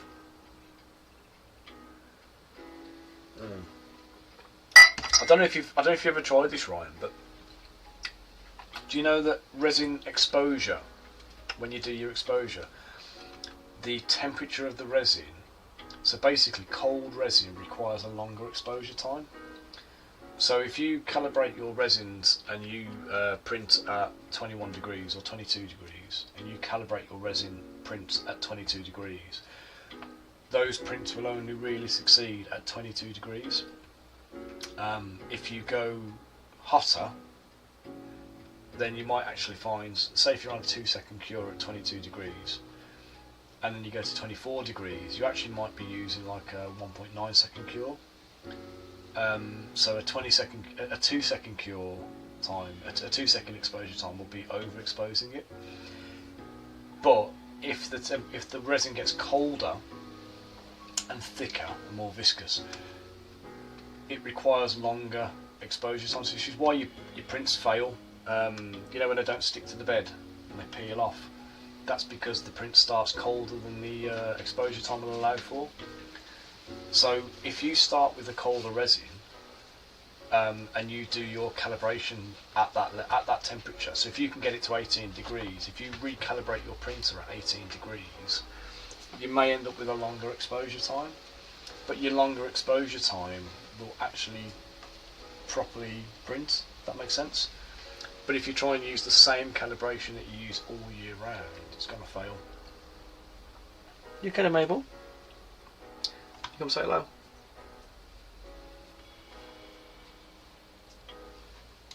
Got a little visitor. You okay, mate? Okay, beautiful. What you got in your face? You've got a cobweb in your eye, you plant. Bless you.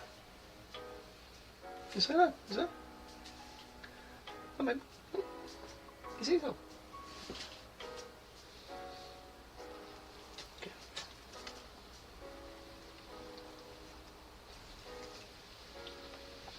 You lovely little invader. I say, ignore the crap in the background. This is all my Amazon boxes of resin deliveries. We've got about 35 bottles, I think it is, of resin that have just been delivered. And I haven't unboxed it because I haven't got anywhere to put it. So, okay.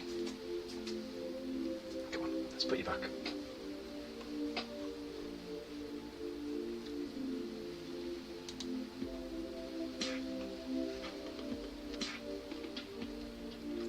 Yeah, you know, priming your resin bottles is a good way to start. You know, you get the bottle warmers for babies, and it's like a hot water bath almost, that kind of thing. You just have to make sure you don't get any drips of water in your. What are you doing, Mabel? You're trying to get up on a chair with me.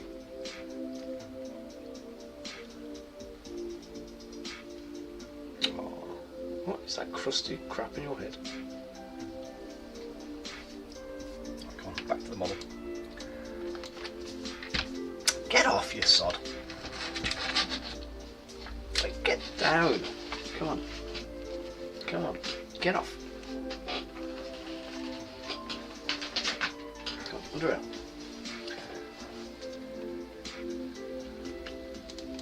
Alright. I'm going to mask off the legs, isolate them, rotate his body a bit. Mabel. You stink and you do, matey. Get down! Get your face off my keyboard. Stay down there. I'll bath you later.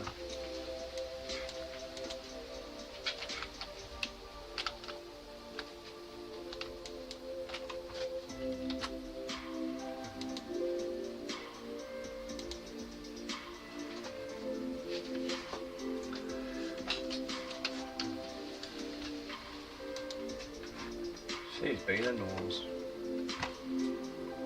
So's this mouse. This mouse is not playing games, man.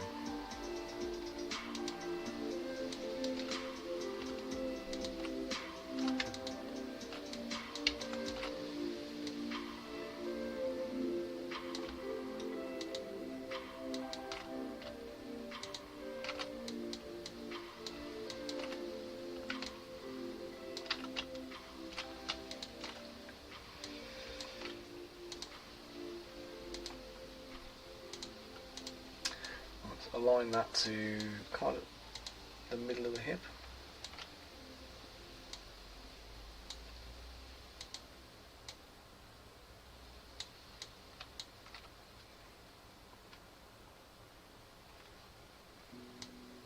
Have a bath with it. Oh, the dog. I do have to get in the shower with her. To get my swimming shorts on, get the kids coming out. We have to get the. She doesn't like being bathed at all, so it's like you have to kind of get her in a headlock. I try and avoid it if I can help it, and try and ride it out until it's time for the groomers to deal with her. But you know, there's days where I take her out and she manages to find the fox poo, and she's like, "Oh, this looks delightful." I don't know why dogs do it, man. It's disgusting. Filthy creatures, aren't they, sometimes? I mean, what's so appealing about the fox turd for dogs?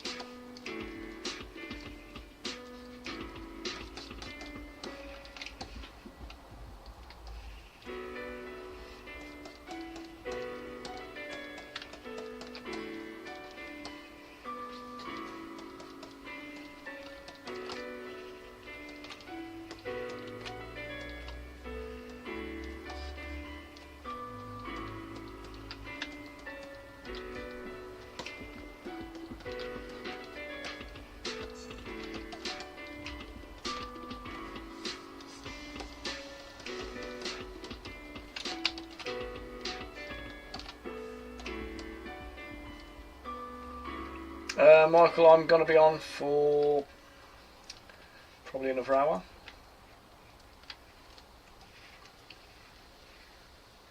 Doggy daycare.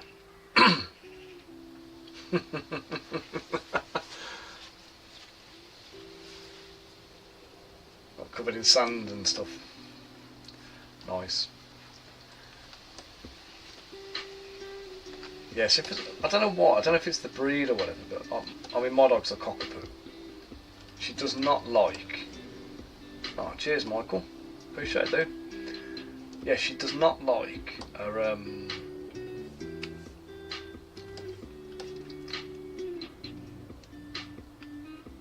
They say no to the resin. Oh, the bath in the resin. Yeah, I mean 35 litres of the stuff.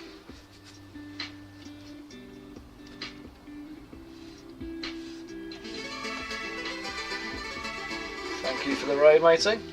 Hey Mike, how you doing, matey? Dropping in 68, you legend. How are we doing, people?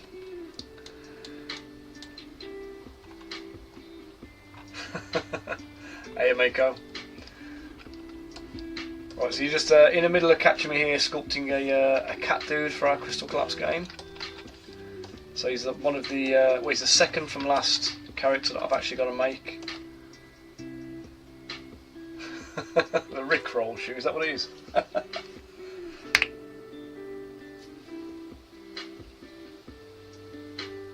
The webcam mic, now, is it gone quiet, has it? It's actually pushed to the side and behind me a little bit. I bought some new mics. I've got these like little lapel mics, but they use the transmitter thing's got a USB-C. What do you call it? Like dongle. I can't plug it into my bloody. Do you know what? I haven't checked that. Let me check it, mate. Oh no. Do it on mute.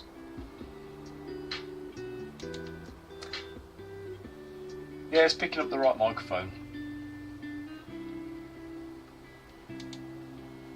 I do. Have you seen it yet?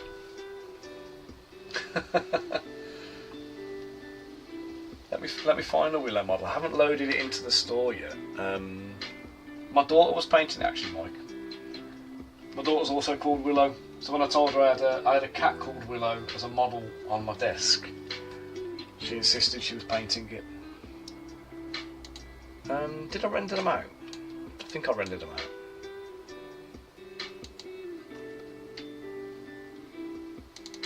Yeah, here we go. There's Willow at the bottom. So we've got my sister's dog Rhino, and Rhino the Barbarian. Then we've got Rosie's dog Lenny, and Lenny the Watchdog. And then we've got Gary the Gecko, and Gary the Lizard Wizard. And then we've got 3 renditions of little old Willow. One as a Tressim, one as a rogue, and one as just plain old Willow. So there we go. So they'll be rolling out into the store shortly. I've got to get them all supported. Well, I've done the supports now. I've just got to refine the supports on a couple of them that failed, and then get them loaded up. So how's everybody keeping today? Everybody busy?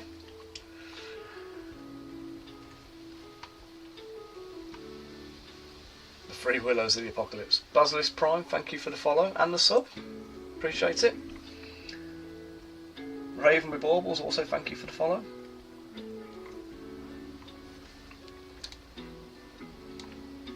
Rumble Slam. Is that the stuff you printed on your thing the other day? The new one I saw, or is it something different?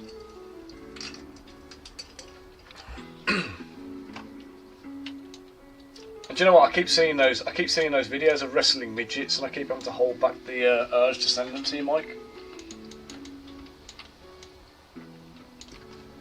But it does make me think wrestling midgets as a Rumble Slam team.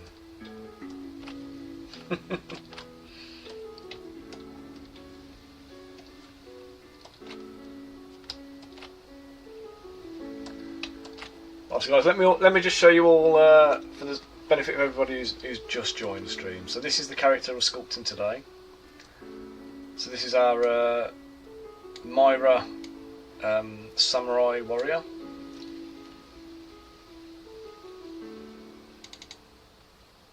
You need me to play it. What was that?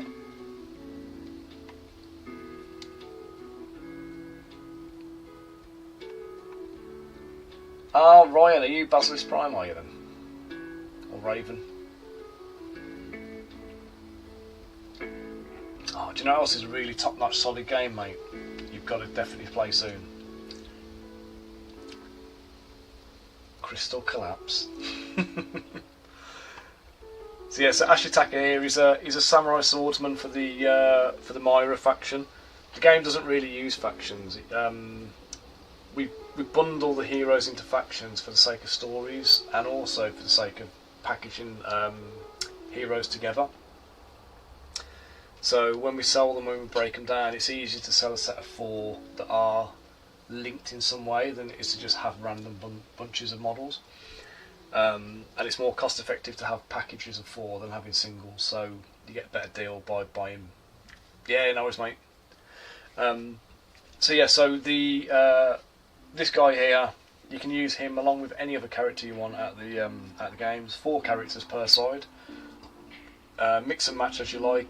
Pick the characters that have got skills that gel nicely together. Create your own meta, and get stuck in really. So I've got him to do, and then I've got one more character, which is Tamara, which I'll show you now because she'll be the next one I'm doing. I think you'll like Tamara. There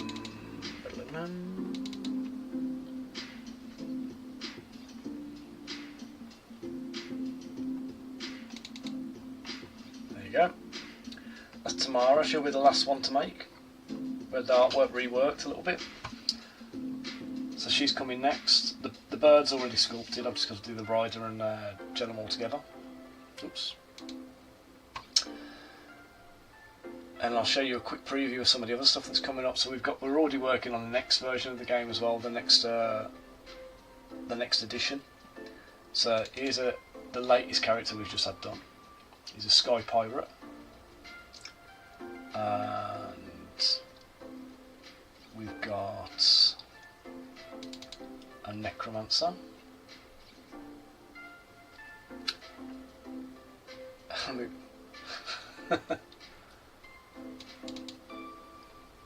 we go. You thought what was a dude? Why does it keep going to that bloody gauntlet?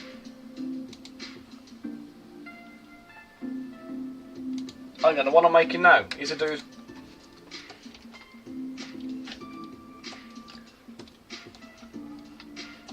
Yeah, this is a dude, mate. We don't have many male Myra characters at the moment, so we wanted to add an extra one. We've only got Gil, and the only other one we've got is Taro, who's not even a Myra. He's well, he is a Myra, but he's not. Doesn't look like a Myra anymore.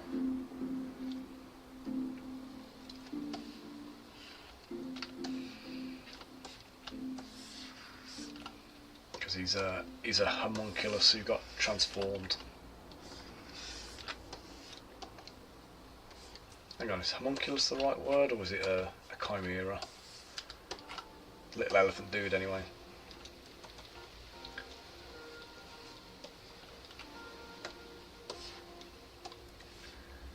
There we go.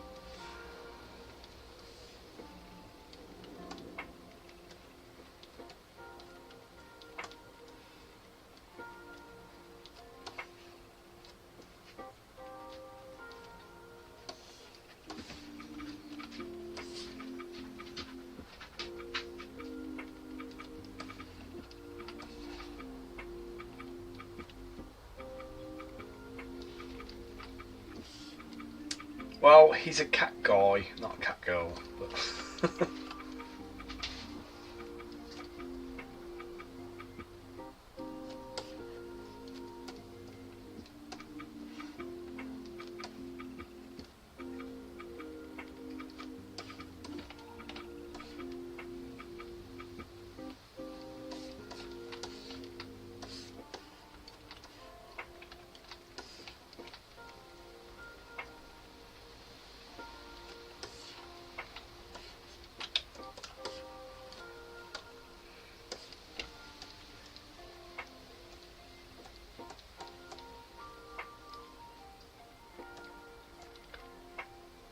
it's just obviously because the designs are all anime style, it's quite effeminate.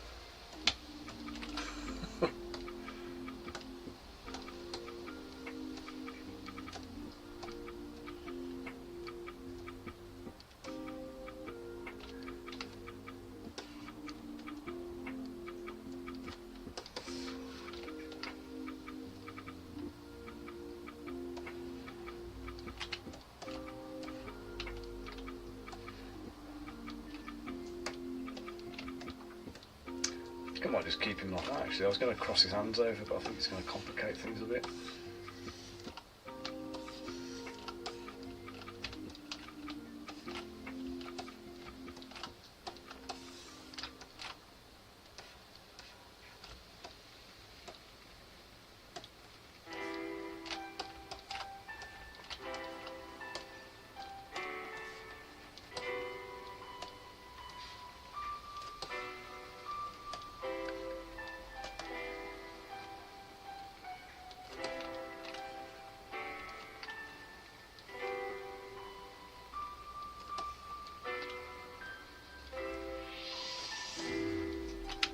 Ah, turds. There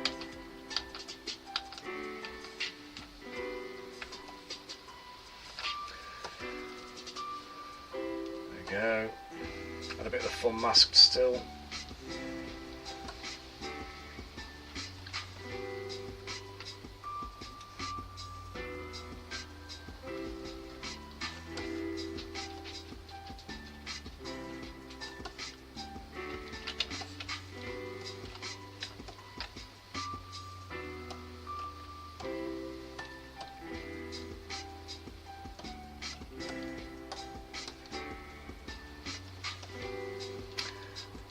Okay.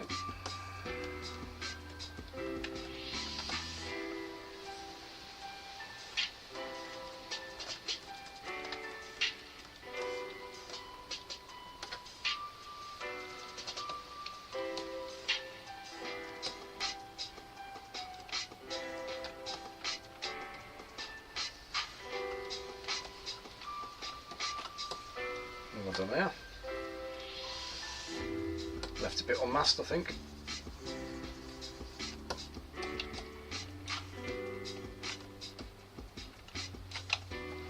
Right, here's what I'm going to do. I'll change.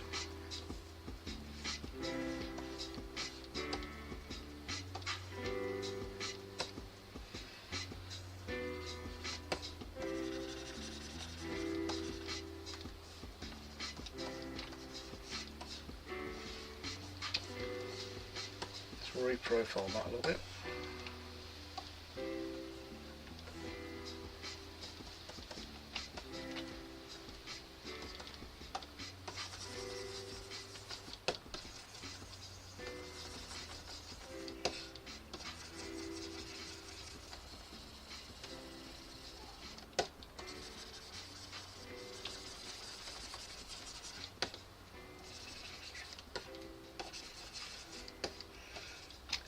Anybody's got any questions, or you want to just chip in and start a random conversation, do feel free.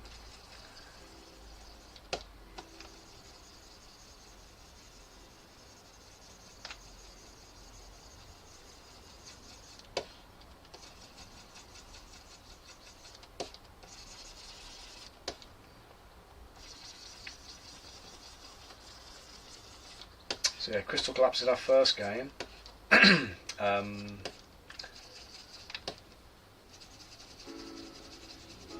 We've already funded it through Gamefound, so it's being made now.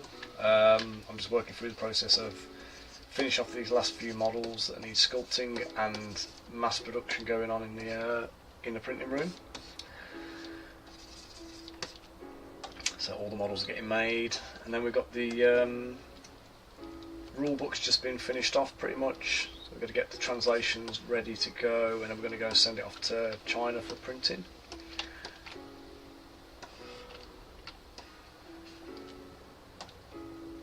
Ooh, come on.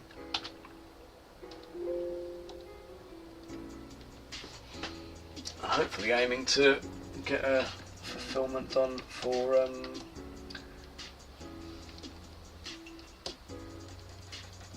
December.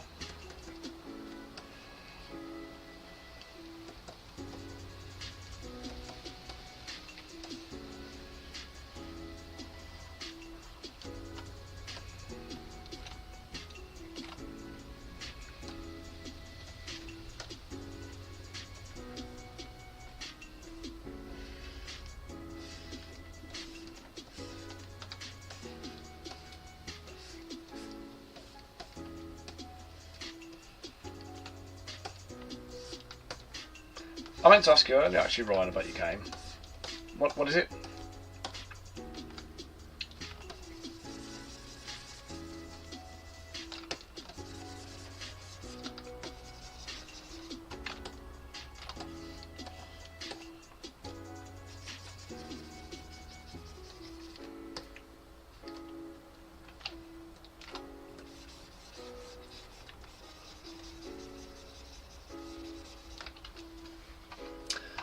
Right guys, just a quick one for you. If anybody here actually fancies learning how to do any sculpting, I am at the moment preparing a course which launches 15th of September. It's going to be a kind of do it in your own time kind of thing, like modular. Currently £29 on the founders tier, 14 left. Basically going over sculpting models in ZBrush, but you'll be able to use the principles in other software like Blender, because it's going to be a little bit of technique but also a lot of principles about sculpting miniatures, particularly for 3D printing. So this is going to be the focal point of the training. We're going to make this model. So this big burly orc barbarian will be the model we'll be producing. It'll be broken down into 6 separate modules, plus some bonus content. And it's anybody from a complete beginner up. So you don't need to have any background knowledge or understanding of anything, you just have to be able to kind of get a sculpting program working on the computer. So if anybody's interested, I'll just pop the link down here in the chat. Get yourself a sign up while they're on the cheapest one. 14 left at £29, and then it goes up to £39 for the next lot. And then after the £39 ones are, well, I say after the £39, the £39 ones are sold up until we launch, and then when we launch, full price will be 79 quid. So if you want to get on board and join in and learn a little bit about sculpting, there's your chance. What we're saying, Anthems of War a few years back, which is a narrative focused fantasy skirmish. Tales of the Solar Wind is a rework of the system, almost a 2.0 rule set but in a sci-fi setting. That sounds interesting. Did you do models for that, Ryan, or was it kind of a rules only thing? Lots of fantasy races, magic and mixing with hard sci-fi. Nice.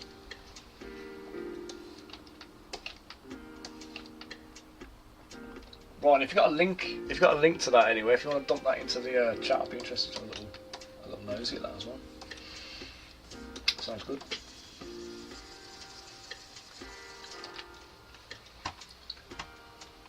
See, ours is where are we at now?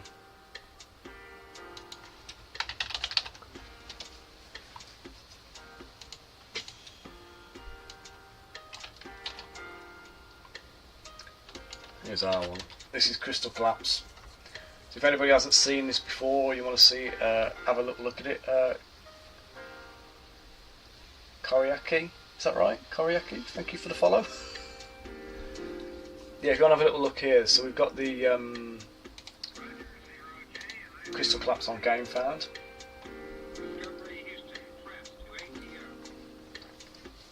So you can see we're fully funded, unlocked loads of stretch goals. Basically it's a tabletop version of Final Fantasy Tactics. So you get your mat, you get some terrain elevations, you get all your hero cards. The actual box game comes with some card standees. If you're not into miniatures, you can use them. And then you've got the option to then buy the miniatures, or you can buy acrylic standees as a premium upgrade. But we've got all the miniatures available. These are starting to be sculpted, so he's done, she's now done. He's the one we're working on today, and then she's the next one to be done.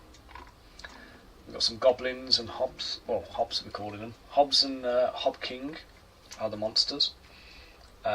These are for a solo mode, so if you want to play solo, we've got the rules in there for you. We've got an app that supports it as well, which is being developed. So the app is like a narrative thing that tells the story as you play the game, and then it will give you layouts to set up on the board. So imagine you're playing your favourite role-play game, and say you're playing Final Fantasy Tactics and you have all the story mode happens on screen, and then instead of deploying your characters on the screen, you pop them out on the tabletop, and it will give you the layout, it will give you the give you the layout, it will give you the kind of the enemies, the profiles, all that kind of stuff, all on the app. We've got the Escape from Oldenburg scenario, which has been written in there. Bonus free mini for everybody who backs. Everybody gets this one for free. white mage.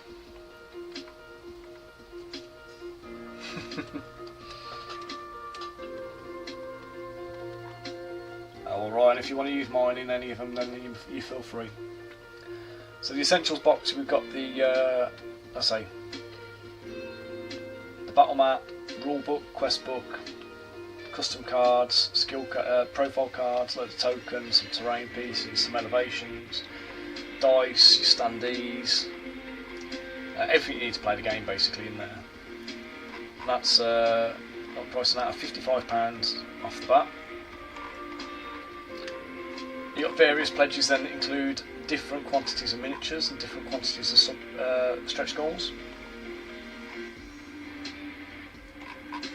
The all-in pledge here, which is £185, gets you all of the miniatures.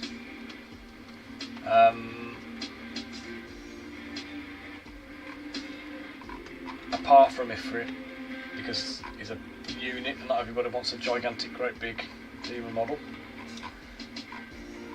Acrylic standees as an option. The different hobs. But Ifrit, £35 as an add-on if you want him. And I've also done an STL terrain bundle. I've been printing these off myself and testing them out, and they all print really nicely in resin. I've also printed some of the stuff on FDM because I've only just bought an FDM printer, and that's coming out alright actually. So I need to test some more in FDM, but we'll see.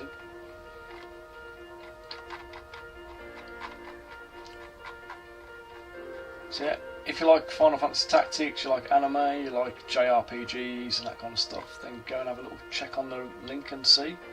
You've got until end of August to get a pledge in. So if it's your kind of thing, then don't miss out. And we have got the next one scheduled and lined up ready to come as well. So the next version of the game, the next campaign pack, which we'll be releasing, basically we're putting the campaign up shortly to follow. But the campaign won't go live until we fulfill the original delivery. And as soon as we do that, it's Sky Pirates versus Valkyries versus like the College of Magic, which you call Almanac.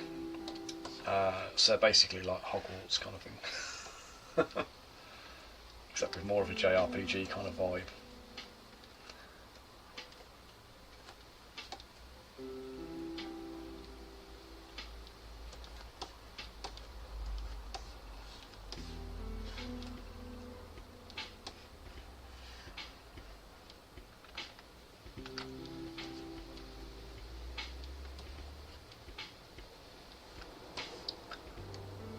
Oh, well, that sucks, doesn't it?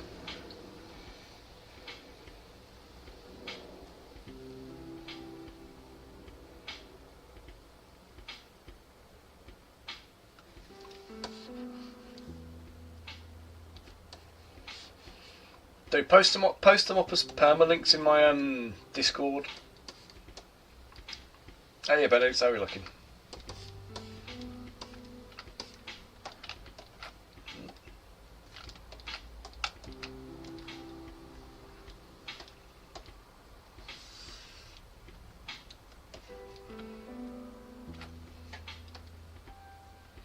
Split on must.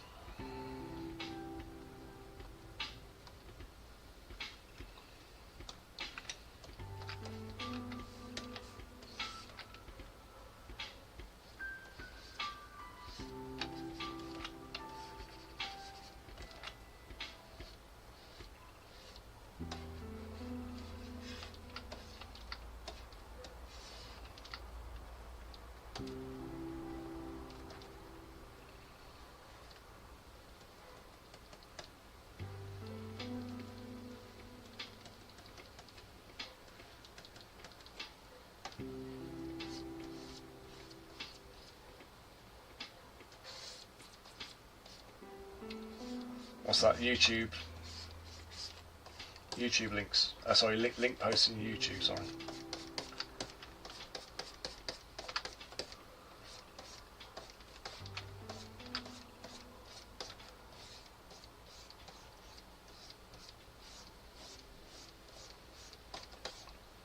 I'll have a look. If it'll let me approve it afterwards, I'll get them approved and sign them in. But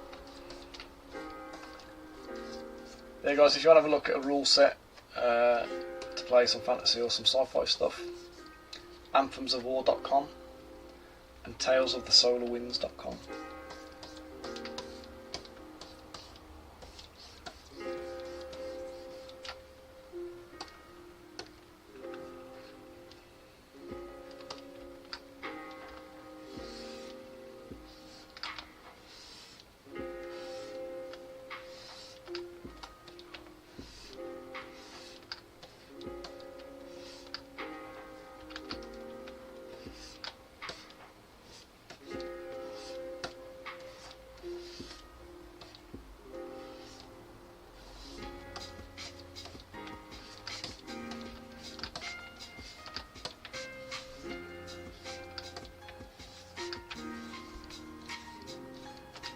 I haven't got colour on this. I'm colourblind, and having colour on it really makes it harder for me to work with. See?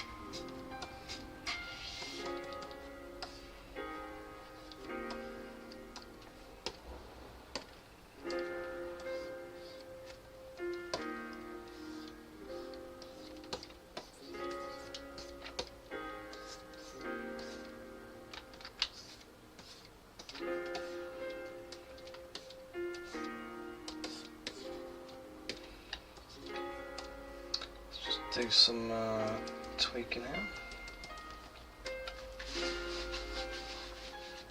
Lovely, mate. Cheers, dude.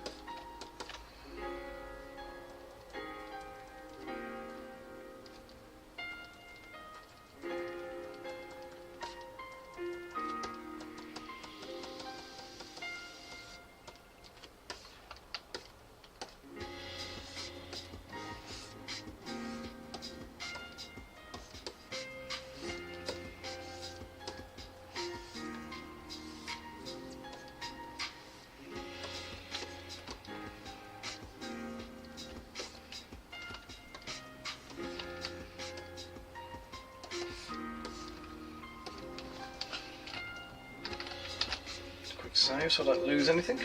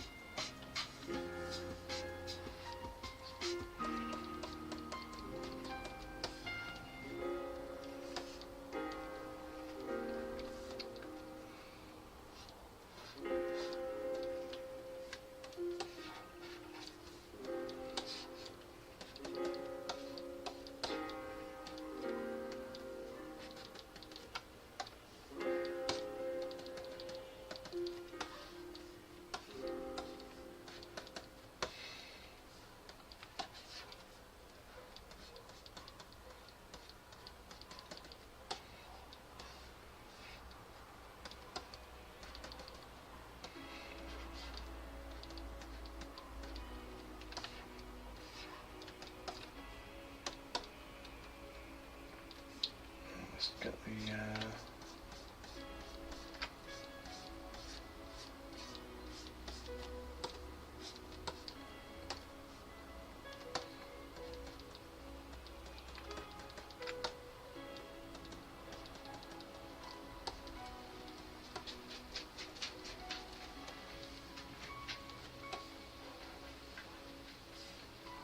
try and close some of these gaps up.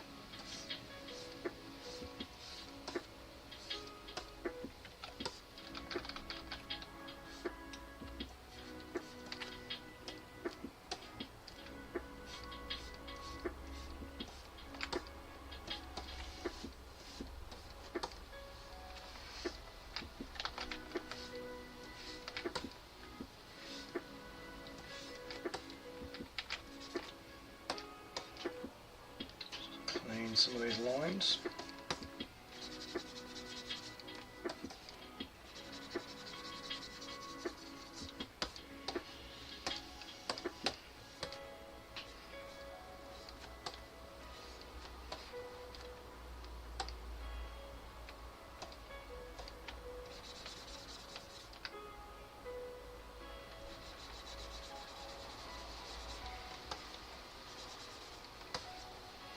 So Ryan, what's your aim with the game then? Are you aiming for something that like is marketable? Or is it like a hobby thing, or where do you want to take it?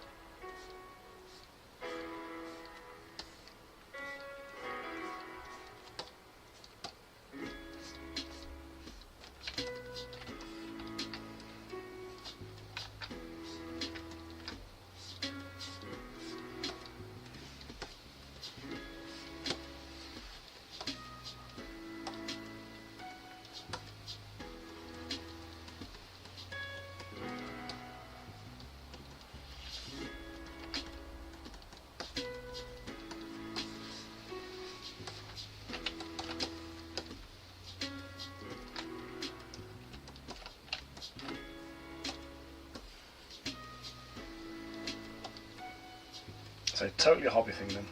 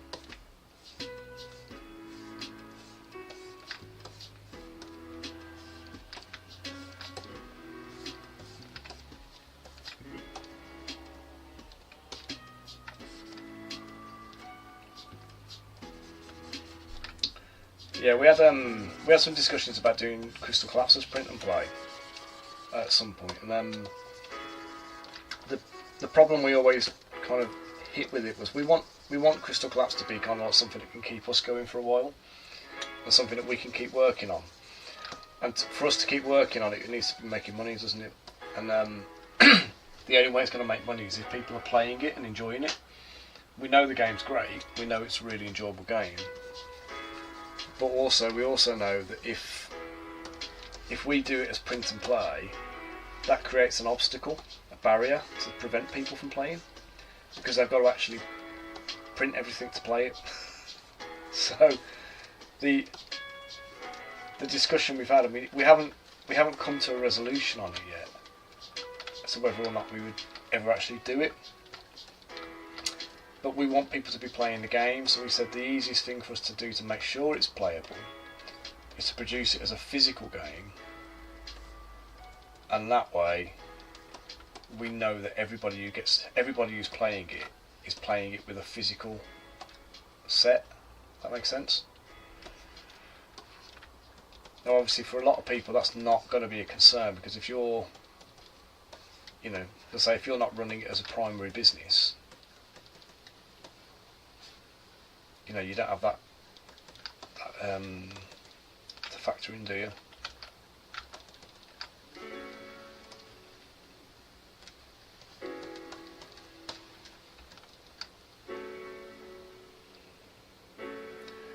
God, my mini factory. So no, it's an absolute shit show.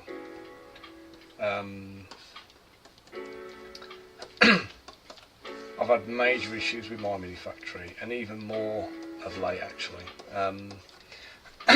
So no worries, Riz. I'll catch you later, dude. We're starting work on some of our bits later on in the summer holidays, mate. So hopefully we'll get a little bit of progress, and I'll send it over to you in the next couple of weeks. So yeah, so my mini factory. The problem you have there is they have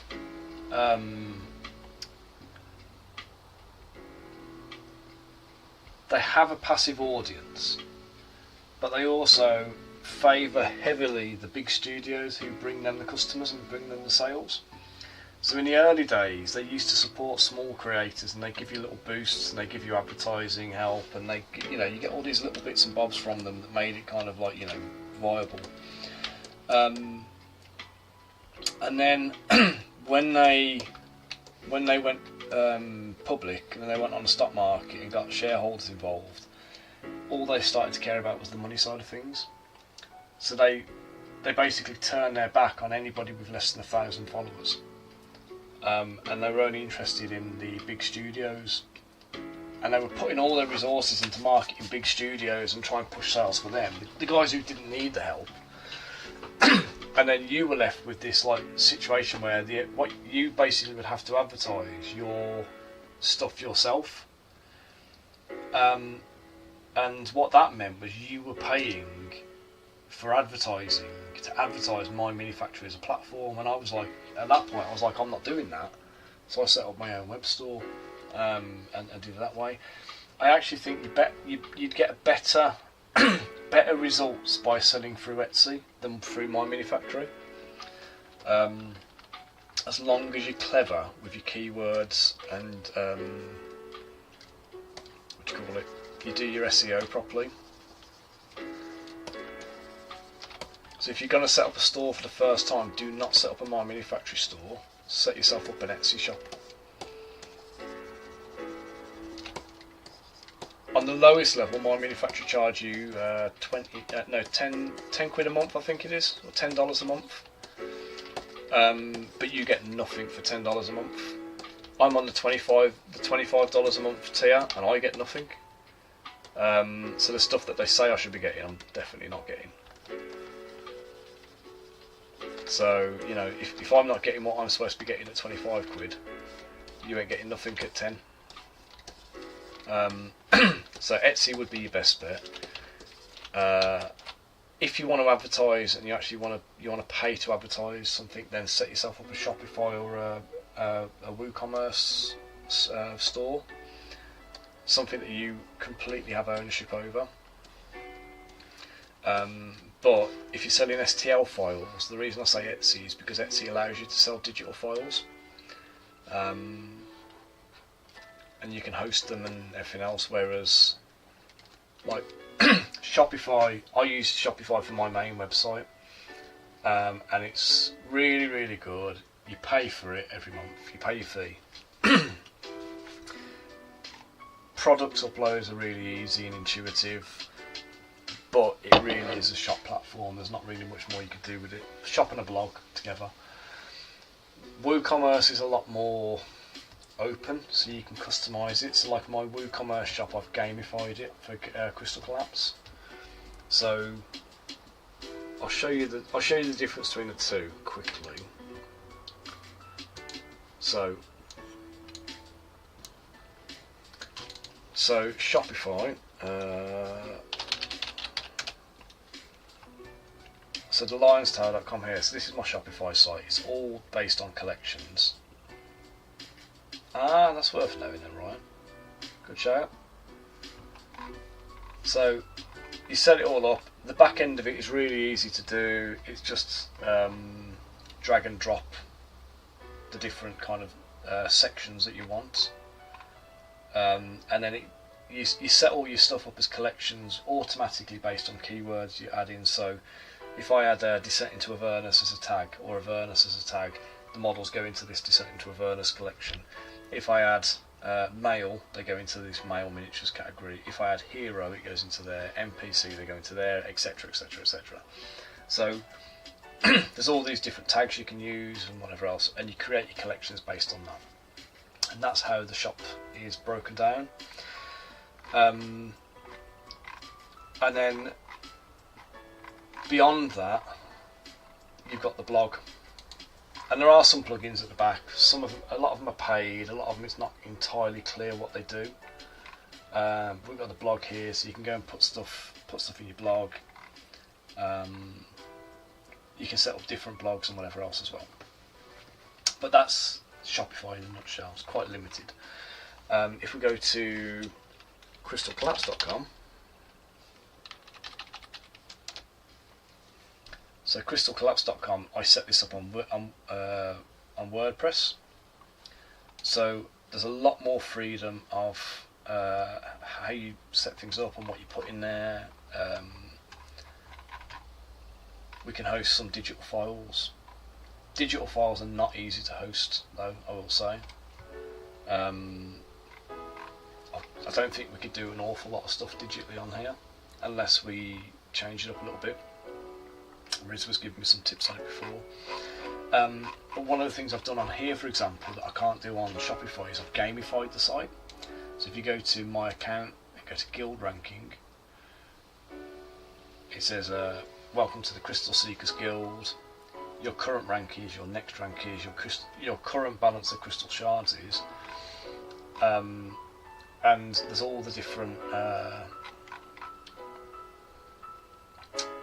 like achievements that aren't loading up at the moment. All different achievements in there, and you know, crystal shard earnings and all this kind of stuff. So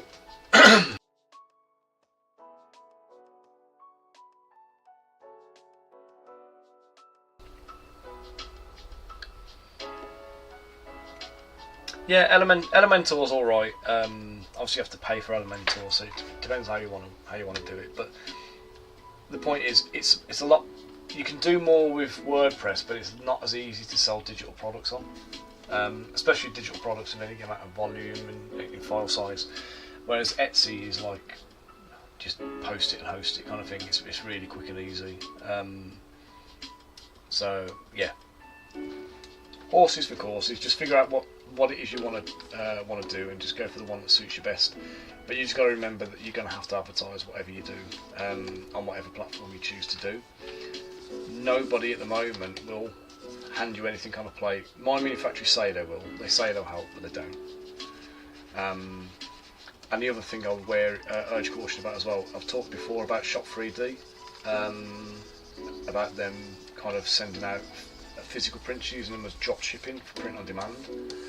The quality from them lately that I've seen is absolutely shocking. I'm not happy with it all. I've raised a complaint with them about the quality, so we'll see what happens with that. But I did some sample. I requested some sample prints from them recently, and they were absolutely appalling. Far below the quality that I'm happy to be putting out.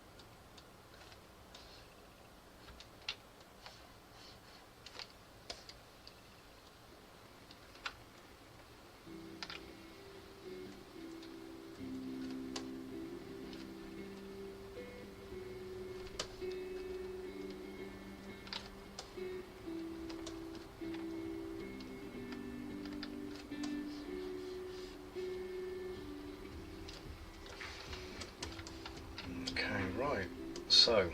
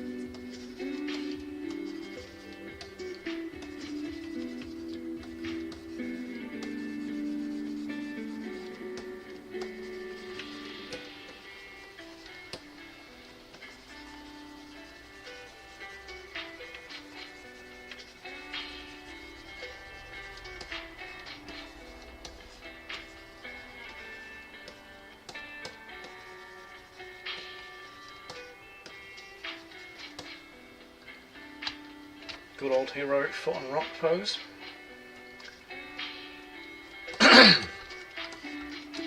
Except backwards. There you go.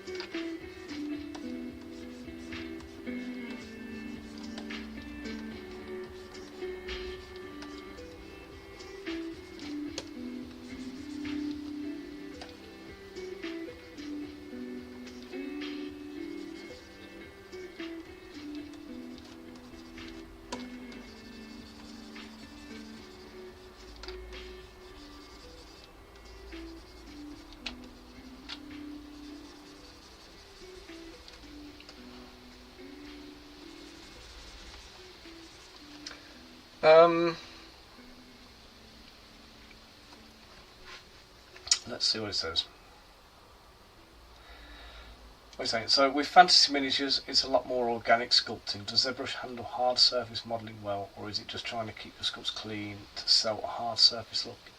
Kind of. I mean, you saw when I did the sword earlier. You can get through a lot of it with like H polish and orb cracks and stuff to create like panel lines and things. What I tend to do if I'm doing hard surface stuff, so I'll tend to use the slice curve. So say if I'm doing a piece of armour, like when I've done like the legs here, if I'm doing a piece of armour, I'll slice the edges of the armour to isolate it, and then polish the edges and clean it all up. You don't need it to be 100% perfectly smooth and crisp and clean, as long as it looks like it is from a distance. So what you've got to bear in mind is, if you're looking at this on a PC monitor now, oh balls, hang on a sec.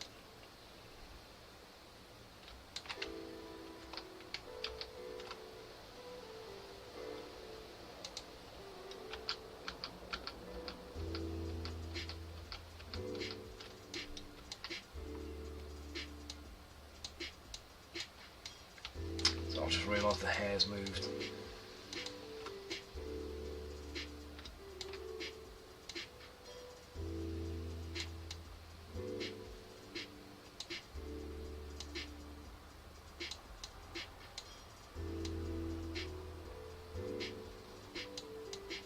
Moved the model, but I haven't moved the hair.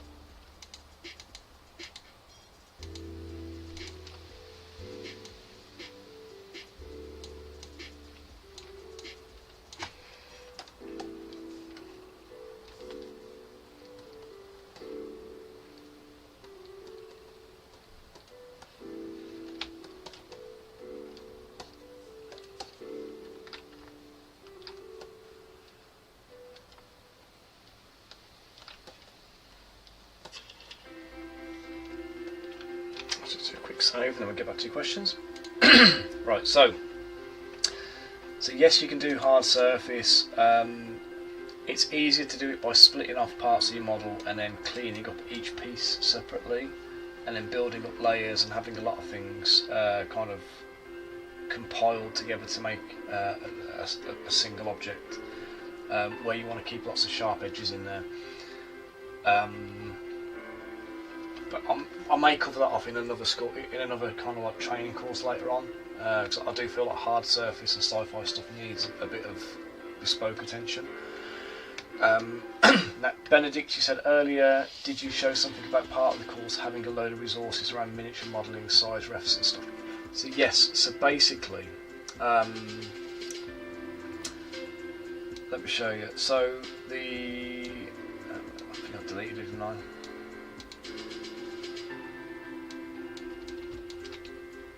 That's Louise. She's the one I've just finished. But right, so when I sculpt a model, we've got the base model, the base mesh, and then we have a ruler, and we have a base. So in this case, the base is 30mm diameter. Now I've got a base mesh, a male base mesh, which is pre-saved, it's preset. It's already scaled to 32mm. It's got the ruler in the scene, and then it's got the bases. It's got a 25mm base, which is like your standard for fantasy miniatures. It's got a 30mm base and a 40mm base. So if you want to scale it up and use it for like ogres and things. Now, no matter what size things you put into the scene, because this ruler is a constant. Awesome sauce. Because the ruler here is a constant, as long as when I export the file, this is set to 100mm, which is the y-axis, the y dimension. So we go up to Z plugin, and it's on a fly. It's God, what's it called? 3D Print Hub. So under size ratios, you go update size ratios, and then you change the y-axis to 100mm. And then what that does is that makes sure that whatever you have selected, in our case here, the ruler as the active tool, the ruler as the active tool is going to be 100mm high. Every time you export something and use that same ruler as a scale with that model as your base reference, whatever you export comes out in relation to this ruler being 100mm. So in this case, she is, what's that, 10, 20, 35mm tall, give or take. STLs. So the files that I've put into the thing, there is a Z-tool version of them, but there's also an OBJ version of them. So, guys, give me 1 second. I'll be back to you in a sec. Do not go away.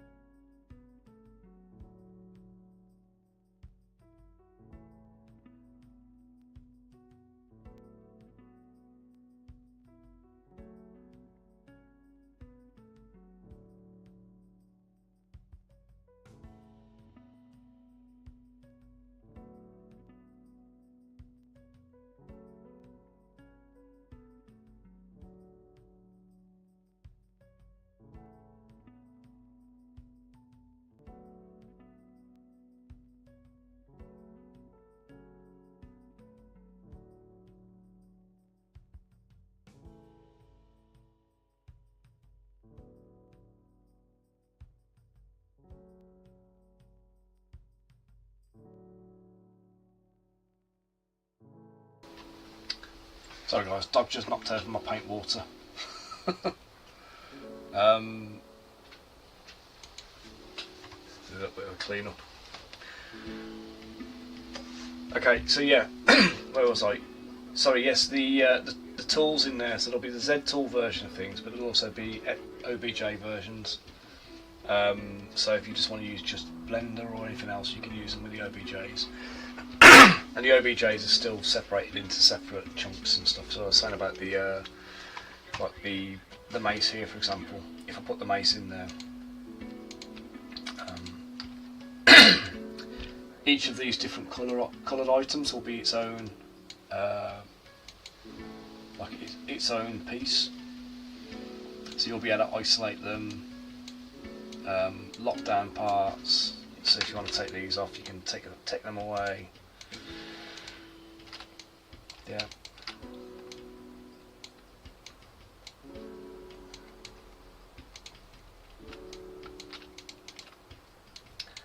Right, so what's left to do on Ashitaka? So we've got a little beaded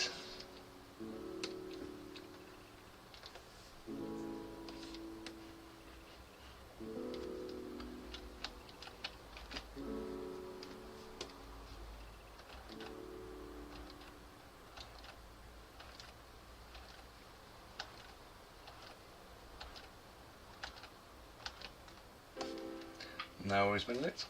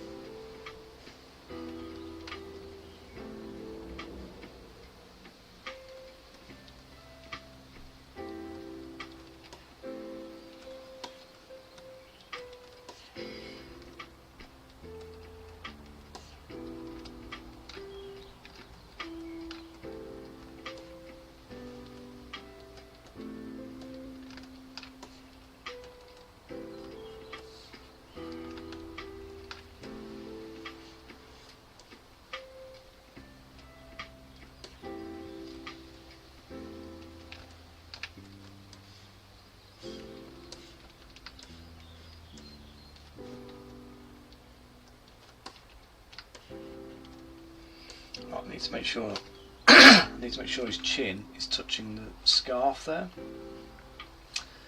Otherwise we've got to try and get a support down there, which is not going to be fun.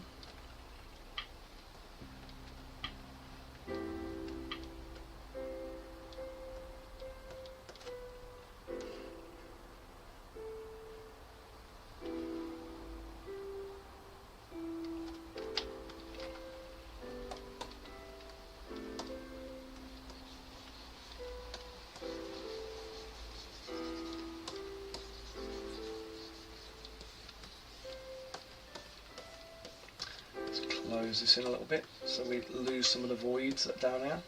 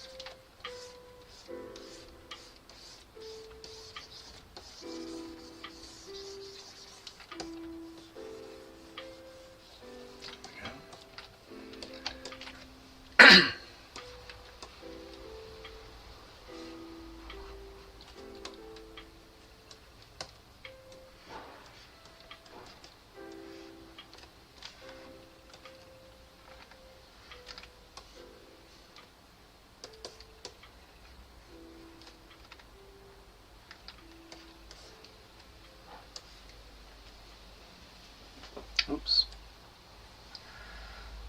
hate it when you do that. Accidentally grab the undo button and pull it back about an hour's worth of work.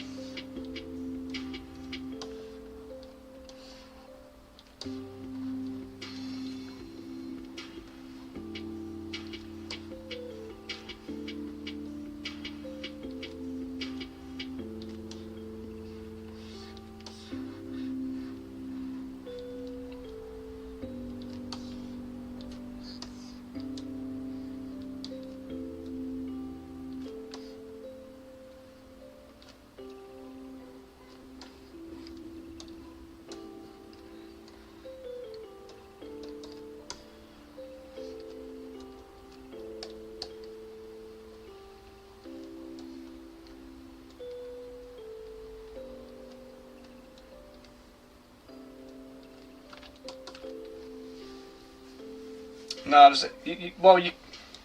I try and avoid ZBrush using red because I really struggle with it. I don't even know why I leave the poly groups visible while I'm working, to be honest, 'cause it doesn't make any difference to me. I can quite easily do it in the grey and see what I'm doing. Having colours, I'm colourblind, so having colours on actually makes it a little bit more difficult at times to differentiate. But it's neither here nor there at the end of the day. As long as I can see the shadow and the contrast and stuff, that's the main part. But yeah, ZBrush just gives you the every time you create a new thing, it'll just do it. Do you know what I mean? It'll just allocate it a colour.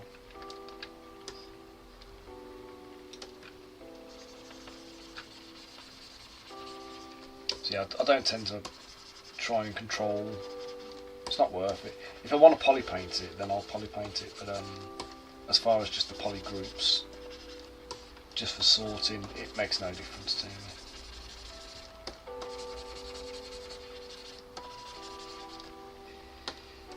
But you could if you want to. I mean, I do use what do I call it now? I do use groups for combining certain objects together, but I don't really use it for differentiating materials or anything like that.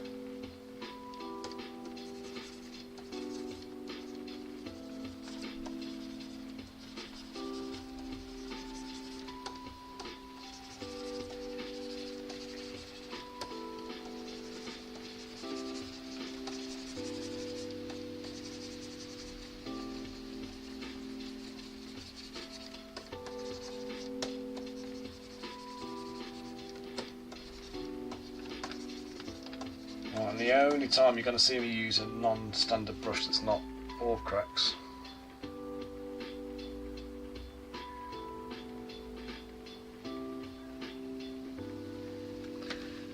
There's a nice brush that comes with Orb Cracks called Orb Rock Detail.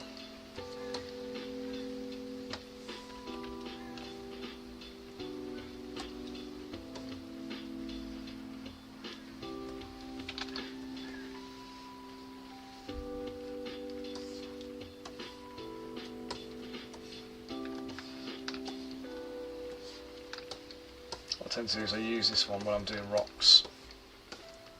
Slam it all over the surface of the rock just to make it more rocky, give it more texture. Invert it and in its normal form, and then just redo the Dynamesh, smooth it out.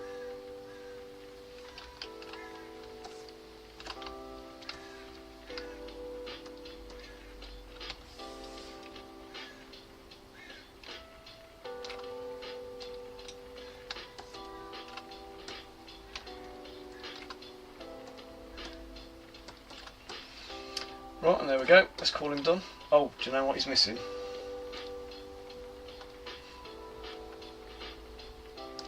He's missing it because he's missing it in the artwork.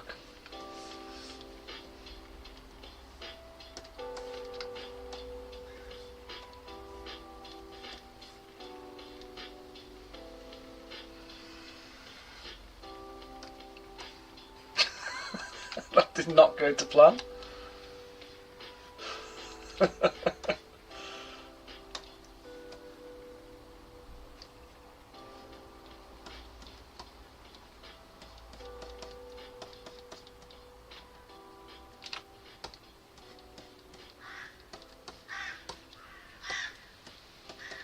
There's the crows.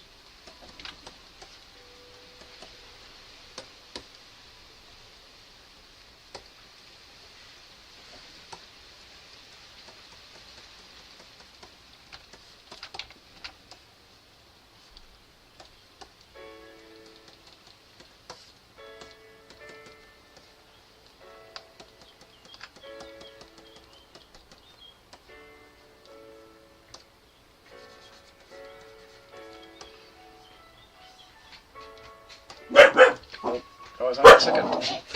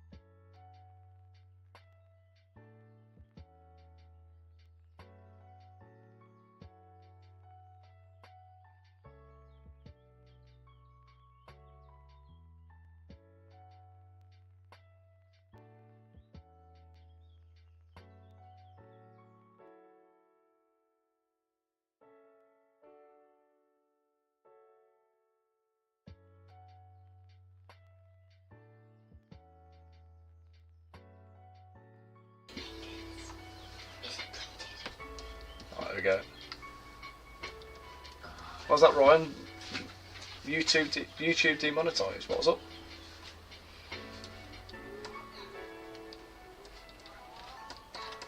Oh, the yeah, my my rogue tail.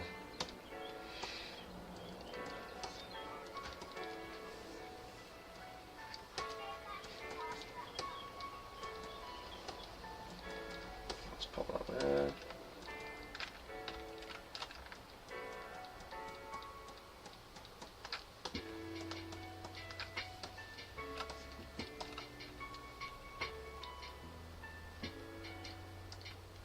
Oh yeah, that was the that's because the kids were here. The kids are back.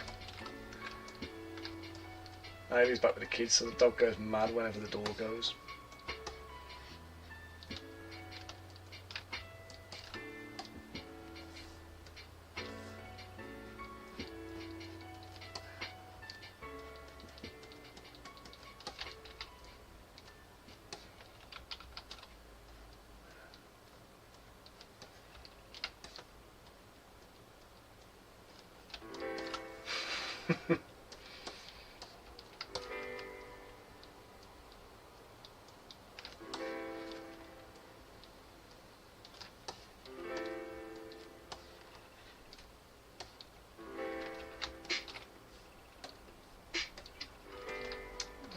Realise as well, I haven't done this bit yet.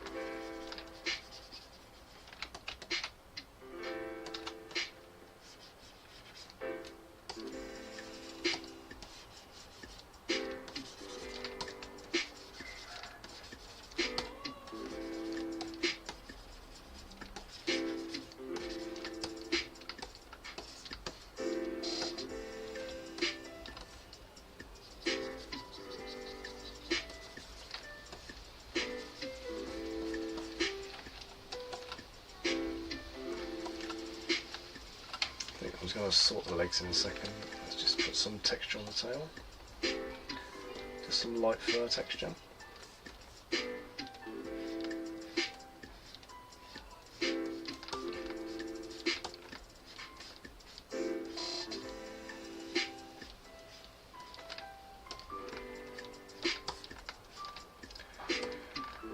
Tail off, you can see.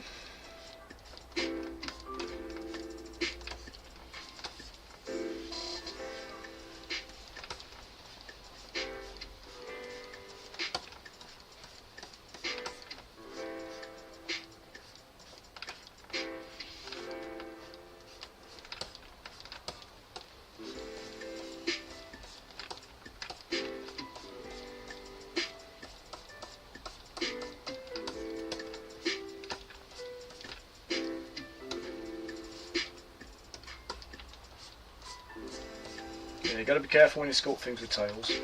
Make sure you can see the thing you're sculpting.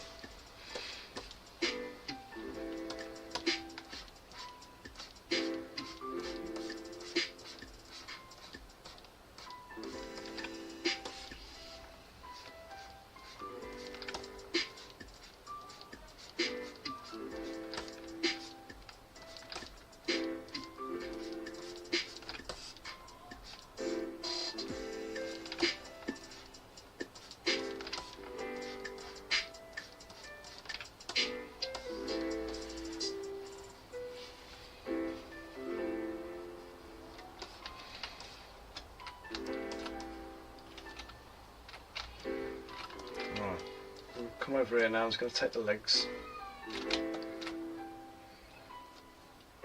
split them off.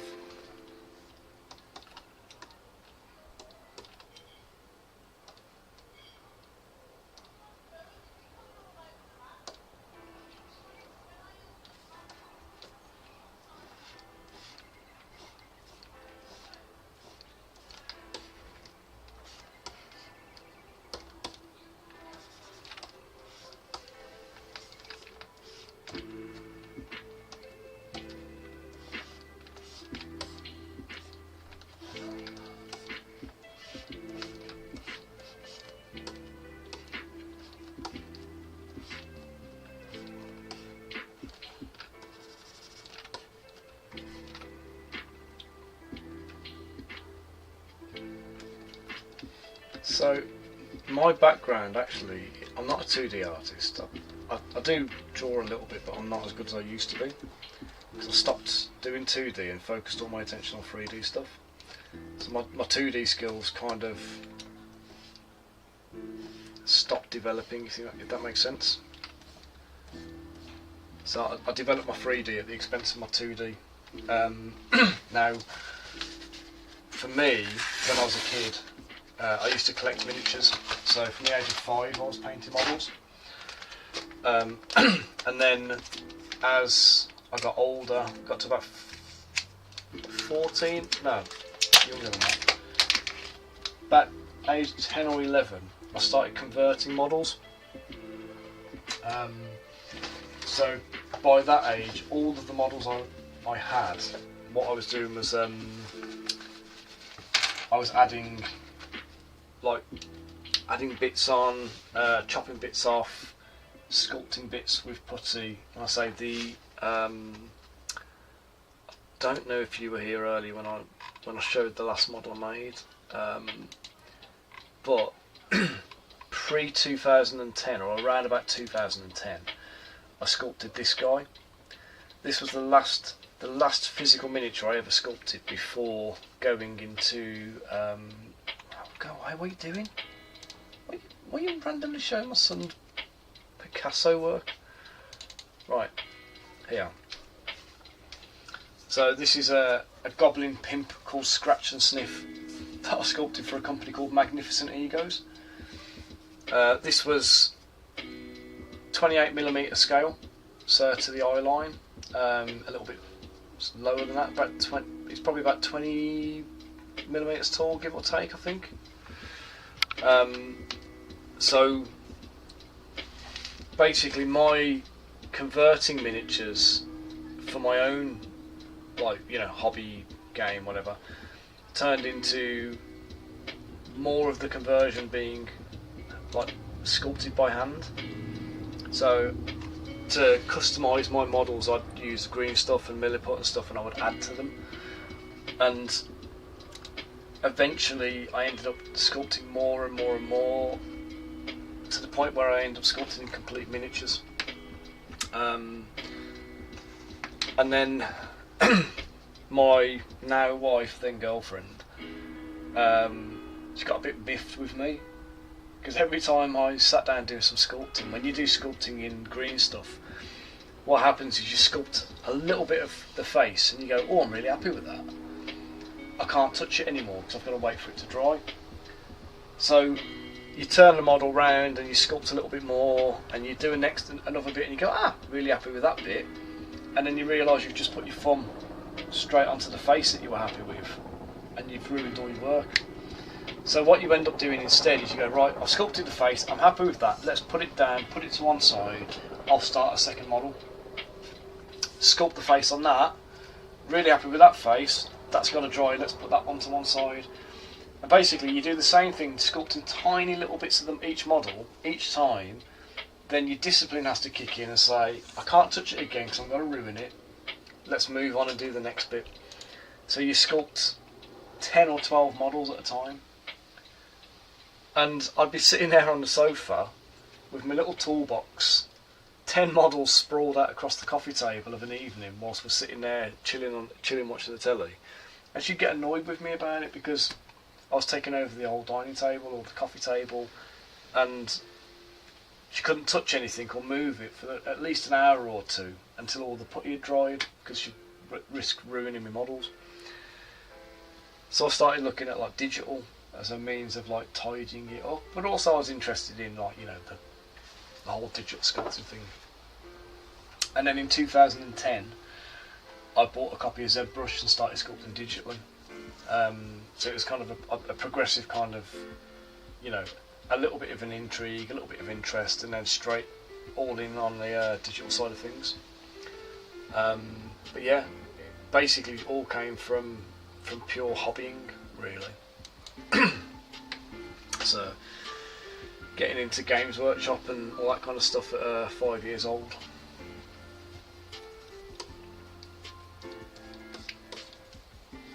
But yeah, I'd always been you know, arty. Prior to that, art was my big subject at school that I really enjoyed. Yeah, it's a good way of working if you batch painting. I mean, I still love painting models now. In fact, all of the Crystal Collapse miniatures that you see, they're all my own stuff. So all the ones you see on the website and everything, they're all mine. So I've painted them all myself. Oh no, didn't want to mirror him. There we go, his legs are done now, properly.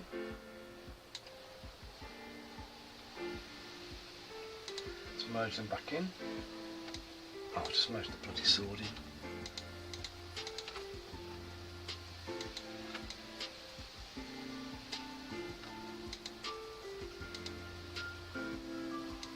Merge down, let's merge the rock and the tail, and he's done. There we go. Now, a couple of little clean up bits. No worries, always happy to help, always happy to share a story. Professional raconteur, me.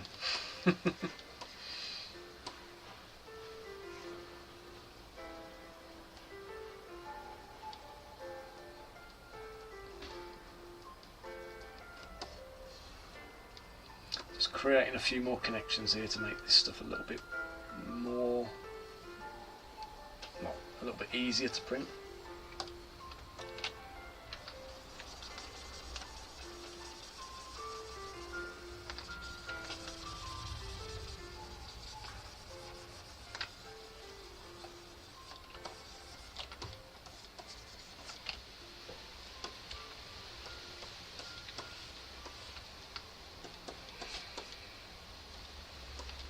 So guys, what do you reckon?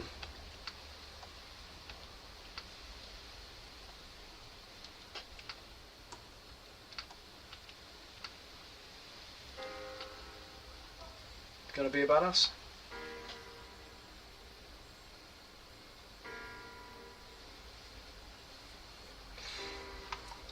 See, one of the things I found as well, Ryan, I don't know if this is if this will help you out or not. I got some advice from Dave at MS Paints about cameras, and one of the things I'd been using was a crappy phone camera, and it wasn't very good. My phone died, and I ended up with a crappy phone, and because I don't like spending stupid money on phones, so I bought a phone that was good on paper, but then in practice it wasn't as good as it was supposed to be. And the miniatures I'd been photographing, they photographed okay, but they weren't great. Once I bought an actual proper good camera, the difference that made, absolute night and day difference. So I'll show you some of the photos I managed to take. So this is using a 50mm lens, I think. Okay.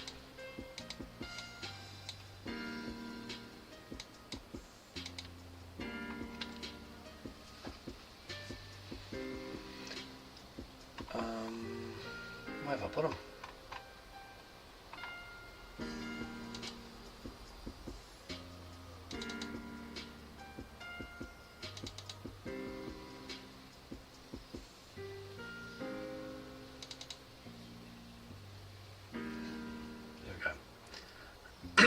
So these are photos that are taken using the let me tell you what it is. It's a Canon.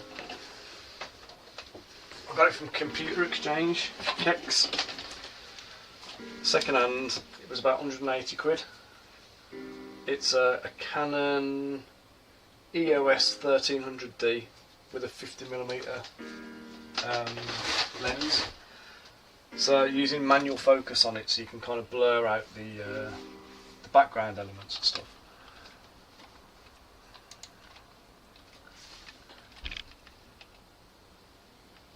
It was a bit dusty, so you still see the dust on the model. There you go. That was when I got the lighting a little bit better, put a proper background on, snapping all the Crystal Collapse minis on my custom board.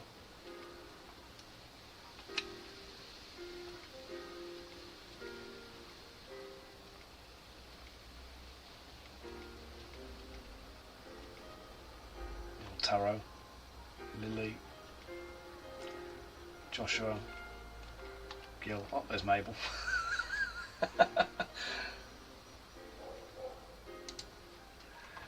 So you see the photos come out much crisper with the proper equipment. There we go.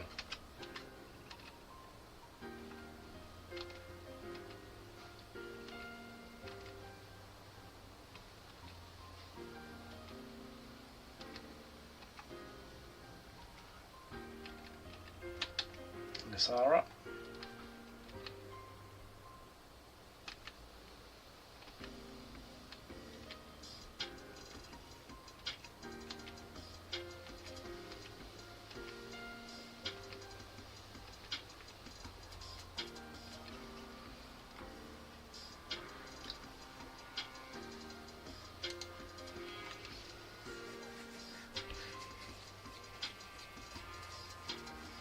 Oh, nice.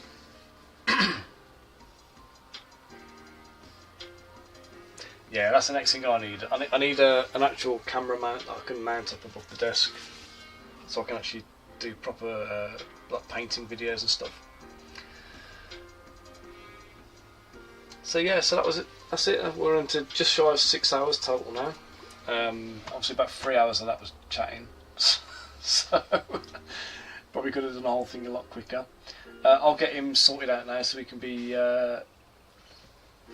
I'll get him finalised and exported so he's ready to rock.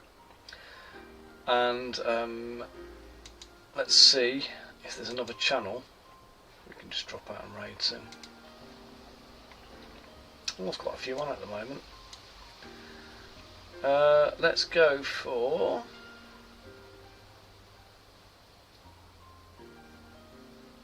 let's go red straw, baby. Yeah, the cameras are huge kind of time sinks in terms of trying to get them right. Right guys, we're going to go raid red straw, baby. I'm going to go and see the kids and get some dinner. So let's make sure we say hello. Send us some love and give us some follows, and keep your eyes peeled for when I get my next stream on. Definitely next week, if not this week. So guys, thank you all, and I will catch you all later. Cheers people. I'll catch you later, Taylors. Bye bye.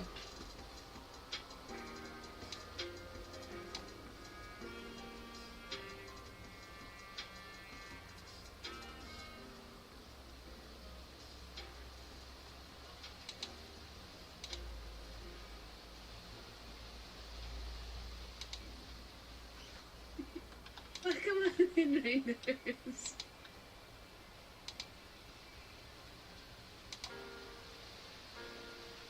You come in at the right time. I love you too. Miss Yuna is showing her best assets, all of her beans. Very important. How are you doing, Dan? What were you up to? Do you have any work in progress to share? Oh, you're making me a baby.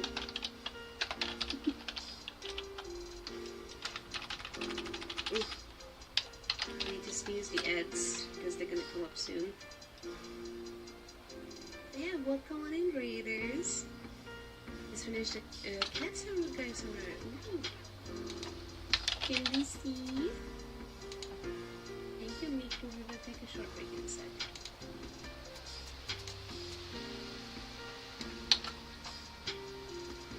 I'm being the kitty cat.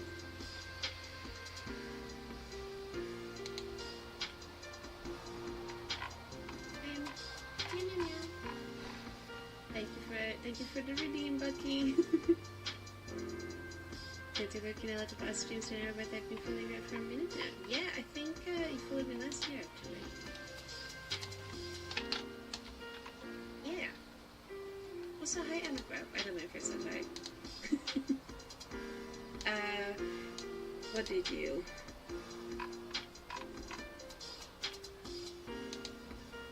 Raids! Welcome on in, Raiders. My name is Maya. I go by the artist name Rastravivi, and my pronouns are they, them, she, her.